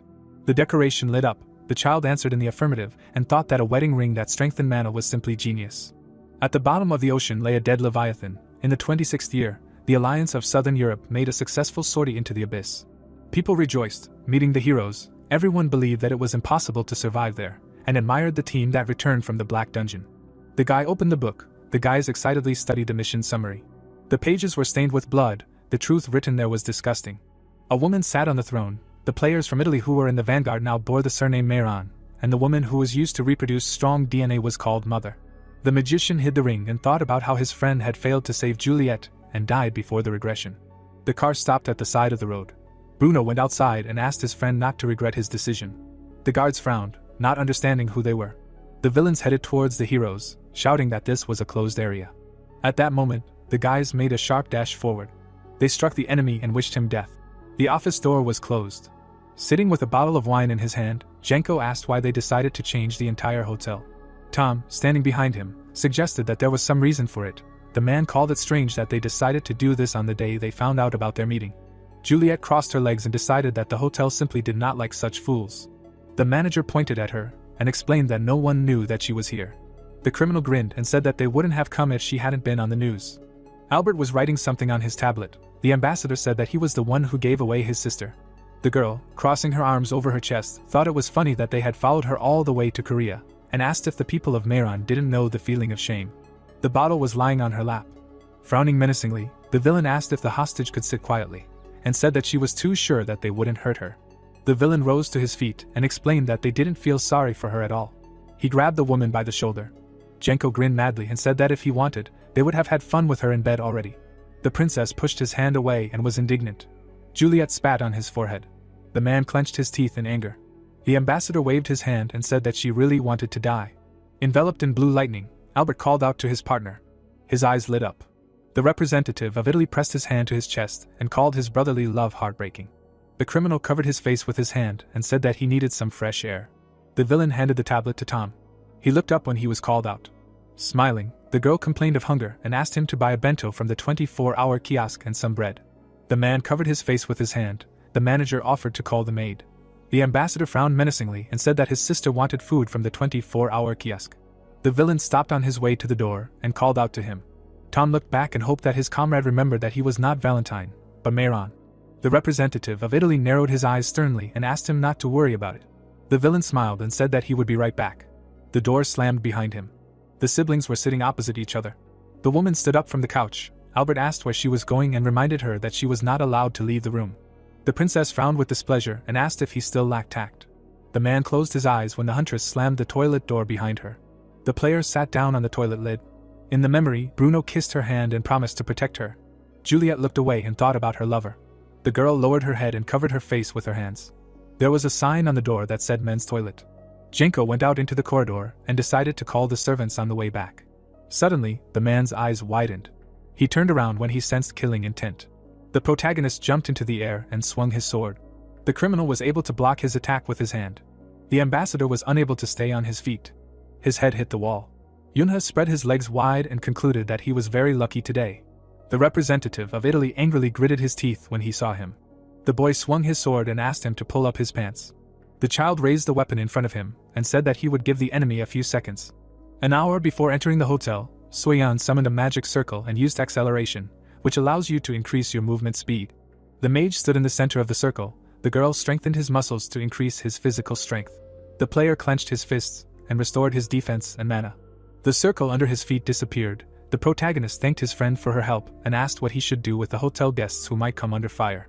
Yunha fastened his belt. The woman asked him not to worry about it because the government issued an evacuation order, and he also had enough potions. Standing in front of the enemy, the boy realized that this was his chance because the enemy was unarmed in a narrow space. The child frowned and realized that he could not miss such an opportunity. Jenko pounced on him with the intent to destroy him. The mage managed to dodge his fist. The man punched the wall behind him with all his might. The player pushed himself off the wall. The protagonist smirked and stated that he had enough potions and buffs to handle this. The criminal frowned furiously. Yunha asked if he wanted him to fight at full strength. A powerful shield appeared in front of him. The boy approached him and swung his magic sword. Its blade slammed into the barrier. The child struck hard. The shield shattered into pieces. The ambassador thought that this was very unlike the man they met on the street. The mage rushed to attack and asked why the enemy was inactive. The player kicked the enemy in the stomach and threw him back. The Italian representative crashed into the wall. The shield appeared in front of him again. The protagonist continued to strike. The villain realized that it was impossible to fight here, because in such conditions it was impossible to even turn around. The barrier cracked. The villain decided that he needed to leave. Yunha frowned and swung his sword. The blade pierced the protective field. Genko jumped to the side to avoid the blow. The man took a gun out of his pocket. The boy put up a shield in front of himself and covered his face with his hands. The child frowned in confusion. The criminal ran out the door. The magician asked where he was going. His hand was enveloped in blue energy. The player cut the air with his sword. The shield surrounding the ambassador collapsed. The Italian representative tensely clenched his teeth. The villain headed for the exit. The protagonist wondered how such a person could be one of the Tredisai. Yunha rushed after him in pursuit. The villain fired several times and wished to kill him. The boy dodged the bullets and shouted that his funeral would be today. The child took out a potion and thought that soon all the buff effects would disappear. The mage immediately drank the contents of the vial. In the memory, Albert was sitting at the table. Genko assumed that these were the same potions that the goddess constantly talked about. Looking around, the man realized that he should have finished off the enemy back then, and decided that there was no time to go up to the 18th floor.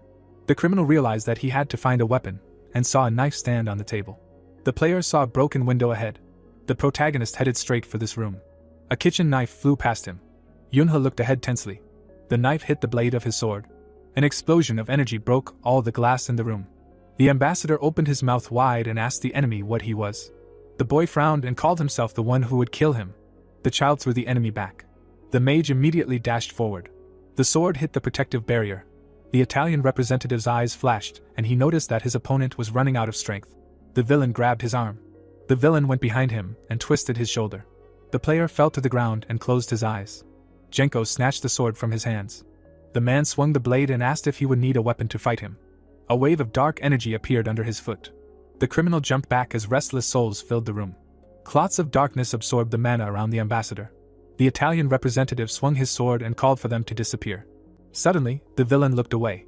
The protagonist made a sharp dash towards him. The blade of a dagger flashed in the air. Yunha dealt several powerful blows to the enemy. The villain blocked his attack with his sword and wondered what was going on. The boy kicked him in the chest. Genko's body flew back, knocking over all the furniture in its path. The heroes stood in the ruined lobby of the hotel. The man grinned and said that each attack of his opponent was getting weaker. The child clenched his teeth in anger. The criminal asked where all his courage had gone. Someone approached the door. Albert frowned sternly and explained that they were doing this for the Valentine family. The ambassador stared at the door, but did not wait for an answer. Turning the corner, the Italian representative said that he needed to leave for a while and asked his sister to call him if she needed anything. The villain went out into the corridor. He stopped and closed his eyes. Albert adjusted his glasses and said that they had not seen each other for a long time. Bruno came out to meet him. The man frowned sternly and asked where his beloved was. The ambassador looked at him with burning eyes. Taking a few steps forward, the Italian representative warned him that he would be killed for stealing Juliet and decided to give him one last chance. The villain raised his hand and offered him to return to Valentine to destroy Mayron. The wall behind him collapsed. The hunter held out his knuckles and declared that he would never do that. The villain took a gun out of his inner pocket. Blue energy enveloped him. The player took a fighting stance. No one would believe that this confrontation would turn into his complete defeat. Genko grinned and asked what was wrong with his opponent. The protagonist was squatting. Yunha wiped his chin and asked what they were talking about.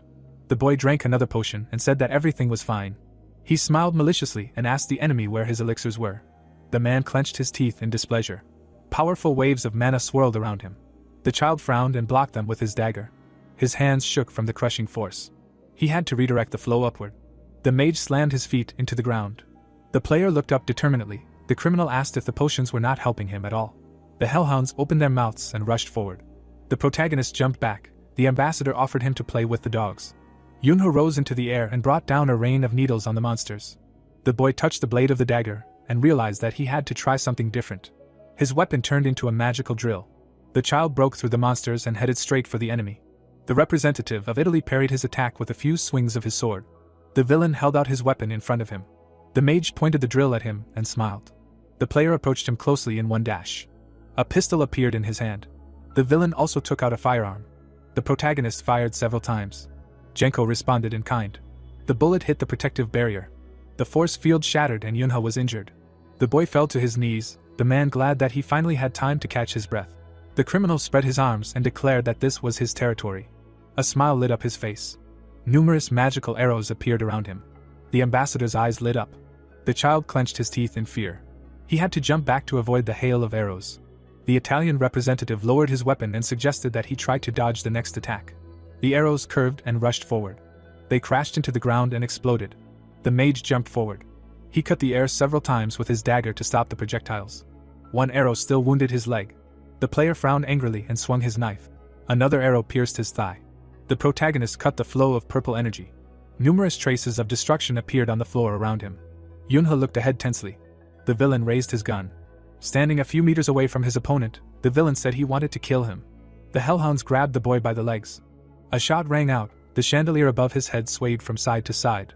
A wave of blue energy turned into a vortex. The child realized that he would not have time to jump back. The magician made a sharp dash forward. He turned around and raised his gun. The monsters had to let go of his legs. The player jumped into the air and raised his dagger to strike. Jenko blocked his attack with his sword. The man narrowed his eyes and asked who his enemy thought he was. The criminal threw his opponent back. A magic circle appeared under his feet. Several more such circles appeared throughout the room. The protagonist looked down in fear and realized that this was a magic trap. A strong explosion destroyed the glass. The shards fell to the ground. A cloud of dust rose above the rubble of the walls. There were traces of blood near Yunha. The boy wiped his chin and realized that he couldn't fight in this state. The child took out a potion and decided to recover. The ambassador grabbed his hand and asked if he hadn't been taught to share. The Italian representative abruptly snatched the potion from his hands. The villain drank it in one gulp. The magician thought that his affairs were bad. The player rose to his feet and realized that it was time to leave. The villain said that this country makes excellent potions that quickly restore mana. The blade of a sword flashed in the air. The protagonist looked around in fear. Jenko knocked the weapon out of his hands, and the dagger flew into the air. The knife fell to the ground. The man said that leaving like that was impolite. The criminal kicked his opponent in the chest. Yunha flew back. The ambassador explained that he was not going to kill him so easily. The boy fell on several magical traps. A powerful explosion was heard in the hall. The Italian representative looked at the destroyed ceiling and said that the dog needed to be kicked to wake it up. The villain smirked and asked how a child could sneak up on him from behind. There were traces of blood on the floor. A cloud of dust rose around the destroyed wall. Raising the gun to his forehead, the villain asked if his enemy had died and decided that it couldn't have happened that easily. Suddenly, Jenko's eyes widened. The vial fell to the floor and broke. The mage said that he should have done it sooner. His silhouette appeared in the smoke. A powerful blue aura enveloped the player's body. The man picked up the gun and asked how many potions he had already drunk. The protagonist wiped his cheek and explained that it was just fruit juice. Yunha froze in place. Engulfed in flames, the criminal realized that his mana and stamina were fully replenished, and his buff was restored without interruption. The ambassador gaped in surprise, thinking that this couldn't be true, and asked if he really had a gift. The boy pulled out a ring and said that it was more than just a gift. The Italian representative frowned furiously. The ring was engulfed in bright flames. The villain covered his chest with his hands and wondered how much stronger his opponent had become. The villain grinned and decided that he still had a chance. There was a knife on the floor, and Jenko concluded that his enemy's accuracy was not at its best. The man held the weapon out in front of him and realized that he still had the advantage. The child reloaded the pistol and frowned menacingly. The magician pointed the weapon forward. The criminal took a step back and thought that it was a mistake. The ambassador grinned and realized that he could gain the upper hand. The player lunged forward. He managed to slip past the villain. The Italian representative gaped in shock. The protagonist turned sharply and rushed towards him. Yunha threw the dagger and cut off the enemy's left arm. Jenko looked at his shoulder in horror.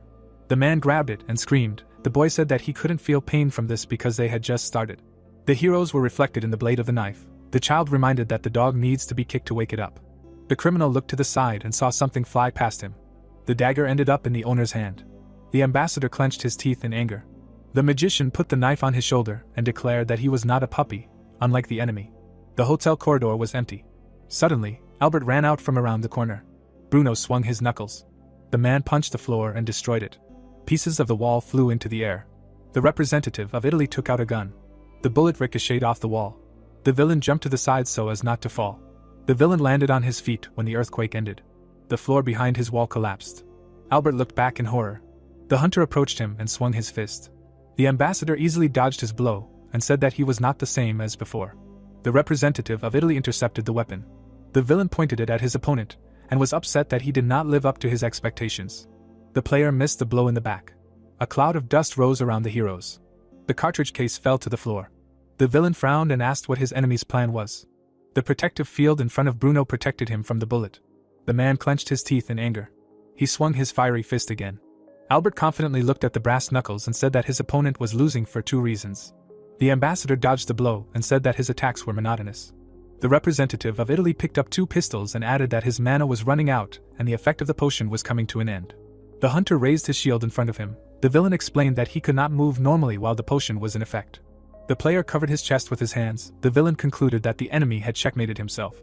The protective field cracked. Albert pulled the trigger. Juliet ran out into the corridor and asked them to stop. The girl frowned and exclaimed that this was not what they had agreed on, and that the Tretisai had promised not to touch people close to her. The ambassador turned to her and asked if she could talk about promises. The Italian representative pointed a second pistol at his sister and asked her to stand still because they were almost done. The woman rested her forehead against the barrel. The princess grabbed the pistol and asked her brother to do it. The villain pursed his lips angrily. Juliet turned to her lover and declared that it was not worth it.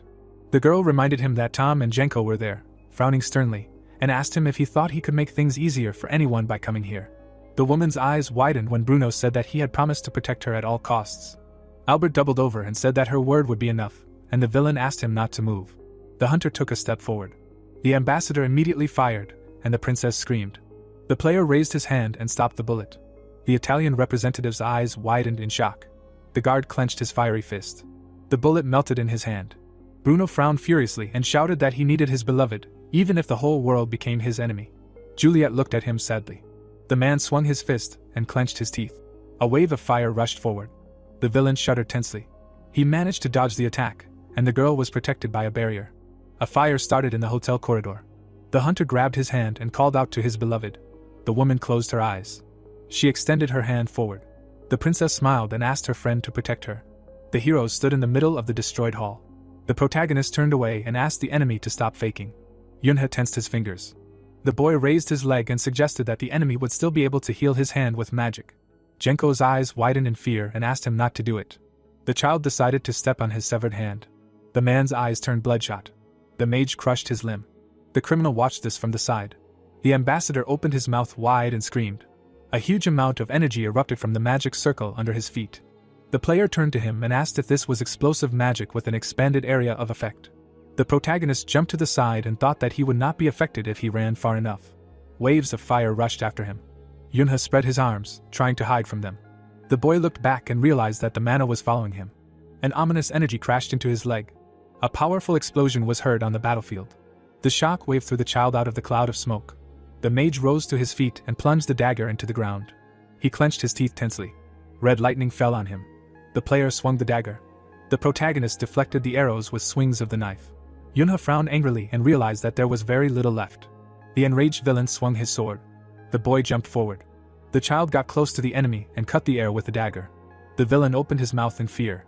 A bright current ran through the mage's body. The player looked down and realized that he had reached his limit due to his small body. Jenko grinned maliciously and decided that this was his chance. A huge cage appeared in the air. The protagonist looked up. He was imprisoned. Yunhe tried to break through the bars and thought that he needed to finish the fight quickly before his body gave in. The boy destroyed the cage with a swing of his knife. His weapon shattered into pieces. The boy clenched his teeth in anger. The man struck and threw him back. The child landed on his feet and raised his hand. The mage placed it on the ground and cast the Grudge Soul spell. The criminal frowned furiously and wondered what was happening. The veins on his arm bulged. The ambassador rushed towards his opponent and shouted that he had had enough. The player blocked his blow with his pistol. The heroes jumped back in different directions to increase the distance. The protagonist felt the bones of his hand being crushed. Yunhe looked down tensely. The representative of Italy swung his sword and wished him death. The boy slipped under the blade and rushed forward. He turned around abruptly. The child fired several times. One of the bullets pierced the villain's chest. The villain poured a huge amount of red energy into his weapon. Jenko cut the air with it. The magic whip wrapped around the magician's leg. The player fell to the ground as the energy pulled him along. The gun fell from his hand. The man delivered a powerful blow to the enemy's chest. The criminal loomed over him and swung his fist. The ambassador hit the protagonist in the face. The representative of Italy opened his mouth wide and wished him death. Yunhe raised a trembling hand. Suddenly, it fell to the floor. The villain froze above him. He took a few steps back. The villain summoned magic arrows around himself and declared that it was over. Spears fell to the ground. A cloud of dust and smoke rose in front of Jenko. A smirk appeared on his face. The man rolled his eyes and was glad that he was able to win. The criminal turned his head and decided to strangle the enemy if he was not dead yet. The ambassador extended his hand forward. Suddenly, the boy grabbed his wrist. The child bared his teeth furiously and bit his opponent. The Italian representative opened his mouth in horror and screamed. The villain kicked his enemy in the side. The mage flew to the side and crashed into the wall. The protagonist spat out blood. The villain called him a pathetic insect and said that he no longer had a way out. Blood oozed out of his wounds. It splashed onto the floor. Genko wondered if his wounds were that serious. The man looked at his hand and realized that he could not control his mana. A red aura enveloped his palm. The criminal fell to his knees and thought about the counterflow of mana. The ambassador spread his arms and raised his head in unbearable pain. The Italian representative pursed his lips and asked what just happened. Yunha took out an empty vial. The boy smiled and said that it was the venom of the shadow spider, which causes an explosion of mana. In the memory after the blow, dust rose. Then the scoundrel looked to the side. He realized that the enemy hid poison in his mouth. The villain fell to the ground and asked if he wanted to die too. The child said that he wouldn't carry only poison. The magician uncorked another potion and drank it. The player threw away the empty bottle and explained that he also had an antidote. Genko fell head first into the floor and insulted the opponent. The protagonist raised his gun and asked what was wrong with his pronunciation. Yunha pointed the gun at the enemy. Trembling with fear, the man said that he was too sure that he would not regret it, and explained that his death would affect the situation in the world. The boy frowned sternly. The criminal said that the whole planet would become his enemy, and doubted that he had the strength to stand up to the whole world. The child put the gun in his mouth and asked him to shut up. The magician squatted down and said that the survivor determines the price of death. The player prepared to pull the trigger, and added that he would decide for himself whether the world would become his enemy or not. The ambassador's eyes widened in fear. The protagonist asked him to accept his death with dignity. A shot rang out. Blood spurted from the head of the Italian representative. Furniture was scattered in the hall. The gun fell to the ground. Yunha sat down next to him and began to breathe heavily. The boy closed his eyes and wondered if he should drink the last potion and go to Bruno. Tom hid around the corner. The man with the bag in his hands trembled and wondered what was going on. The manager clenched his teeth in horror because he could not believe that a child had killed Genko. The Italian representative ran and decided that even he could not do it. Soyeon was sitting in Gale's office. The villain frowned angrily and thought that until the Korean hunters arrived, their priority was Juliet. Bruno continued to fight Albert in the hotel corridor. The man swung his brass knuckles. The villain looked up and saw a wave of fire. He managed to dodge and the fiery attack hit the wall. A hole appeared in its place. The ambassador wondered if it was a power-up effect. The hunter ran up to him and swung his fist again. The Italian representative frowned sternly. The heroes looked around as the girl asked them to stop. Someone put a knife to her throat and declared that the game was over. Tom grabbed it and ordered the enemy to remove his mana if he did not want to see his beloved die.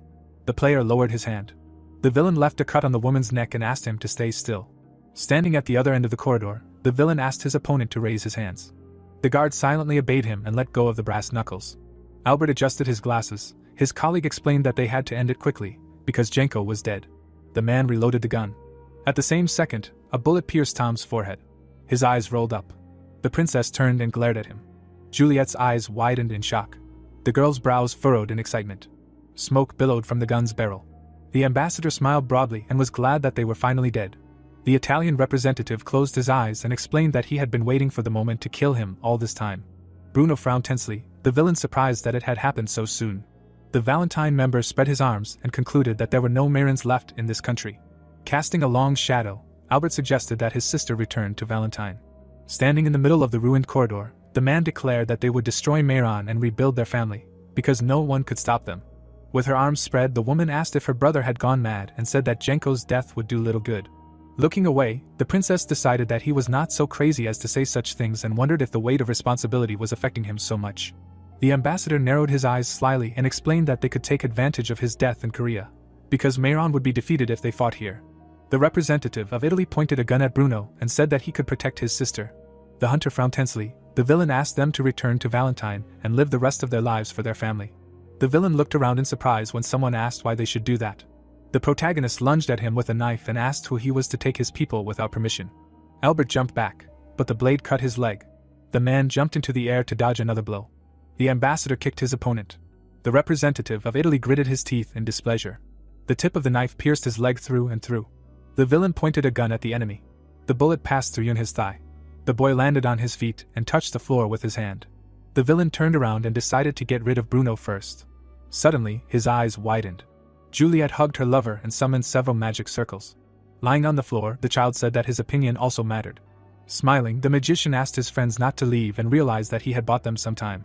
The girl smiled back and said that she would never leave like that again. Her hair was enveloped in light energy of amplification. A protective dome appeared above the heroes.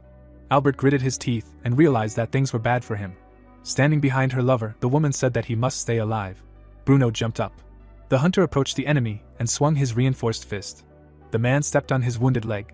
The ambassador summoned a shield in front of him and realized that he could not move. Several blows destroyed the protective field. The player jumped to the side as the Italian representative flew right above him. The villain crashed into the wall. Blood gushed from his mouth. The guard immediately rushed towards him. The villain tried to raise his shield again. Pistols flashed in his hands. A powerful wave of energy burst out of them. Bruno destroyed it with his fist. The man kicked off the ground with his foot. He clenched his teeth furiously and swung his brass knuckles. The hunter hit the enemy in the face with all his might. Cracks appeared on the wall. The ambassador's body broke through it. Shards rained down on the ground. The Italian representative fell from the skyscraper and thought that he could not die like this. His memories crumbled like a broken mirror. The villain realized that he had promised to destroy Mayron and revive Valentine. The villain raised his head and lost consciousness. His body fell to the ground and raised a huge cloud of dust. Albert grabbed the edge of the funnel. The ambassador climbed out of the hole and concluded that he still had a chance. Smoke hovered before his eyes. The representative of Italy decided that he needed to escape now. Gusts of wind raised ash. The villain noticed that his direction had changed. Suyeon stepped forward and called out the name of the enemy. Holding a fan in her hands, the girl arrested the villain on suspicion of plotting a terrorist attack on the Alice Hotel. Sitting in a chair, Gale realized that the situation had changed and decided that they could not allow them to become a threat in the region. Albert sat behind glass in a straitjacket. The heavenly maiden wanted to listen to him. Frowning, the man replied that this was not his doing, and was outraged that Korea was interrogating him and restricting his freedom. Raising her hand, the Zodiac asked what he would do in this case, and reminded him that they had a video of Tom's murder and a video of her and Jenko kidnapping Juliet. The ambassador closed his eyes in irritation. The girl scratched her chin and asked if he really thought that a primary school-age child had killed Jenko and planned the attack on the hotel. The woman narrowed her eyes slyly and asked who would believe that. The Italian representative gritted his teeth. Introducing the Fang Snakes, Gale explained that she had analyzed the political situation and Big Mom's position and had concluded that the criminal had killed Jenko to thwart the Mayron family. The Celestial Maiden reported that they were not the only hunters from Italy, and the villain remembered Tom's grinning face and concluded that he was not the only one sent to spy on him. The villain looked down and decided that the Mayron family had decided to be secretive. Crossing her legs, the Zodiac said that they had arrested all the Italians and offered the hostage a deal. Albert lowered his head and asked what they wanted. The girl stepped forward and explained that she had to process a lot of lies. The woman leaned toward the prisoner and said that they wanted a lot. Clouds floated above the city. There was a patience card on the wall. Someone asked if the protagonist was not going to listen.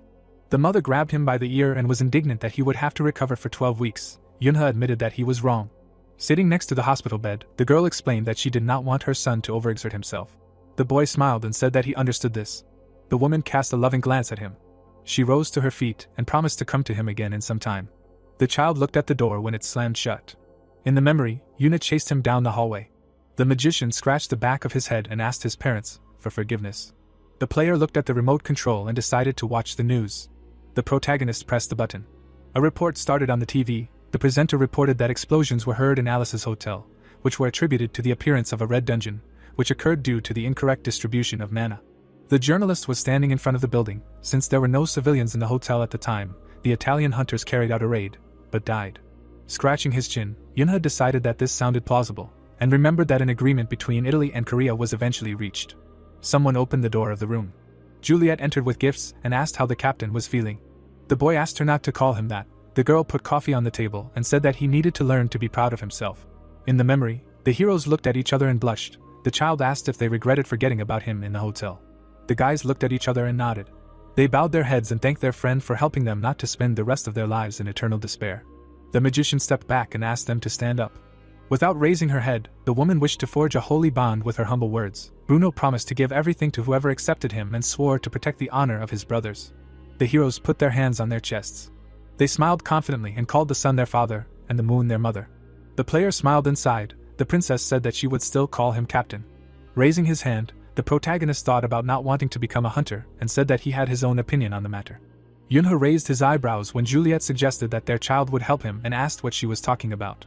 The girl put her hand on her lover's chest and explained that they would have a child. The boy congratulated them and was glad that they were now safe.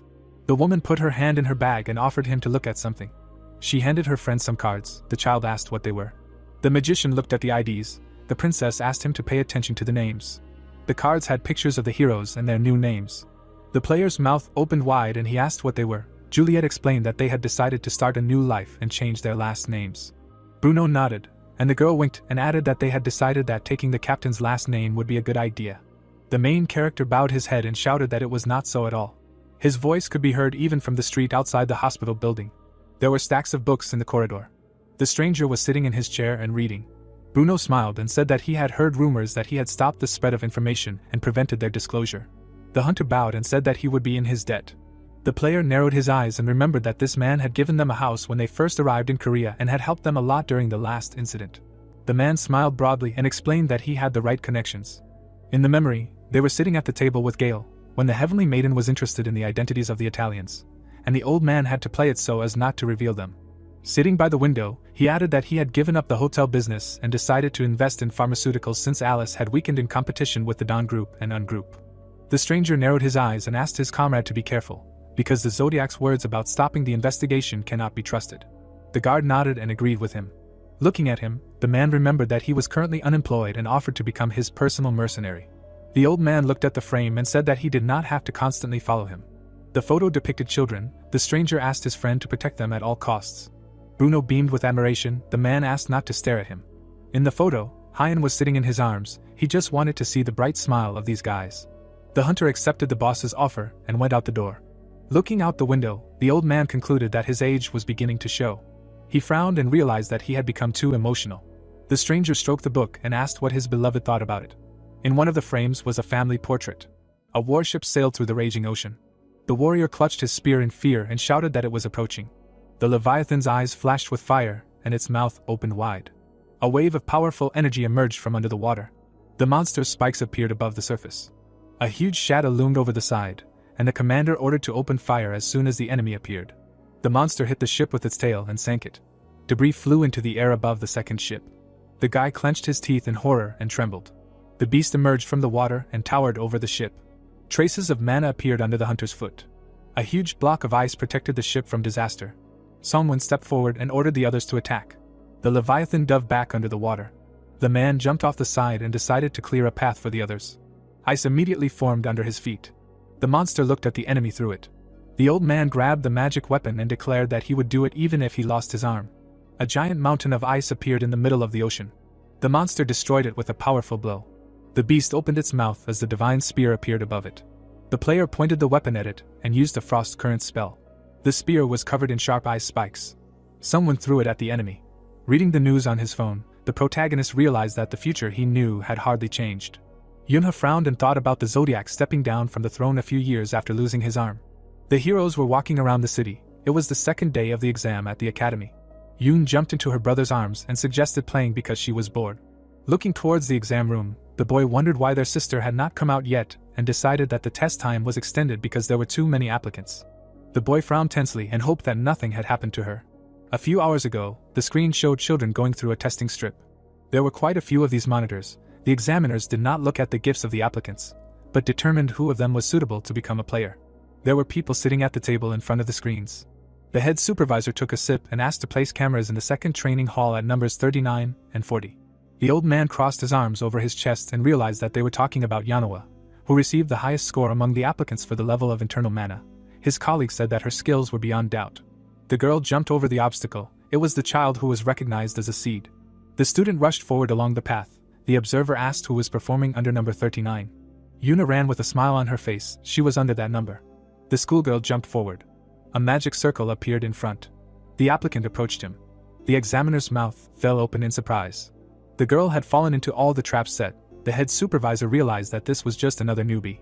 The hunters decided to focus on these two numbers. The spectator adjusted his glasses and noticed that they did not use mana at all. The man raised one eyebrow in surprise and asked what that meant. Yuna was barely keeping up with her competitor. The observer asked if they were really passing the exam using only their physical abilities. The exam participants stopped at the finish line and wiped the sweat from their faces. The girl remembered how Soyeon had slammed her fan shut and asked her not to use mana during the test. The girl said that it could only be used in extreme cases. The root-bound student asked if she didn't need to learn to manage mana well in order to become a player. The tree shook her from side to side. The woman told her that hunters always get into unfavorable situations and should know how to resolve them in advance. Putting her hands on her hips, the schoolgirl realized that her mentor was right and concluded that her competitors were dependent on the use of mana. Suddenly, her eyes sparkled and her cheeks turned red. Yonghwa drank a glass of water. Yuna did not think that there would be anyone else who would decide not to use mana and was surprised that she managed to be faster than her. The girl looked back when the student praised her speed. The girl clenched her fists happily and declared that they both completed the running test without using mana. The heroines silently stared at each other. Suddenly, the student lowered her gaze. She turned away and left. The rest of the children barely completed the test. The schoolgirl assumed that her competitor was simply not very sociable. The children gathered in front of the gate. The examiner decided to explain the rules of the last test. The man pointed at the door and said that there was a labyrinth inside. The supervisor presented intricate paths and explained that the structure of the labyrinth would change at a set time and that all participants would be given a random entrance. The applicants frowned sternly. The host announced that there would be assistance with drinks and snacks in certain areas, adding that they were allowed to use weapons and mana and team up with other participants at will. Approaching Yuna, the stranger apologized and remembered that she had won second place in the previous exam. Hyge extended her hand and introduced herself. The girl replied that she was very pleased to meet her. The student shook her competitor's hand and noted her self-confidence. The girl told him that she had studied at Jungak Elementary School and was good at mana. She narrowed her eyes slyly and invited another participant to join their team. The schoolgirl asked if they didn't start in different places. The student closed her eyes and decided that they could meet inside the labyrinth, and wanted to agree that they would not attack each other. Yuna agreed and looked back and asked Yanghwa's opinion, but she refused the applicant and said that she was fine alone. The girl waved her hand and promised to see her later. The exam participant scratched her head and was indignant at how the leader of the rankings ignored them. Her friend suggested that she simply did not have friends at school. The student replied that she was not very upset and that everything was fine. The schoolgirl raised her hands and smiled. Her new allies decided that their competitor was acting like she thought she was the best and that there was clearly something wrong with her. Yuna looked away in embarrassment and thought that it would be hard for her to make friends with such people. In her memory, the student wiped her face with a towel. The applicant looked sternly at her future classmate. But then she looked down. The girl really wanted to be friends with her. The boys looked back when the signal sounded. The door opened, and the man announced that the final exam had begun. The children entered a huge labyrinth. The student thoughtfully scratched her chin. There was a fork in the road in front of her. The schoolgirl wondered where she should go now. The sorceress closed her eyes and remembered what Suyan advised her to do in a seemingly hopeless situation. The woman raised her index finger and explained that she needed to catch the flow of mana. Yun's eyes lit up with a blue fire. Traces of magic led forward along the corridor. The girl followed them and thought that this was the easiest way to find the exit. The student looked away when someone greeted her. Standing by the table with treats, the man said that she managed to get here first. The assistant handed the participant a bottle of water and decided that it was not easy for her to get here. The schoolgirl thanked him. The sorceress closed her eyes and drank the entire bottle in one gulp. The supervisor said that he could give her a hint. Yuna smiled widely and asked if this was really fair. Asking her not to worry about it, the employee pointed to the corridor and explained that the right way was there. Bowing, the girl thanked him again and ran forward. The man waved his hand at her and grinned slyly. The student widened her eyes in surprise and asked what it meant. Looking around, the schoolgirl realized that she did not see the flow of mana, and thought that the teacher would never lie to her. She noticed a group of children and concluded that she was on the right path, since there was another teacher here. Hyge looked back and noticed her. The sorceress immediately ran up to her. The girl said that the participant had come just in time, because they were trying to find out the right way from the assistant. The supervisor raised his index finger and asked which side the sun rose from. The children answered in chorus that it rose in the east. The children ran forward along the corridor. The student called her friend with her. Yuna looked back and realized that something was wrong here. The flow of mana was going in a completely different direction, and this was bothering her. Another teacher also showed the children a path that went away from the traces of mana. The applicant pulled another participant along with her, leading her even further from the real exit. The girl scratched her chin and guessed what was really happening here and that the assistants were directing them along the wrong path. Raising his hands in front of him, the man praised the children for coming this far and said that there was one last fork left. The children were standing at a table with sweets. The supervisor said that one of the 3 directions leads to the exit. The girl asked him to give them a hint because the exam was about to end. The teacher scratched his head and said that he could not refuse them. The assistant opened one eye and looked at the right path. The participants were delighted. They immediately ran along the indicated path, hoping to get to the exit among the first. Suddenly, the children looked back when the student asked them to stop. The schoolgirl pointed to another corridor and assumed that the exit was in this direction. The flow of mana went where she pointed. Yuna told the others about this. The student frowned and said that the supervisor showed them a completely different path. Her friend asked her competitor not to complicate things when they were almost finished. The girl frowned sadly when the applicants shouted that the exit was right in front of them. The girl closed her eyes and explained that the teacher himself told them which way to go. Her ally added that they were very tired and did not intend to argue. The student clenched her fist and called out to her friend. Crossing her arms over her chest in displeasure, Hiji decided that she was wrong and asked her not to think too much. The schoolgirl lowered her head tensely and remembered the teacher. The guys decided that she simply imagined herself too smart after taking second place in the last exam. Trembling with fear, Yuna thought about how she simply said what she saw and wondered what her brother would do. In the memory, the protagonist, sitting in the car, asked his sister not to trust anyone. The girl raised her index finger and asked why. Yunha reminded that the players cannot trust anyone. The student smoothed her hair. The boy said that his sister should only listen to herself. The schoolgirl squeezed her seat belt and replied that she understood everything. The stars shone in the darkness. The magician asked her not to forget about it. The sorceress folded her hands together and wondered why this memory popped into her head now. Yuna pointed to the side and said that the exit was in that direction. Hige suggested that she go there herself while they were on the right path. The girl narrowed her eyes in displeasure and pursed her lips. The girl's legs were enveloped in a blue aura. The student jumped up. The guys looked at her in surprise and considered her stupid. The schoolgirl confidently ran forward along the corridor. Brushing her hair, the student suggested that the others leave here and decided that she absolutely did not understand her competitor. Heading towards the exit, the applicant thought that the solution was right under her nose, and yet the sorceress chose a different path. The children ran towards the source of the bright light. Hiji smiled widely, confident that she would be able to pass the exam before everyone else. The girl took a decisive step forward. Her foot touched the exit, confident that she had completed the task. Suddenly, the student teleported to another place. The applicant found herself in the very center of the labyrinth. Standing in front of the vending machine, Yuna thought about how lucky she was that the exit was so close. After pressing the button, the girl realized that the exam ended much later than it should have, and decided that her family was already waiting for her. Yonghwa handed her a can of soda and said that so far only the two of them had left the labyrinth. The girl turned away embarrassedly and explained that she refused the offer to team up before the exam not because she did not like her competitor. Smiling happily, the student mentally called her very cute and thanked her for the drink.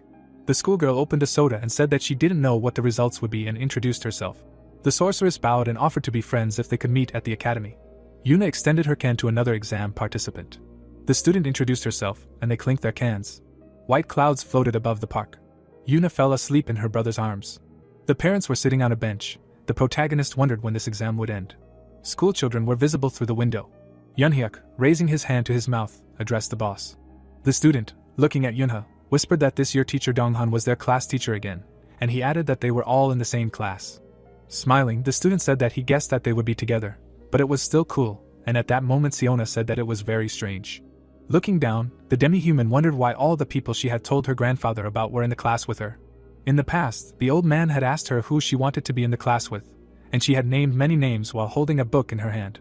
Touching the protagonist, his classmate asked if he knew anything and what she thought about it, and then received the answer that it was a rather strange coincidence. The grandfather, shaking the boy's hand, asked him to look after the protagonist since he had recently been discharged, and he said that they would take good care of him since the president of Alice Group himself had asked them to. The young man's jaw dropped in confusion. The girl, continuing to poke the student in the back, called him a liar. Suddenly, a book was hit on her head. Donghun, with his hand in his pocket, noted that she had plenty of courage to skip new material at the beginning of the school year. The homeroom teacher said that she would be staying after school to clean the teacher's lounge, after which Siona blushed sharply and muttered that this was the first time she had been scolded and that she was very ashamed. The teacher said that the protagonist did too, and then the protagonist, with sweat on his face, asked why, to which he was asked in return if he had been babbling. The man said that he was cleaning with Siona, and at that moment the protagonist closed his eyes. Donghun noticed that Yunhyuk did too, and Yunhyuk opened his mouth wide and asked why. The homeroom teacher frowned and explained that he was laughing, and then the guy clarified that now was not a good time, and the half-human asked if he really found her funny. The boy's eyes glowed red and they suggested that they have fun cleaning, and the student thought that he was finished. The girl, adjusting her glasses, asked why they were all the same children, since they were already in the 3rd grade. After a while, the high school player academy appeared. Yuna raised her hands, very happy. Hugging Yonghwa, the protagonist's sister exclaimed that she missed him, and it turns out that she also passed. The young lady added that they were still in the same class, and this is just great, which made the strongest applicant of the academy blush sharply. Suddenly, the girl turned around and said that they probably should have gone into the classroom first. Turning her gaze to the side, Yuna clarified whether some celebrity had come. The lady's legs were visible, and it was heard that she was chosen for one of the thrones at only 22 years old. An unusual staff appeared. The boys happily looked at Hiram. The Holy Mother smiled contentedly, and the students wondered if it was really her, and why she was here. Closing her eyes, the girl muttered that they should stop calling her that at 20 years old, because she does not want to be an old woman. Then the lady approached the students. With the corners of her lips raised, Hiram thought that it had been 4 years since she had seen her after the Kraken incident. Yuna wondered through the sweat on her face if she really wanted something from her, and the Holy Mother added that she had grown so much that it was hard for her to tell how much mana she had. The girl then looked at the student next to the protagonist's sister. Yanawa asked if her friend knew who she was, to which she answered in the affirmative, and the lady also thought that it looked like she was the daughter of Elder Namgun, and she felt like she had so much mana that it was affecting her physiology, which was amazing. Putting her finger to her mouth, Hiram said that she was sure she knew who she was. A moment later, the matchmaker placed her hand on the student's shoulder. With wide eyes, the girl asked if Yuna wanted to become her seed. The protagonist's sister raised her eyebrows in confusion. It seemed like a blue aura was circling around the student, and at that moment, the lady thought that if she was not a celebrity, or a time witch, or like Seo Yoon, then no one else would be able to teach her how to control such a large amount of mana. Hiram clenched her fist and decided that she had to act quickly. The Holy Mother asked if Yuna wanted to become her seed, to which she looked away. The student suddenly refused, causing the girl to open her mouth in confusion. Through sweat on her face, the student explained that she did not know her, and she already had a wonderful teacher. Turning around, the protagonist's sister said goodbye to the lady. It was clear that the lady was surrounded by many guys. Hiram, through tears, wondered if she knew her. Suddenly, the Holy Mother took out her phone. Bringing it to her ear, the girl asked the clan lord what had happened, and at the same time the young men wanted to get her autograph. The lady opened her mouth in bewilderment. The huntress lowered her eyebrows and asked if there was a horde of monsters to deal with. After a while, a notice about missing and murdered people in Gwachen appeared on the screen. Many leaflets were lying on the ground, and it was said that when the first person disappeared, everyone ignored them, thinking that he was simply missing. Several corpses were visible, and it was heard that soon several corpses were found with marks as if they had been torn apart by a beast, and only then did they all realize that it was the work of a monster. A human hand appeared. A large number of people clenched their fists. The hunters were sitting at the table, and it was explained that those who heard the rumors were shaking with fear, protesting against the government of the goddess, and in order to dispel fear, it involved the clans of Gwachen City, namely the Kings, Regulus, and Blades, in this matter. Then the Gwachen Reservoir was visible. A sharp tail appeared. The 6th class monsters opened their mouths. The monsters suddenly rushed towards Hyunchul. The Blade clan leader's expression was serious. A moment later, the undead were surrounded by bright flames. The body of one of the monsters was quickly burning. One of the Zodiacs stepped on his opponent. The warrior, lowering his eyebrows, asked how those bastards managed to hide like that. The man standing behind the guy replied that they were intelligent. Sharply cutting the enemy, the Regulus clan lord added that if it was a monster that could control a horde of such a size, then he could have ordered them to hide from the danger of humans. Turning his head, Hyunchul asked how he knew what they were thinking, and then said that if they needed mana, then those monsters did not really move their limbs, after which the swordsman remarked that the fire demon should not look down on the monsters. The remains of the undead were burning near the hunters. There were many injured players, and Yongsu said that if he was reckless, he would die. The head of the Blade clan narrowed his eyes and said that he knew it. The guy opened his mouth wide and asked Hiram if this was the entire squad against the monsters, to which he received the answer that they had dealt with most of the monsters in this area, but some had managed to escape, and therefore they needed to create a pursuit group. The lord of the Rignall clan smiled and said that the 12 thrones had missed the monsters, after which the shooter explained that this was done on purpose. Wanjun, raising the corners of his lips, said that if they had managed to create such a horde, then if there was danger, they would run and hide in the shelter of their leader.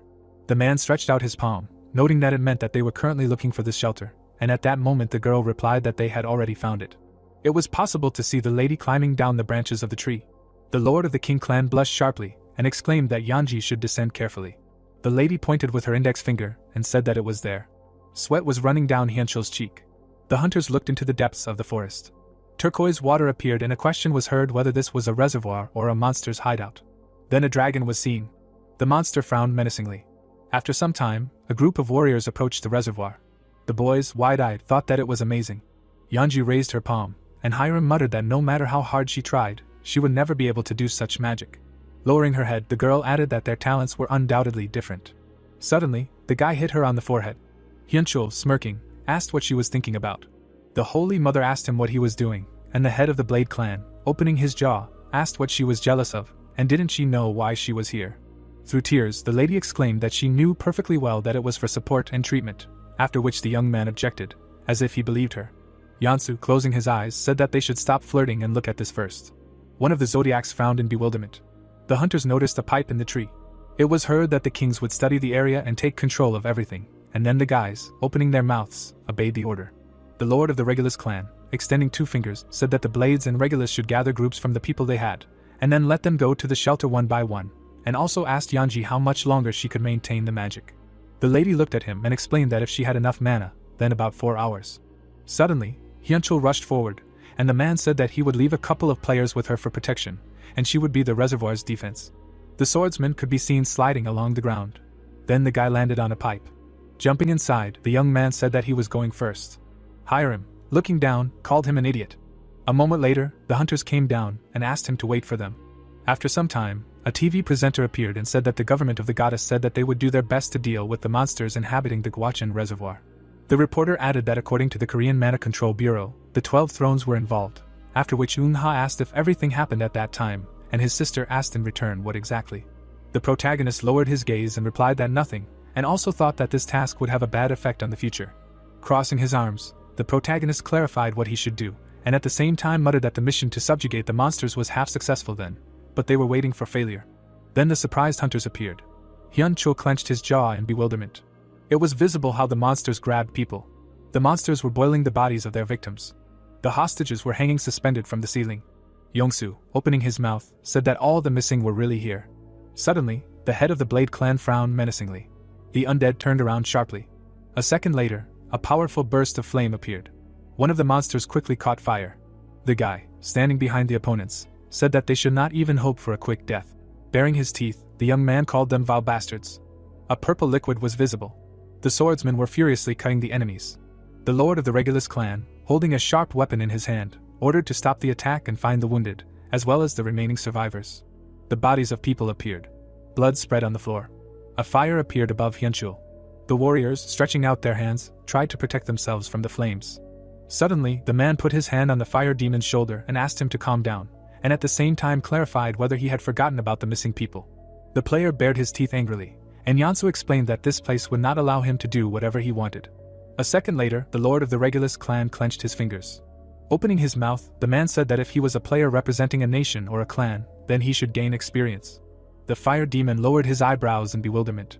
The warrior, sweat on his face, hoped that the two were not arguing, and his colleague noted that there was no way they would start a fight in such a small space.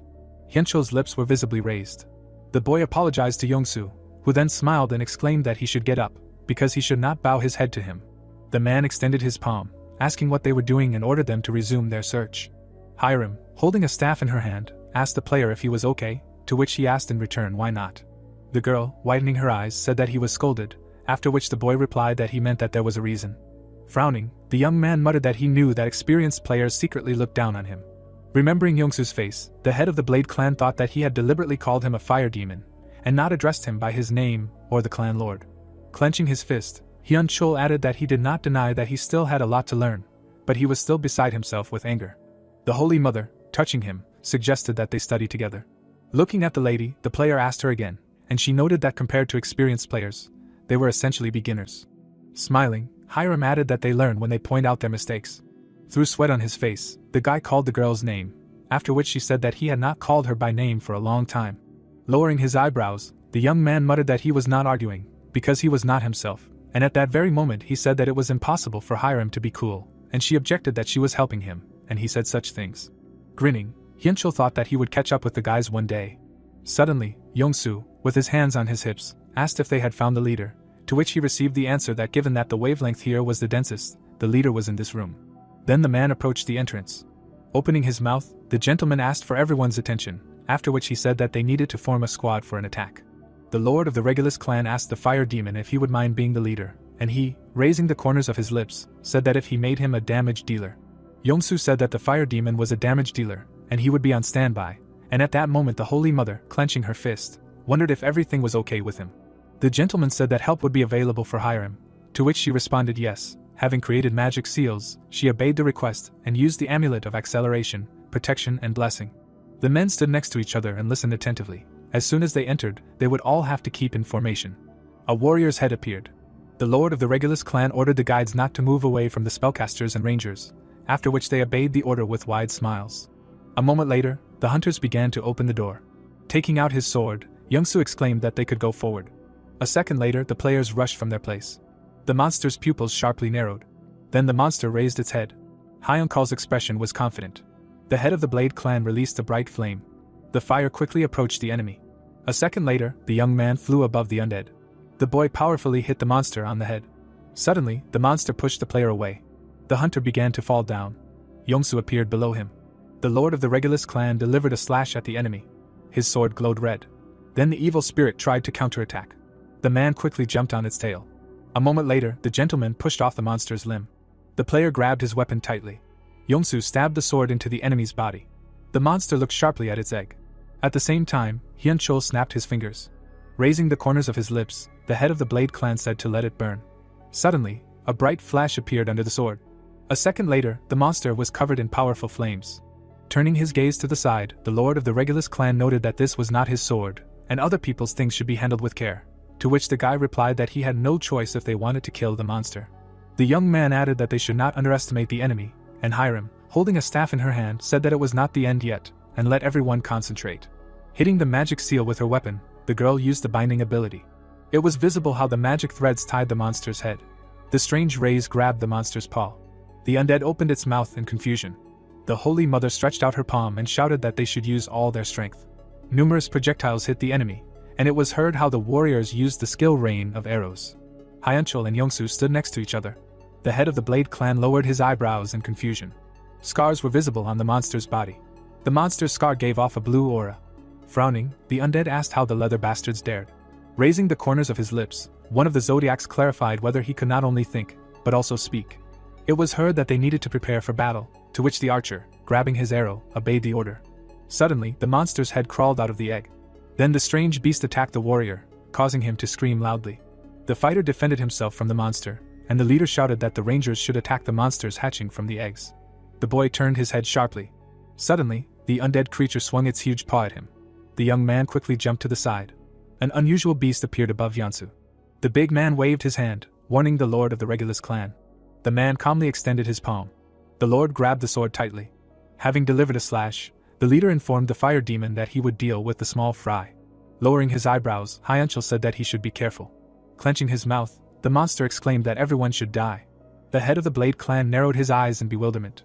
A moment later, the evil spirit released green smoke. Covering his nose with his hand, the fire demon wondered if it was poison. Hiram, looking ahead, said that he should move to the right. The guy's gaze was stern. The young man quickly jumped back from the blow. The player held a sword in his hand. Taking a small bottle, the hunter thought that he needed to urgently get an antidote, to which the voice in his head replied that he should not worry about it. The girl asked him to trust her and attack, after which Hyunchul, smiling, obeyed her. The head of the Blade clan menacingly clenched his jaw. An unusual aura circled near his hand, and at that moment, Holy Mother handed him a detoxification amulet. Opening his mouth, one of the zodiacs noted that this was expected from Holy Mother, to which she objected that she told him not to call her that. The monster sharply turned his head. There was a purple power around the guy. The young man quickly ran forward. Lowering his eyebrows, the player asked if he thought he would be scared. A powerful aura surrounded the hunter's sword. Opening his jaw, Youngsu shouted that he should let the fire demon finish him off. A second later, Hyunchul jumped off the ground. Raising the corners of his lips, the head of the Blade clan exclaimed that he knew. With a slash, one of the zodiacs used the purple flame skill. A moment later, a powerful explosion was heard. Hiram raised her hand, saying that they needed to act now. Then, many projectiles hit the enemy's body. Opening his mouth, the monster muttered that he must protect the king. The monster's pupils sharply narrowed. Suddenly, the undead fell to the ground. Placing the sword on his shoulder, the boy asked if that was all, to which he received the answer that it was not quite. Youngsu lowered his gaze. Having stuck the dagger into the egg, the lord of the Regulus clan explained that the eggs were still intact. The monster opened its eyes slightly, and it was heard that the eggs needed to be destroyed. The warriors cut the protective shell of the embryos. A hole was visible in the shell. Suddenly, an unusual beast ran out of the room, and the monster hoped that its king would live and grow strong. Suddenly, turquoise water appeared. The sun's glare reflected off the reservoir. A moment later, the creature stepped onto the ground. A huge monster walked through the park. It was seen how Siona raised her fist in satisfaction, and the news anchor said that a week had passed since the successful defeat of the Guachin monster, and thanks to the active participation of the 12 thrones, many survivors were saved, and at the moment they are hospitalized in one of the hospitals in Gangnam. Children happily ran on the ground. Then the half-human flew towards the guy. The girl knocked the young man down, and it was also heard that the inspection of the King clan in Guachin came to the conclusion that there were no monsters left in the reservoir. The student was spinning around in pain on the grass, and the schoolgirl apologized, after which the student exclaimed that he was leaving for another team and wanted to be with Siona, to which Minji objected that if they were together, it would be boring. The girl, wiping her friend's face, said that she, Minji and Hyan were together, and he and Yunhyuk would be against them. It was seen how the man was cutting carrots, and the protagonist thought that the guys should thank him. Yunha's parents abruptly approached their son, and he muttered that they were here since they convinced Uncle Bruno to go, because if it weren't for him, they wouldn't have come here. Sitting on the ground, the protagonist thanked the gentleman for agreeing to go with them, and he, calling him boss, said that everything was fine. Suddenly, the man turned his gaze to the side. Holding the plate in his hands, the boy apologized again and added that he had some things to do, and then clarified whether he would be okay with leaving for a while, and the uncle asked if he needed to help with anything. Looking down, the young man asked if he could pour some curry here. A moment later, the big guy took a small bottle, and at the same time, the student asked if he could take a knife. The assistant replied that if he was talking about the knife he asked to take with him, it was in the bag and the code was the same, after which the student sat down at the safe. Opening his mouth, the boy said that he would be back today, and if they were looking for him, he should come up with something, to which Bruno said that if he was planning something serious, he would go with him. Grabbing the handle of the dagger, Yunha explained that his job was to protect the others just in case. Raising the corners of his lips, the protagonist said that he could handle it. After some time, a park appeared. The door creaked open. The protagonist, finding himself inside, said that here he was. Then the guy's legs were visible. The young man, standing still, said that unlike his past life, he did not feel helpless now. Suddenly, the schoolboy looked up. Unexpectedly, the Lizard King tried to attack him. The monster grabbed the student's knife with its paw. A second later, the boy and the monster jumped back. It was visible how Yunha lowered his eyebrows. Opening his mouth, the undead began to scream. The protagonist imagined many monsters in the past, and told about the invasion of Seoul, namely, the leaders of the monsters invaded during the absence of the first goddess, leading hordes of bastards behind them. Sweat was pouring down the face of the protagonist, and he added that he had just graduated from the academy and should have received the nickname Immortal, and at that time there were a total of 4 leaders who entered the city. The girl, having fallen to the ground, asked how they could defeat them. Many hunters stood in front of the monsters, and the boy explained that many players, including him, were confused at the sight of such monsters with a bunch of small minions. The monster's eyes glowed red, after which the young man added that among them there was someone similar to the king of the lizards, and he instilled fear in the players with the help of a strong poison. The terrible monster stuck out its tongue. Dodging the enemy's blows, the schoolboy thought that this was ridiculous, because no one even guessed that he was here until he reached the 3rd grade. The student's expression was serious. Suddenly, the boy powerfully attacked the enemy. His knife left a small crack on the undead's body. Yunha lowered his eyebrows in confusion. Standing in front of the lizard, the protagonist noted that it was very difficult for him, and he was not yet an adult. A moment later, the monster began to disappear thanks to the ability of invisibility. Biting his lips, the protagonist wondered if this was camouflage, and then muttered that even before it recovered, this creature did a lot of damage with this ability. The boy sharply moved his foot. Dodging the enemy's attack, the young man said that this was pathetic. Raising the knife, the student said that his lust for murder can be seen from a kilometer away. Suddenly, the student pushed the monster hard. The monster opened its mouth in pain. Holding a small bottle behind his back, the boy noted that he could not even hide his presence. Sighing heavily, Yunha said that it turns out that he took it for nothing, and added that it was so that he would not use camouflage. A second later, the protagonist threw the sauce at the monster's head. The undead quickly climbed the tree, and the protagonist said that this curry was specially made for him. The lizard tightly clung to the tree trunk, and at the same time, the boy said that he should eat and enjoy it for the last time.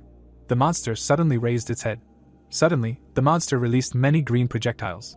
Smiling, the young man asked if it was a poisonous bomb and whether he was seriously using it against him. It was seen how the student quickly reached his opponent. Crossing his arms, the student used the ability Heavenly Step. The boy delivered a slashing blow to his enemy. Purple liquid splashed out of the neck of the evil spirit. Then the lizard fell from the tree. A thick smoke was visible. The monster's paw appeared. A yellow aura covered his body, and Yunha thought that he was very weak. Lowering his gaze, the protagonist said that he thought that the king of the lizards was the king of everything from birth. Looking down, the protagonist bid farewell to his opponent. Suddenly, the lizard ran out of the smoke and muttered that he had spent most of his spare mana to create a clone. Imagining the boy, the monster realized that there was no other way to escape.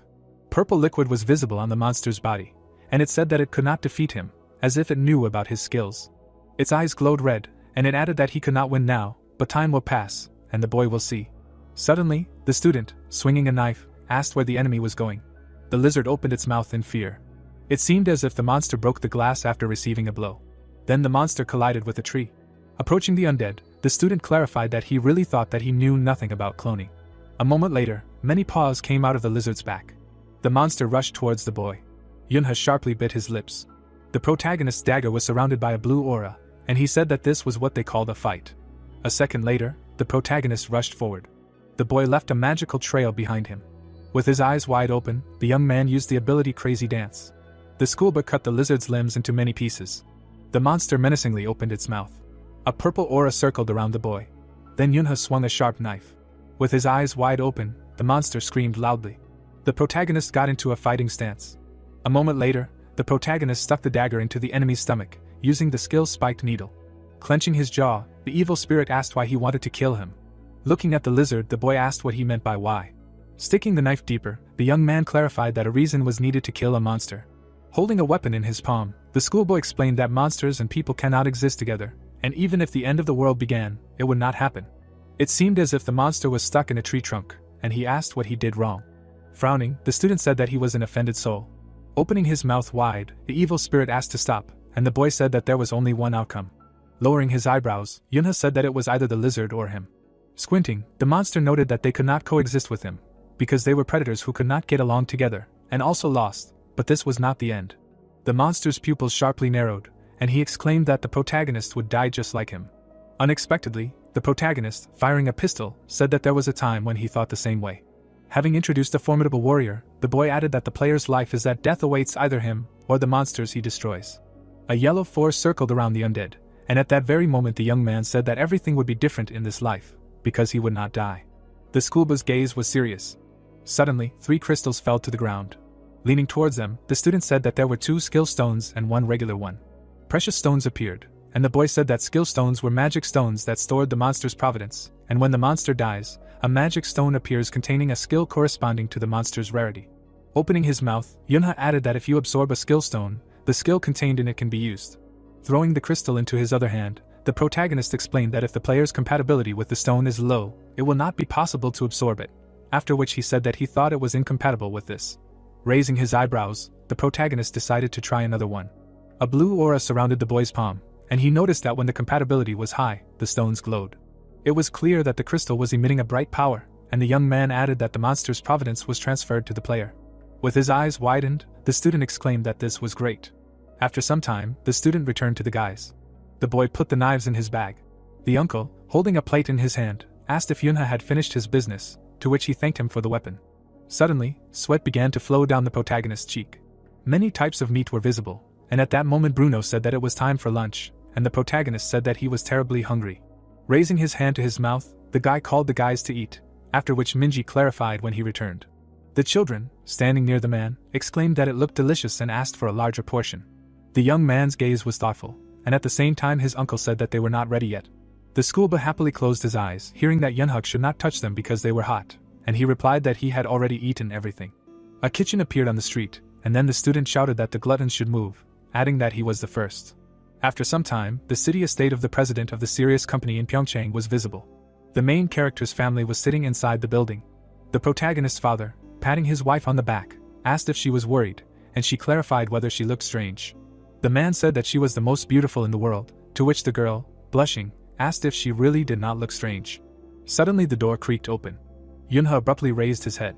Doyoung greeted the branch manager with his palm outstretched, and at the same time, Subin said her name and asked if the journey was hard. Walking up to the protagonist's mother, Doyoung's wife said that her skin was lovely and she was very nice, after which she thanked her for inviting her to dinner, adding that she looked great. The woman, closing her eyes, asked why this made her sound like she was already old, and then said that they were the same age, so they could call each other by name, and the lady asked if she was sure she didn't mind. Subin said that the chef was trying her best to make the dinner a success, so she hoped that they would like it, and at the same time, the student, looking ahead, thought that Subin was keeping his distance, but was quite friendly. Suddenly, Yuna's eyes widened when she heard someone greet her. Sayan lifted the corners of her lips, said her name, and said that she had entered the first year of middle school this year. After shaking her hand, the protagonist's sister introduced herself and noted that they were the same age, to which the eldest daughter Doyen exclaimed that this was great because she did not have many friends the same age, and then they would be friends, and also said that she went to a game academy, and asked if it was difficult. Clenching her fist, the girl replied that it was difficult, but that becoming a gamer was her dream, after which the student said that it was very ambitious and she liked it, and then suggested exchanging numbers. Smiling, the student muttered that as he thought, his sister's sociability was amazing. Suddenly, Yunha's eyes widened in surprise. Turning his head to the side, the protagonist said that they had not seen each other for a long time.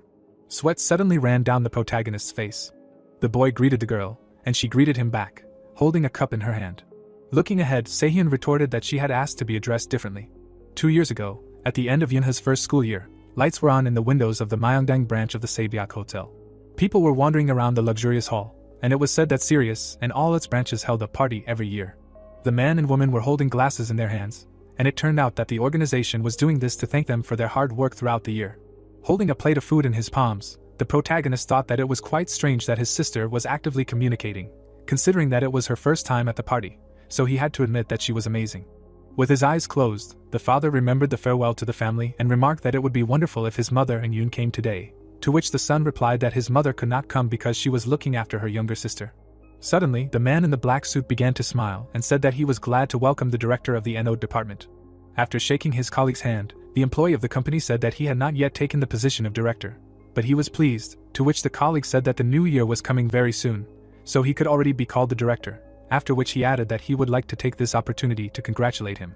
Looking at his smiling father, the boy told him that he had been promoted from a department head to a department director, and to one of the main branches of Sirius, the device department. Remembering how his parent kissed each family member, the protagonist wondered if everything would be fine with the company since such a loving father became the director. Sharply turning his head to the side, the young man decided that Sirius devices would become known in the future, so he did not think there was anything to worry about, and then began to look for a quiet place to have a snack. At that very moment, he saw a girl's silhouette near the window. Sehyun rested her chin on her hand. The second daughter Doyeon turned her gaze back when she heard that she was told that right now she was missing out on a lot in her life. The young lady asked Yoonho again, while he put a fork in his mouth and asked when he would be able to eat something like that again. Breaking off a piece of the dish, the protagonist said that they needed to eat until they were full, because they were young and there was no need to worry. Bringing the food to the face of the interlocutor, the guy clarified her opinion on this. Raising her hand, the girl noted that they should not eat at the party, when suddenly the protagonist asked what they were talking about, because food is needed for this, to which he received the answer that this is also true. At the same second, the girl opened her mouth. A moment later, Sehyun began to chew the food with her eyes closed, and the young man asked if she liked it. Suddenly, the father called out to his son, to which he looked at him in surprise. Putting his palms on his son's shoulders, the man clarified how he could leave without saying anything, because they were worried about him, when suddenly Doyeon was surprised that this child was his son. Alarmed, widening his eyes, Yoonho realized that this was the next chairman of Sirius. The interim president of the company said that he was glad that he was found, to which the parent closed his eyes and replied that it seemed that no problems arose. The protagonist greeted him with his hands on his body and exclaimed that he was a first grader at Doan 4th Middle School, to which he replied that he had heard of him. The man introduced him to his daughter, when suddenly she extended her palm forward and suggested that they get along in the future, after which the guy thought about how this was the only daughter who would become an excellent manager, so he should not lose face in front of her. A moment later, the interim director Sirius pointed his finger at another girl. The protagonist, with his pupils widening in alarm, did not understand what kind of atmosphere this was, and whether it was her. Doyeon said that this was his second daughter, when suddenly Sehyun smiled and said that she hoped that they would become friends, and he thought about how he only had one daughter in his past life. Suddenly, the girl began to shake Yoonha by the shoulders. Doyeon's second daughter smirked, and said that she was 2 years older than him, causing him to wonder if she was trying to discipline him by speaking to her informally. Stepping back, the protagonist asked if he could address her in a less respectful manner in that case, to which she replied that he should speak to her normally. The guy flexed his fingers and agreed, then asked if it was true that he could call her. Clenching his fist, the young lady cried out in displeasure that he should repeat it, to which he noted that she had given him permission to do so. Smirking, the girl asked him to call her by her first name, to which the protagonist agreed, but did not understand why she was angry.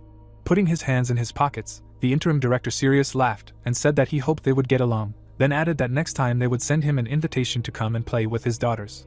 It showed two families sitting on the couches around the tables, and the boy said in his mind that he thought they were telling him this out of politeness, but the invitation had actually come. Subin asked if the guests liked the snacks, to which Yuna raised her hands and exclaimed that it was delicious. Placing her palms on her knees, Doyeon asked if Yuna had entered the Player Academy, to which she replied that she had and that it would be her first year. Turning her head to the side, the man remarked that he should have given it to her earlier. The girl's eyes widened in surprise, while the owner of the house asked if it was true that since she had become a student at the Player Academy, She should have a way to contact them under any circumstances. As the interim president of the company held a cup in his hand, Yunha's father admitted that they were very grateful, when he suddenly interrupted him. The manager closed his eyes and said that he had to help them so that he could count on them in the future, so that they could simply thank them and accept the gift, and then ask them to quickly open it. The daughter opened her mouth wide and shouted that she already had a phone. Smiling, Doyoung noted that this model was much better, because it was a product of the serious company. Turning her head from side to side, the young lady clarified whether she could definitely accept it, while the head of the organization asked if this was true, and the director of the department answered that it was true. At the same moment, the mother advised her daughter to say words of gratitude, and she listened to her, when suddenly the main character lowered the corners of his lips and thought that this was very strange.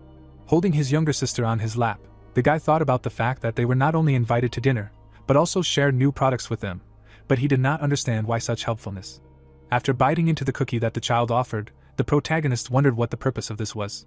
The girls were sitting next to each other, and Sayan said that in that case, Yuna would call when some social event appeared, and asked if she would come if she had time, to which she exclaimed that of course she would come, and the young man wondered when his sister had managed to get there, and besides, she was invited to events. But he did not understand when she had managed to promise such a thing. Leaning her head on the shoulder of the first daughter Doyan, the girl said that she was looking forward to it, and she noted that Yunha would also go. The young lady looked away and said that it would be good if he went. The protagonist chewed on the cookie in bewilderment. With her palm outstretched, Sayan explained that her sister had trouble making friends and so rarely attended such gatherings, so it would be nice if they became friends, to which she asked in what sense she had no friends. Lowering her chin, the student said that she had none. With her pupils bulging, the eldest daughter asked to name at least one person with whom the younger one communicated well. Sayan bit her lips in sadness.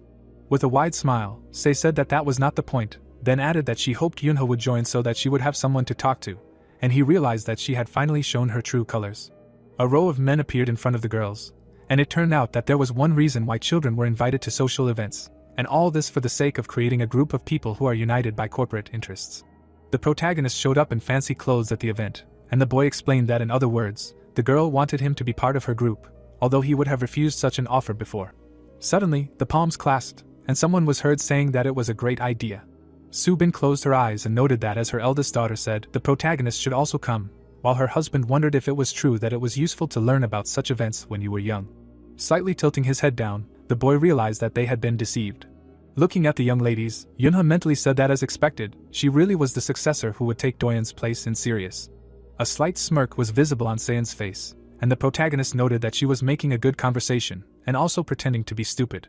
Closing his eyes, the boy muttered that they were disgusting business people, and then decided that in any case, he had no reason not to trust the company his father worked for, and he also couldn't leave his sister there alone.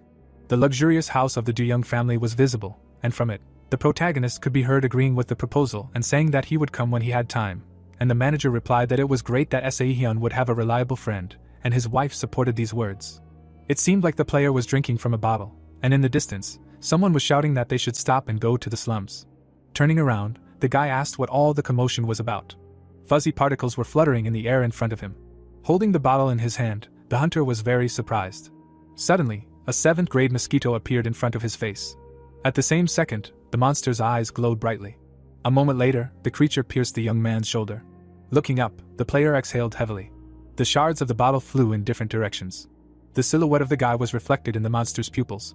After a while, 3 people ran along the road. The dark entity began to flap its wings from top to bottom.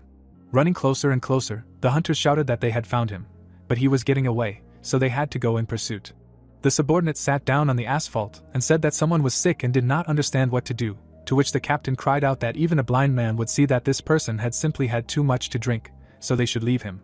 The fighter, with the corners of his mouth down in alarm, noted that they still had to follow the instructions, and his partner suggested taking him to the hospital. It seemed as if the wound on the guy's body began to glow. A fly crawled along a tree, and Yunha said that on the day when the incredible heat was announced, their summer vacation in the 3rd grade began. There was a sign by the door with Juliet's name. The girl waved her hand and greeted everyone. The children smiled broadly and greeted her in return. There was a baby cot in the middle of the room, and the princess asked the kids not to make too much noise, to which they agreed. The students looked at the baby with wide eyes and admiration. The baby was wrapped in white cloth, and Minji exclaimed that he was very cute, and Hyan asked her friends to look at his hands because they were very small. The boy remarked that he liked being around people, to which his mother put her fingers to her chin and exclaimed that he looked like her in this way, when suddenly Yunhyuk asked if it was a boy or a girl. Turning her head to the side, Juliet cried out that it was a healthy boy, when suddenly Yunha offered her to take tiramisu and remarked that it turned out that Yoon had become an aunt, and he was told that she came today and was happy to meet the baby. The protagonist's sisters appeared to be looking at the child, and he asked about his name and whether the girl had chosen a name, to which she replied that she already knew what she would call him before he was born. The lady said that his name was Avenir, which means dreams, hope, and future, when suddenly the boy looked down in confusion and thought about these words. The protagonist remembered how before his reincarnation he was sitting at the table and reading the journal of the raid in the abyssal dungeon. There was an inscription on the page of the book, and the young man thought about seeing this name on the list of raiders. The blonde man stood on the ledge of the mountain, and the protagonist said that his nickname was Diamond Fist, and heard that he played a key role in the raid of the abyssal dungeon because of his skills. The stranger's eyes glowed brightly, and the boy assumed that they could be the same person. The child pressed his small fists to his body. Minji asked if she could hold him, to which Juliet closed her eyes and exclaimed that she could, but she had to be careful, and the protagonist wondered about the reason why, before his revival, this girl did not choose death even when she was in a terrible situation. The lady's hair was fluttering in the wind, and it turned out that the reason was precisely this child. The baby opened its mouth wide and yawned, and the students continued to admire it. Sitting on a chair, the young man said that since this was the younger Yoon, then it was his too, to which his mother replied that this was true, because this was his younger brother, so she asked him to look after him, although she herself would do her best. The player closed her eyes and noted that this was necessary so that the child would grow up faster and be able to help him, and also be able to ride him on her lap, to which Yoonha replied that he would probably refuse, because when he grew up, he himself would already be an adult. Stretching his hand up, Yoonhyuk asked if Averin had the same last name as hers. Showing 2 fingers, the girl exclaimed that it was so, and then said the full name of her son, which the main character was very indignant and unhappy about. A huge hospital building appeared. The schoolchildren went out the doors of the room. With their heads down, the children said that they were very hot, although it was cooler inside.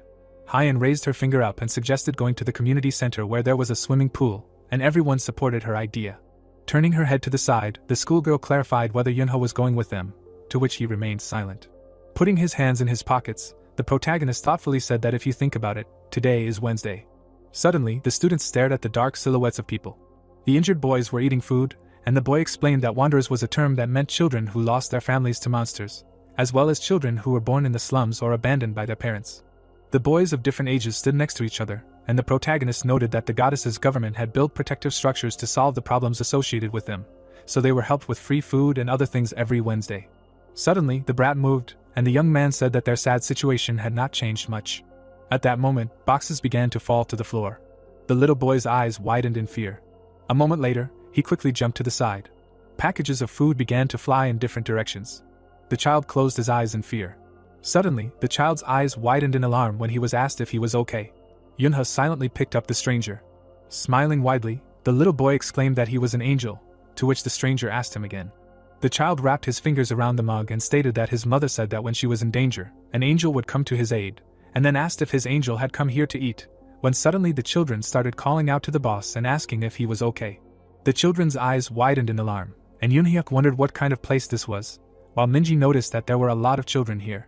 At that moment, the little brat jumped up and shouted that the man was an idiot. Grabbing Yoonha by his clothes, the little boy called out to his brother. A moment later, his arm was grabbed tightly, causing him to scream loudly. The wanderer frowned menacingly and explained that he had already told the younger one not to communicate with strangers, after which he asked if he had not understood this, and the other one asked for forgiveness for causing them problems, because he was still too young, and also asked to let them go. Bowing his brother's head down, the boy exclaimed that he could not hesitate and needed to apologize quickly, to which he asked him again. The heroes widened their eyes in bewilderment when they heard the loud apologies. Sitting in the arms of the older one, the child began to wave his hand.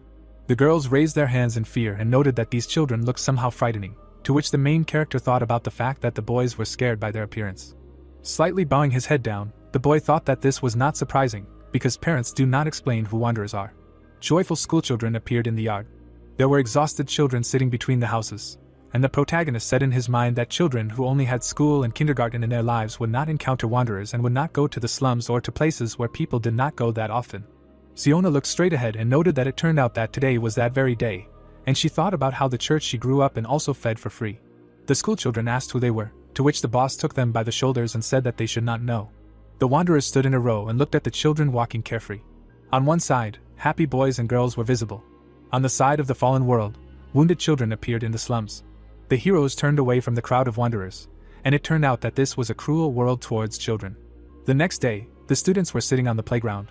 Holding the bottle in his hand, Yoonhyuk said that it was very refreshing for him, and the girl asked if they would be late, to which the other replied that everything was fine and they would make it. Clenching his jaw, the student said that he was sure that the boss and Minji were hot, and they also got ice cream, to which Seona replied that Yoonho was always the last one to arrive. It seemed like the man was taking heavy steps and sighing. Sweat was running down the man's face, and he thought that this couldn't be happening.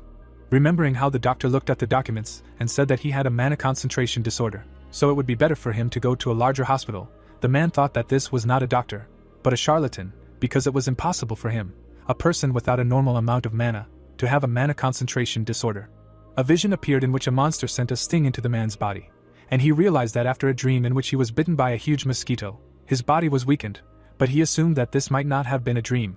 Gritting his teeth tightly, the player noticed that there were no bite marks on his shoulder, so it was definitely a dream. Suddenly, his hand turned into an insect's paw. A loud squeak was heard, causing the students to turn around. Dropping his jaw, the boy asked if everything was okay with this uncle. The man's palm was shaking and he muttered that he was hallucinating and maybe it was just from fatigue. Grabbing the phone in his hand, the boy decided that he needed to call the senior manager and warn him. At the same second, a mosquito appeared in place of the smartphone. The gadget hit the ground with a corner, when suddenly a loud scream was heard.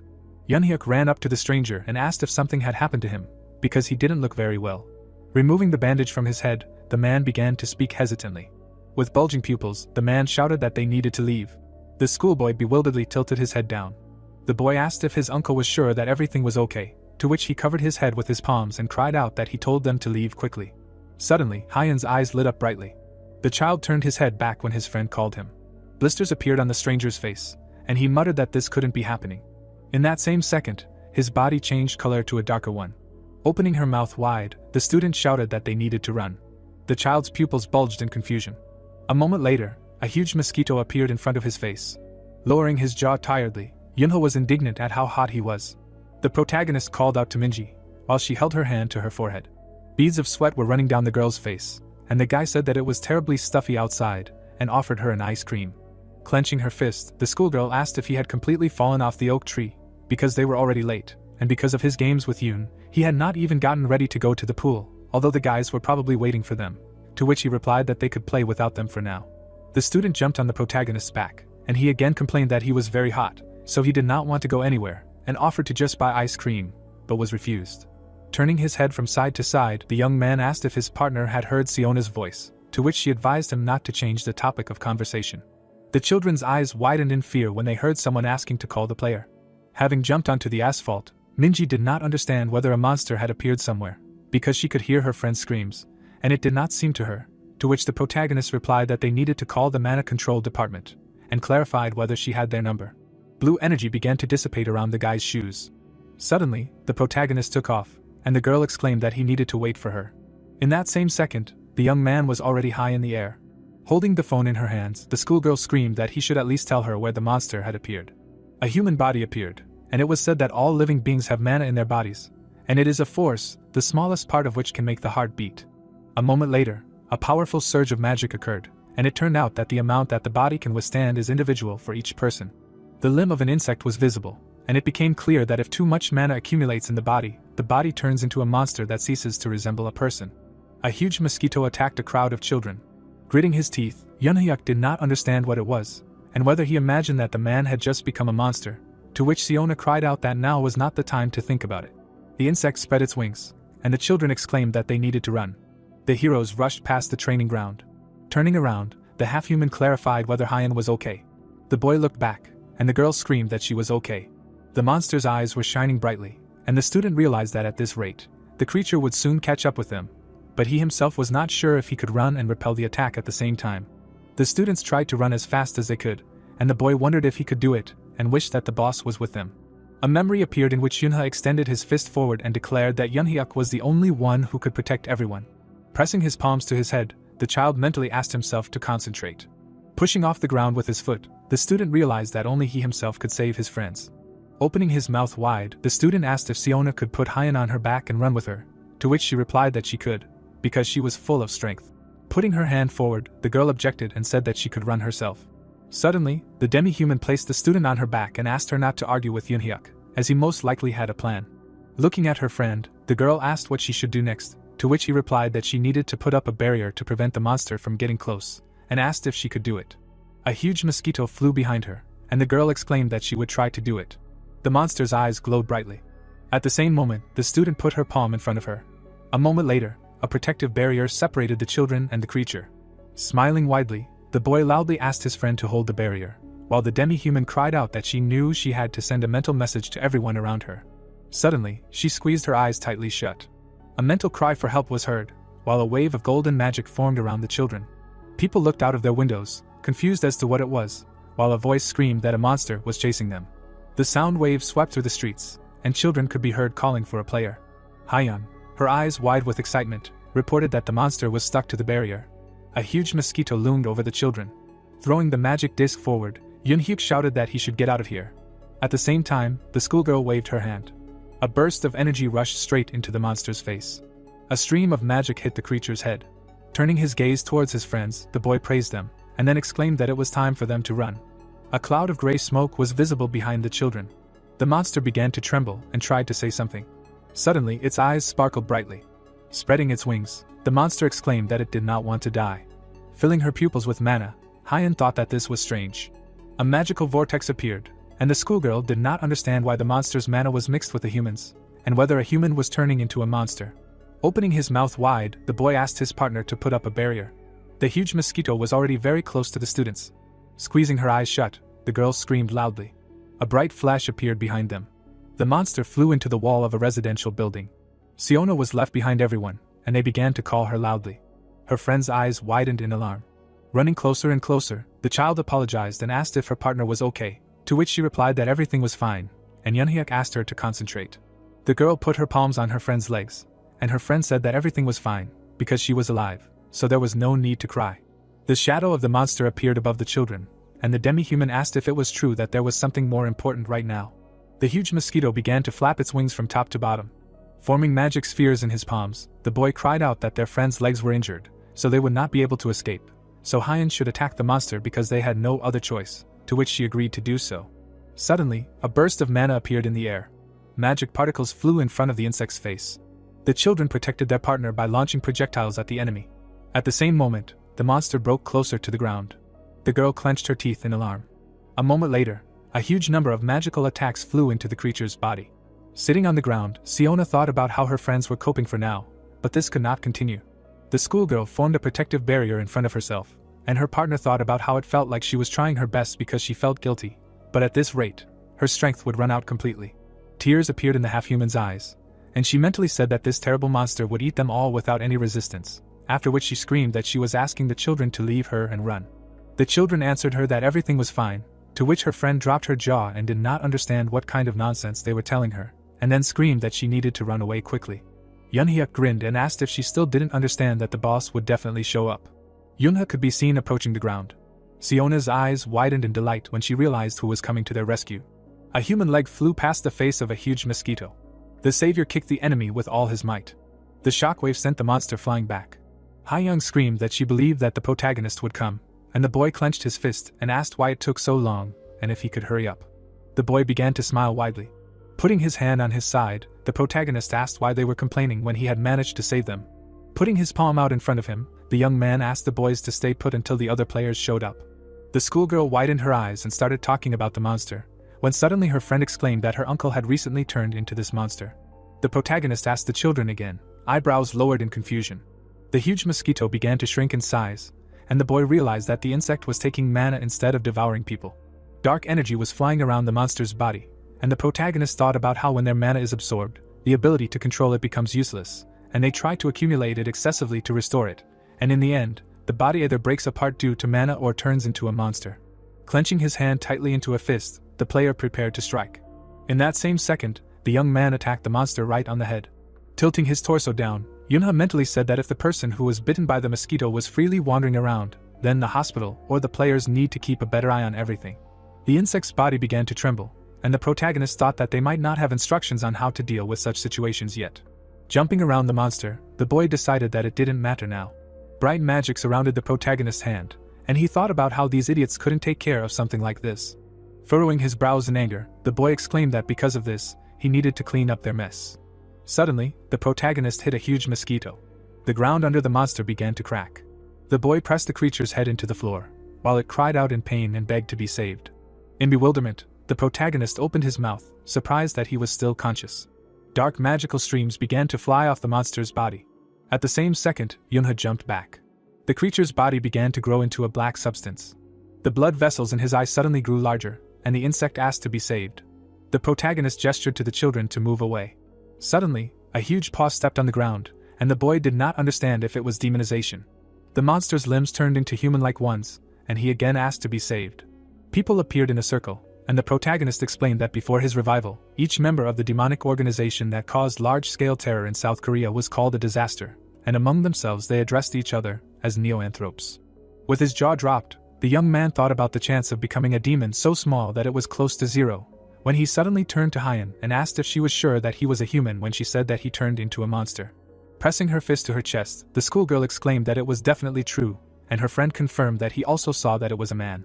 The main character's silhouette was enveloped in streams of mana, and he decided that this meant that it was not one of the members of the demonic organization, a woman nicknamed Beelzebub, because this organization would not appear for another 10 years. Flying high into the sky, a huge mosquito screamed that it was asking for salvation. Opening its mouth wide, the boy asked it who allowed it to run away. Suddenly, the monster began to dodge the stream of magic. Jumping up after the enemy, Yunha noticed that the mana charge was not enough, and to catch it, he needed a weapon, but he did not know if he had anything useful. At the same second, the main character flew past the television tower.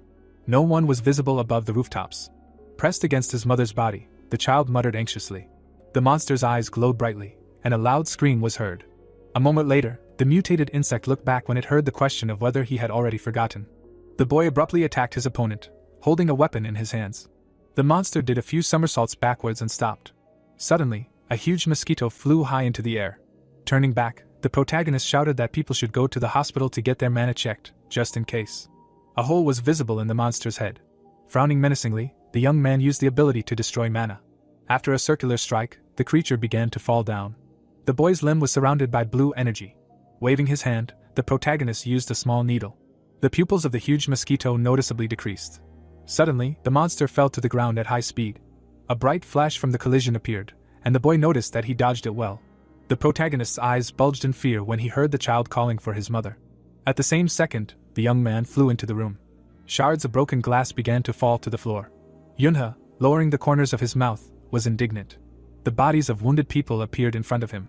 Clenching his hand tightly into a fist, the protagonist decided that it was too late. A pool of blood was visible under the man's head, and the boy realized that if their mana was taken away, many of them would simply be torn to pieces. In the distance, the protagonist saw a huge mosquito and thought that before something worse happened, he needed to get rid of this creature. The monster's eyes visibly turned red. A moment later, the young man threw the insect away from the child. The monster flew back from the blow. The creature's limbs were greatly twisted, and the protagonist noticed that its appearance had changed again, becoming more terrifying, so it turns out that he did not finish demonization, because he was conscious. The boy abruptly hit the floor with his foot. The huge mosquito began to fly away. With his arms outstretched, the protagonist did not understand whether the monster was mocking him, when suddenly he heard the children calling him brother and angel. Suddenly, the young man opened his mouth in alarm. Large rocks began to fall right on him. At the same moment, a powerful roar was heard inside the building and dust flew. Yunha covered his head with his hand, while someone pointed out the location of the enemy. The protagonist looked at the dark silhouettes running along the roofs, which shouted that a monster had penetrated that building, and as soon as it appeared, they needed to attack. Turning his head to the side, the guy wondered if these were really the players who came to Sion's call. The child was lying on the rocks and calling for an angel, while the protagonist decided that they could figure it out themselves. A memory appeared, in which the child's eyes widened in delight. The little boy's body was deformed, and he asked if he was a brother and an angel. Drops of blood were visible on the child's face. The ruined city of Suwon appeared before its revival. Someone could be heard saying that he was very offended by the news that bastards who were not even 12 thrones would come here, while the members of the Misty Flower team were sitting under the rubble. The insect's eyes were shining brightly.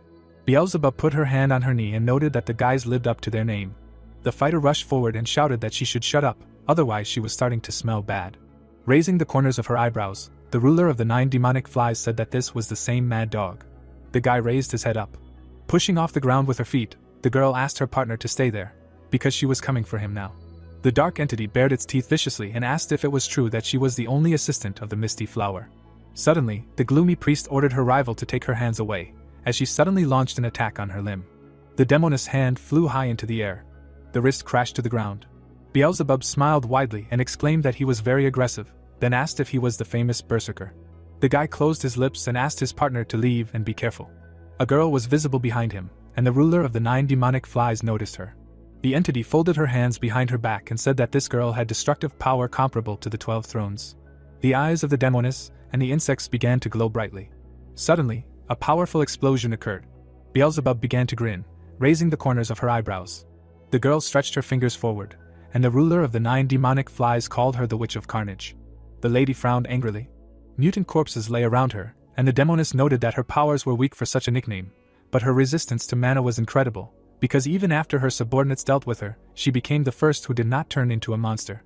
Opening her jaws wide, the entity advised her to be proud of herself. The girl clenched her jaws in fury. The mad dog held a sword surrounded by mana in his hand and shouted that the creature should be silent. Grasping the whip with her fingers, Beelzebub noted that the fighter was nimble, after which she added that the gloomy priest had probably already healed him. At the same second, the ruler of the 9 demonic flies swung the rope. Streams of mana began to reflect the enemy's blows. Bowing her head, the lady called out to the leader, to which he responded, and she asked him to kill her. Turning his gaze back, the guy remained silent. Grinning, his partner did not understand what was going on. Closing her eyes, her teammate asked her not to tell her that he had already managed to become attached to her, because it was even a little disgusting. Tears flowed from the eyes of my lady. The captain of the group firmly closed his lips. The young man began to take step by step forward. A red cloak dragged along the ground behind him, and he noted that this was true. The hilt of his sword began to shine brightly. Drops of blood appeared, and the team leader said that they would see each other in hell. The disfigured child smiled and called out for his angel brother. With the corners of his lips turned down, Yunha said that it was him then. The protagonist took a step forward, and the little boy said that all his friends were dead. The guy continued walking towards him, while the child said that they treated him very well. Looking straight ahead, the wanderer asked if he would die soon, to which he received an uncertain but positive answer. The bright eyes of the undead appeared, and the child did not understand why the angel did not smile. The little boy held a photograph in his hands and begged his sister not to go and leave him alone, after which he began to loudly call for his mom and dad. Lowering his chin, Yunha admitted that he had long forgotten how to smile. The child closed his eyes and muttered that he still needed to smile, to which the protagonist asked why. Blisters began to break out from the little boy's hand as he explained what the boys had told him would happen if he started smiling. Suddenly, blood began to flow from his mouth. A grin appeared on the child's face. The protagonist saw the silhouette of his partner behind him, while the wanderer muttered that something would appear someday and make him smile. Yunha was seen holding a weapon in his hand. Suddenly, an unusual aura appeared near him, and he explained that it would hurt a little. The child, lowering his head, answered positively. Raising his hand, the protagonist asked if he wanted to say anything. The little monster, opening his mouth, called out for his mother. Through tears, the undead added that she missed her mother. The high walls of the building appeared. There were corpses of people lying on the floor. The protagonist stood in front of the child. His gaze was thoughtful. A splash of water was visible. In the past, the boy was riding on a swing, and he said that he hated little children. Suddenly, the child hit his head on the ground. A woman quickly ran up to him. Looking at the upset young man, the student explained that he hated their selfish behavior, their confidence that their parents would do everything if they just cried. Then the student turned his head. Noticing how the parents grabbed the boy's hands, Yunha added that they were smiling innocently in their parents' arms, as if hell did not exist. The child happily opened his mouth, and the protagonist said that they believed that they could remain happy forever. Imagining the dead bodies of children, the protagonist said that this is what he lost when he lost his entire family in front of his own eyes. In front of his feet lay a stuffed bear. A second later, the boy picked it up, saying that he was smiling so that others would not worry. Standing in front of the little monster, the young man said that the emotions that faded during the battles did not return even after the revival. The schoolboy put the toy to the boy. Suddenly, it seemed like the hunter, holding the magic threads, shouted that the mosquito was destroyed, and the man exclaimed that he had already become a monster, and so let them finish him off. Many swords hit the protective shell above the monster. Lowering his eyebrows, the student said that he would not be able to shed tears if they died, but he would be able to kill him and all the monsters. After some time, a screen was visible on which the TV presenter, with his mouth slightly open, said that thanks to the quick and accurate reaction of the werewolf girl, the mosquito was defeated. Holding the TV remote in his hand, Yunha listened attentively to the girl receiving the Brave Child Award from the mayor. Suddenly, the protagonist's sister peeked out from around the corner. Yoon, her eyes bulging sadly, muttered that her brother had not been smiling at all lately, and she did not like such a gloomy brother. In the past, her mother, smiling, explained that if her brother suddenly became sad, then she should console him, to which the girl specified how. A moment later, the child rushed from the spot. The child remembered that she needed to hug her brother tightly, after which she rushed to the boy. The young man, hugging her, asked why their Yoon was in such a good mood. The schoolboy stroked his sister's head, and she replied that she was just like that.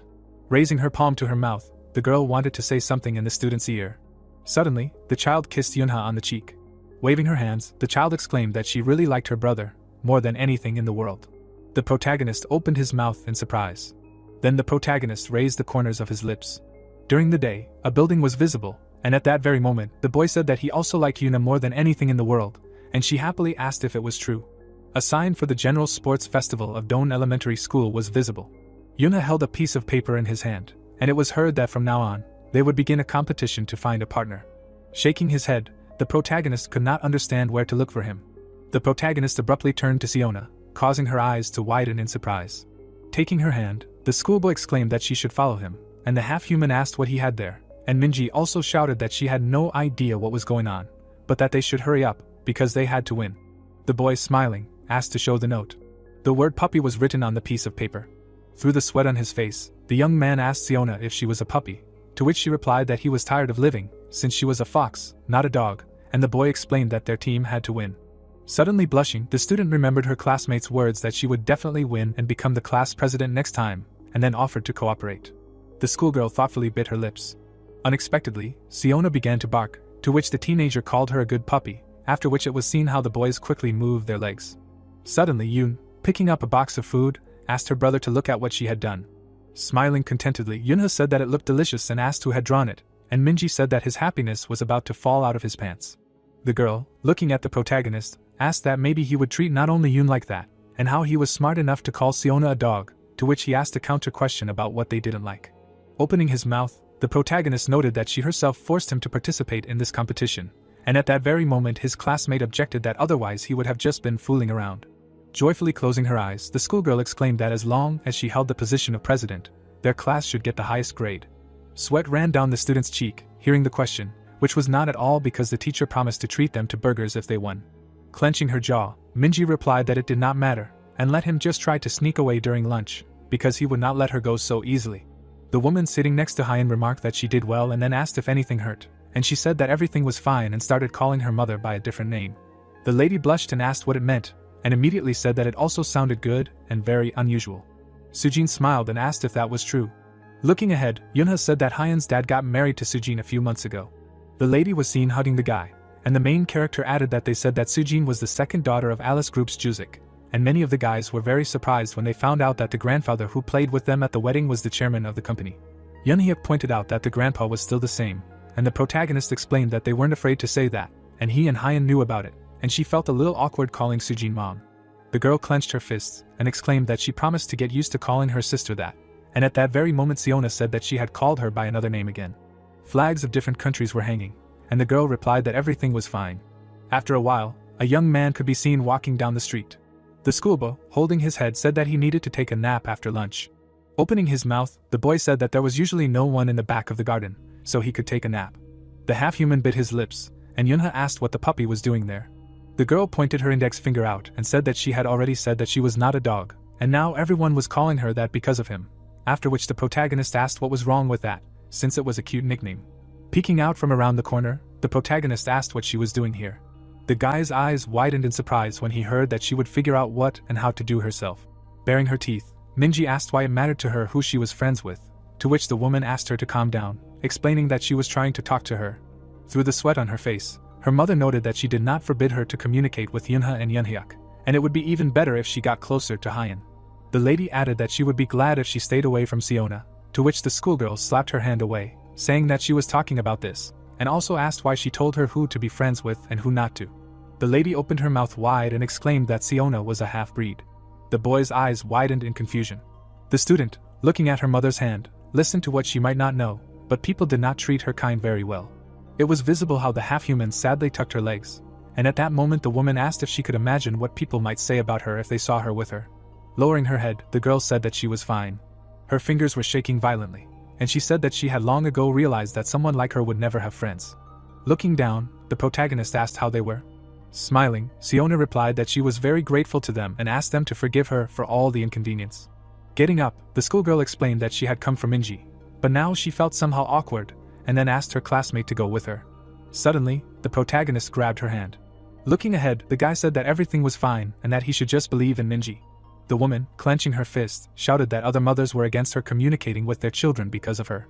Tears were streaming down the student's face, and at that very moment the lady asked if she liked what they were talking about behind her back. Blushing sharply, the half-human said that everything was fine and again suggested going. Suddenly, the schoolgirl opened her mouth wide. It was visible how Minji curled her fingers. With wide eyes, the girl exclaimed that she was her friend after all. Siona raised her eyebrows in surprise. Leaves appeared on the trees. The woman looked at her daughter in bewilderment. With a heavy sigh, the lady said that she should understand this herself, but then she should not cry, saying that her mother was right. Hugging her close relative, the schoolgirl replied that she would not regret it. Smiling, Yunha noted that it seemed to him that everything was over. The protagonist, shuffling his legs, told the puppy that they needed to leave before they were noticed, to which the half-human asked if he was going to continue calling her that. The protagonist's classmate, looking in his direction, turned to him. Joyfully closing her eyes, the girl suggested taking first place. Flags of different countries were visible, and at that moment Siona explained that they needed to cheer up Minji. After some time, colorful balls appeared. The woman was holding the ball container tightly in her hands. The lady said that the blue team had won, and the schoolgirl, turning around, asked what was wrong with him. Standing in front of his classmate, the guy asked what was wrong, to which she asked in return whether he was sick, because he tried so hard, and this was not like him. Through the sweat on his face, the young man clarified what she was talking about, after which he noted that he was always like this. The demi-human could be seen raising his hands in satisfaction, and then her team won the relay. Yoonhyuk leaned back and exclaimed that it was easy, and then the blue team won the limbo. Haeon happily touched the girl's palms, and at the same time, the blue team won the triathlon. Suddenly, confetti appeared.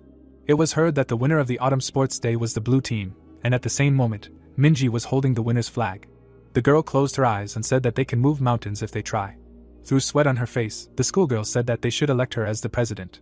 Suddenly, the protagonist clenched his jaw and asked if they were ready, to which Siona replied positively. Then, the boys grabbed the students' hands. Minji's classmates could be seen lifting her legs. With her eyebrows lowered, the girl asked what they were doing, and then the demi-human began the countdown. Suddenly, the schoolgirl was thrown high into the air. The protagonist's mother, raising her hand to her mouth, noted that they seemed to be getting along, and the student could be heard asking to stop.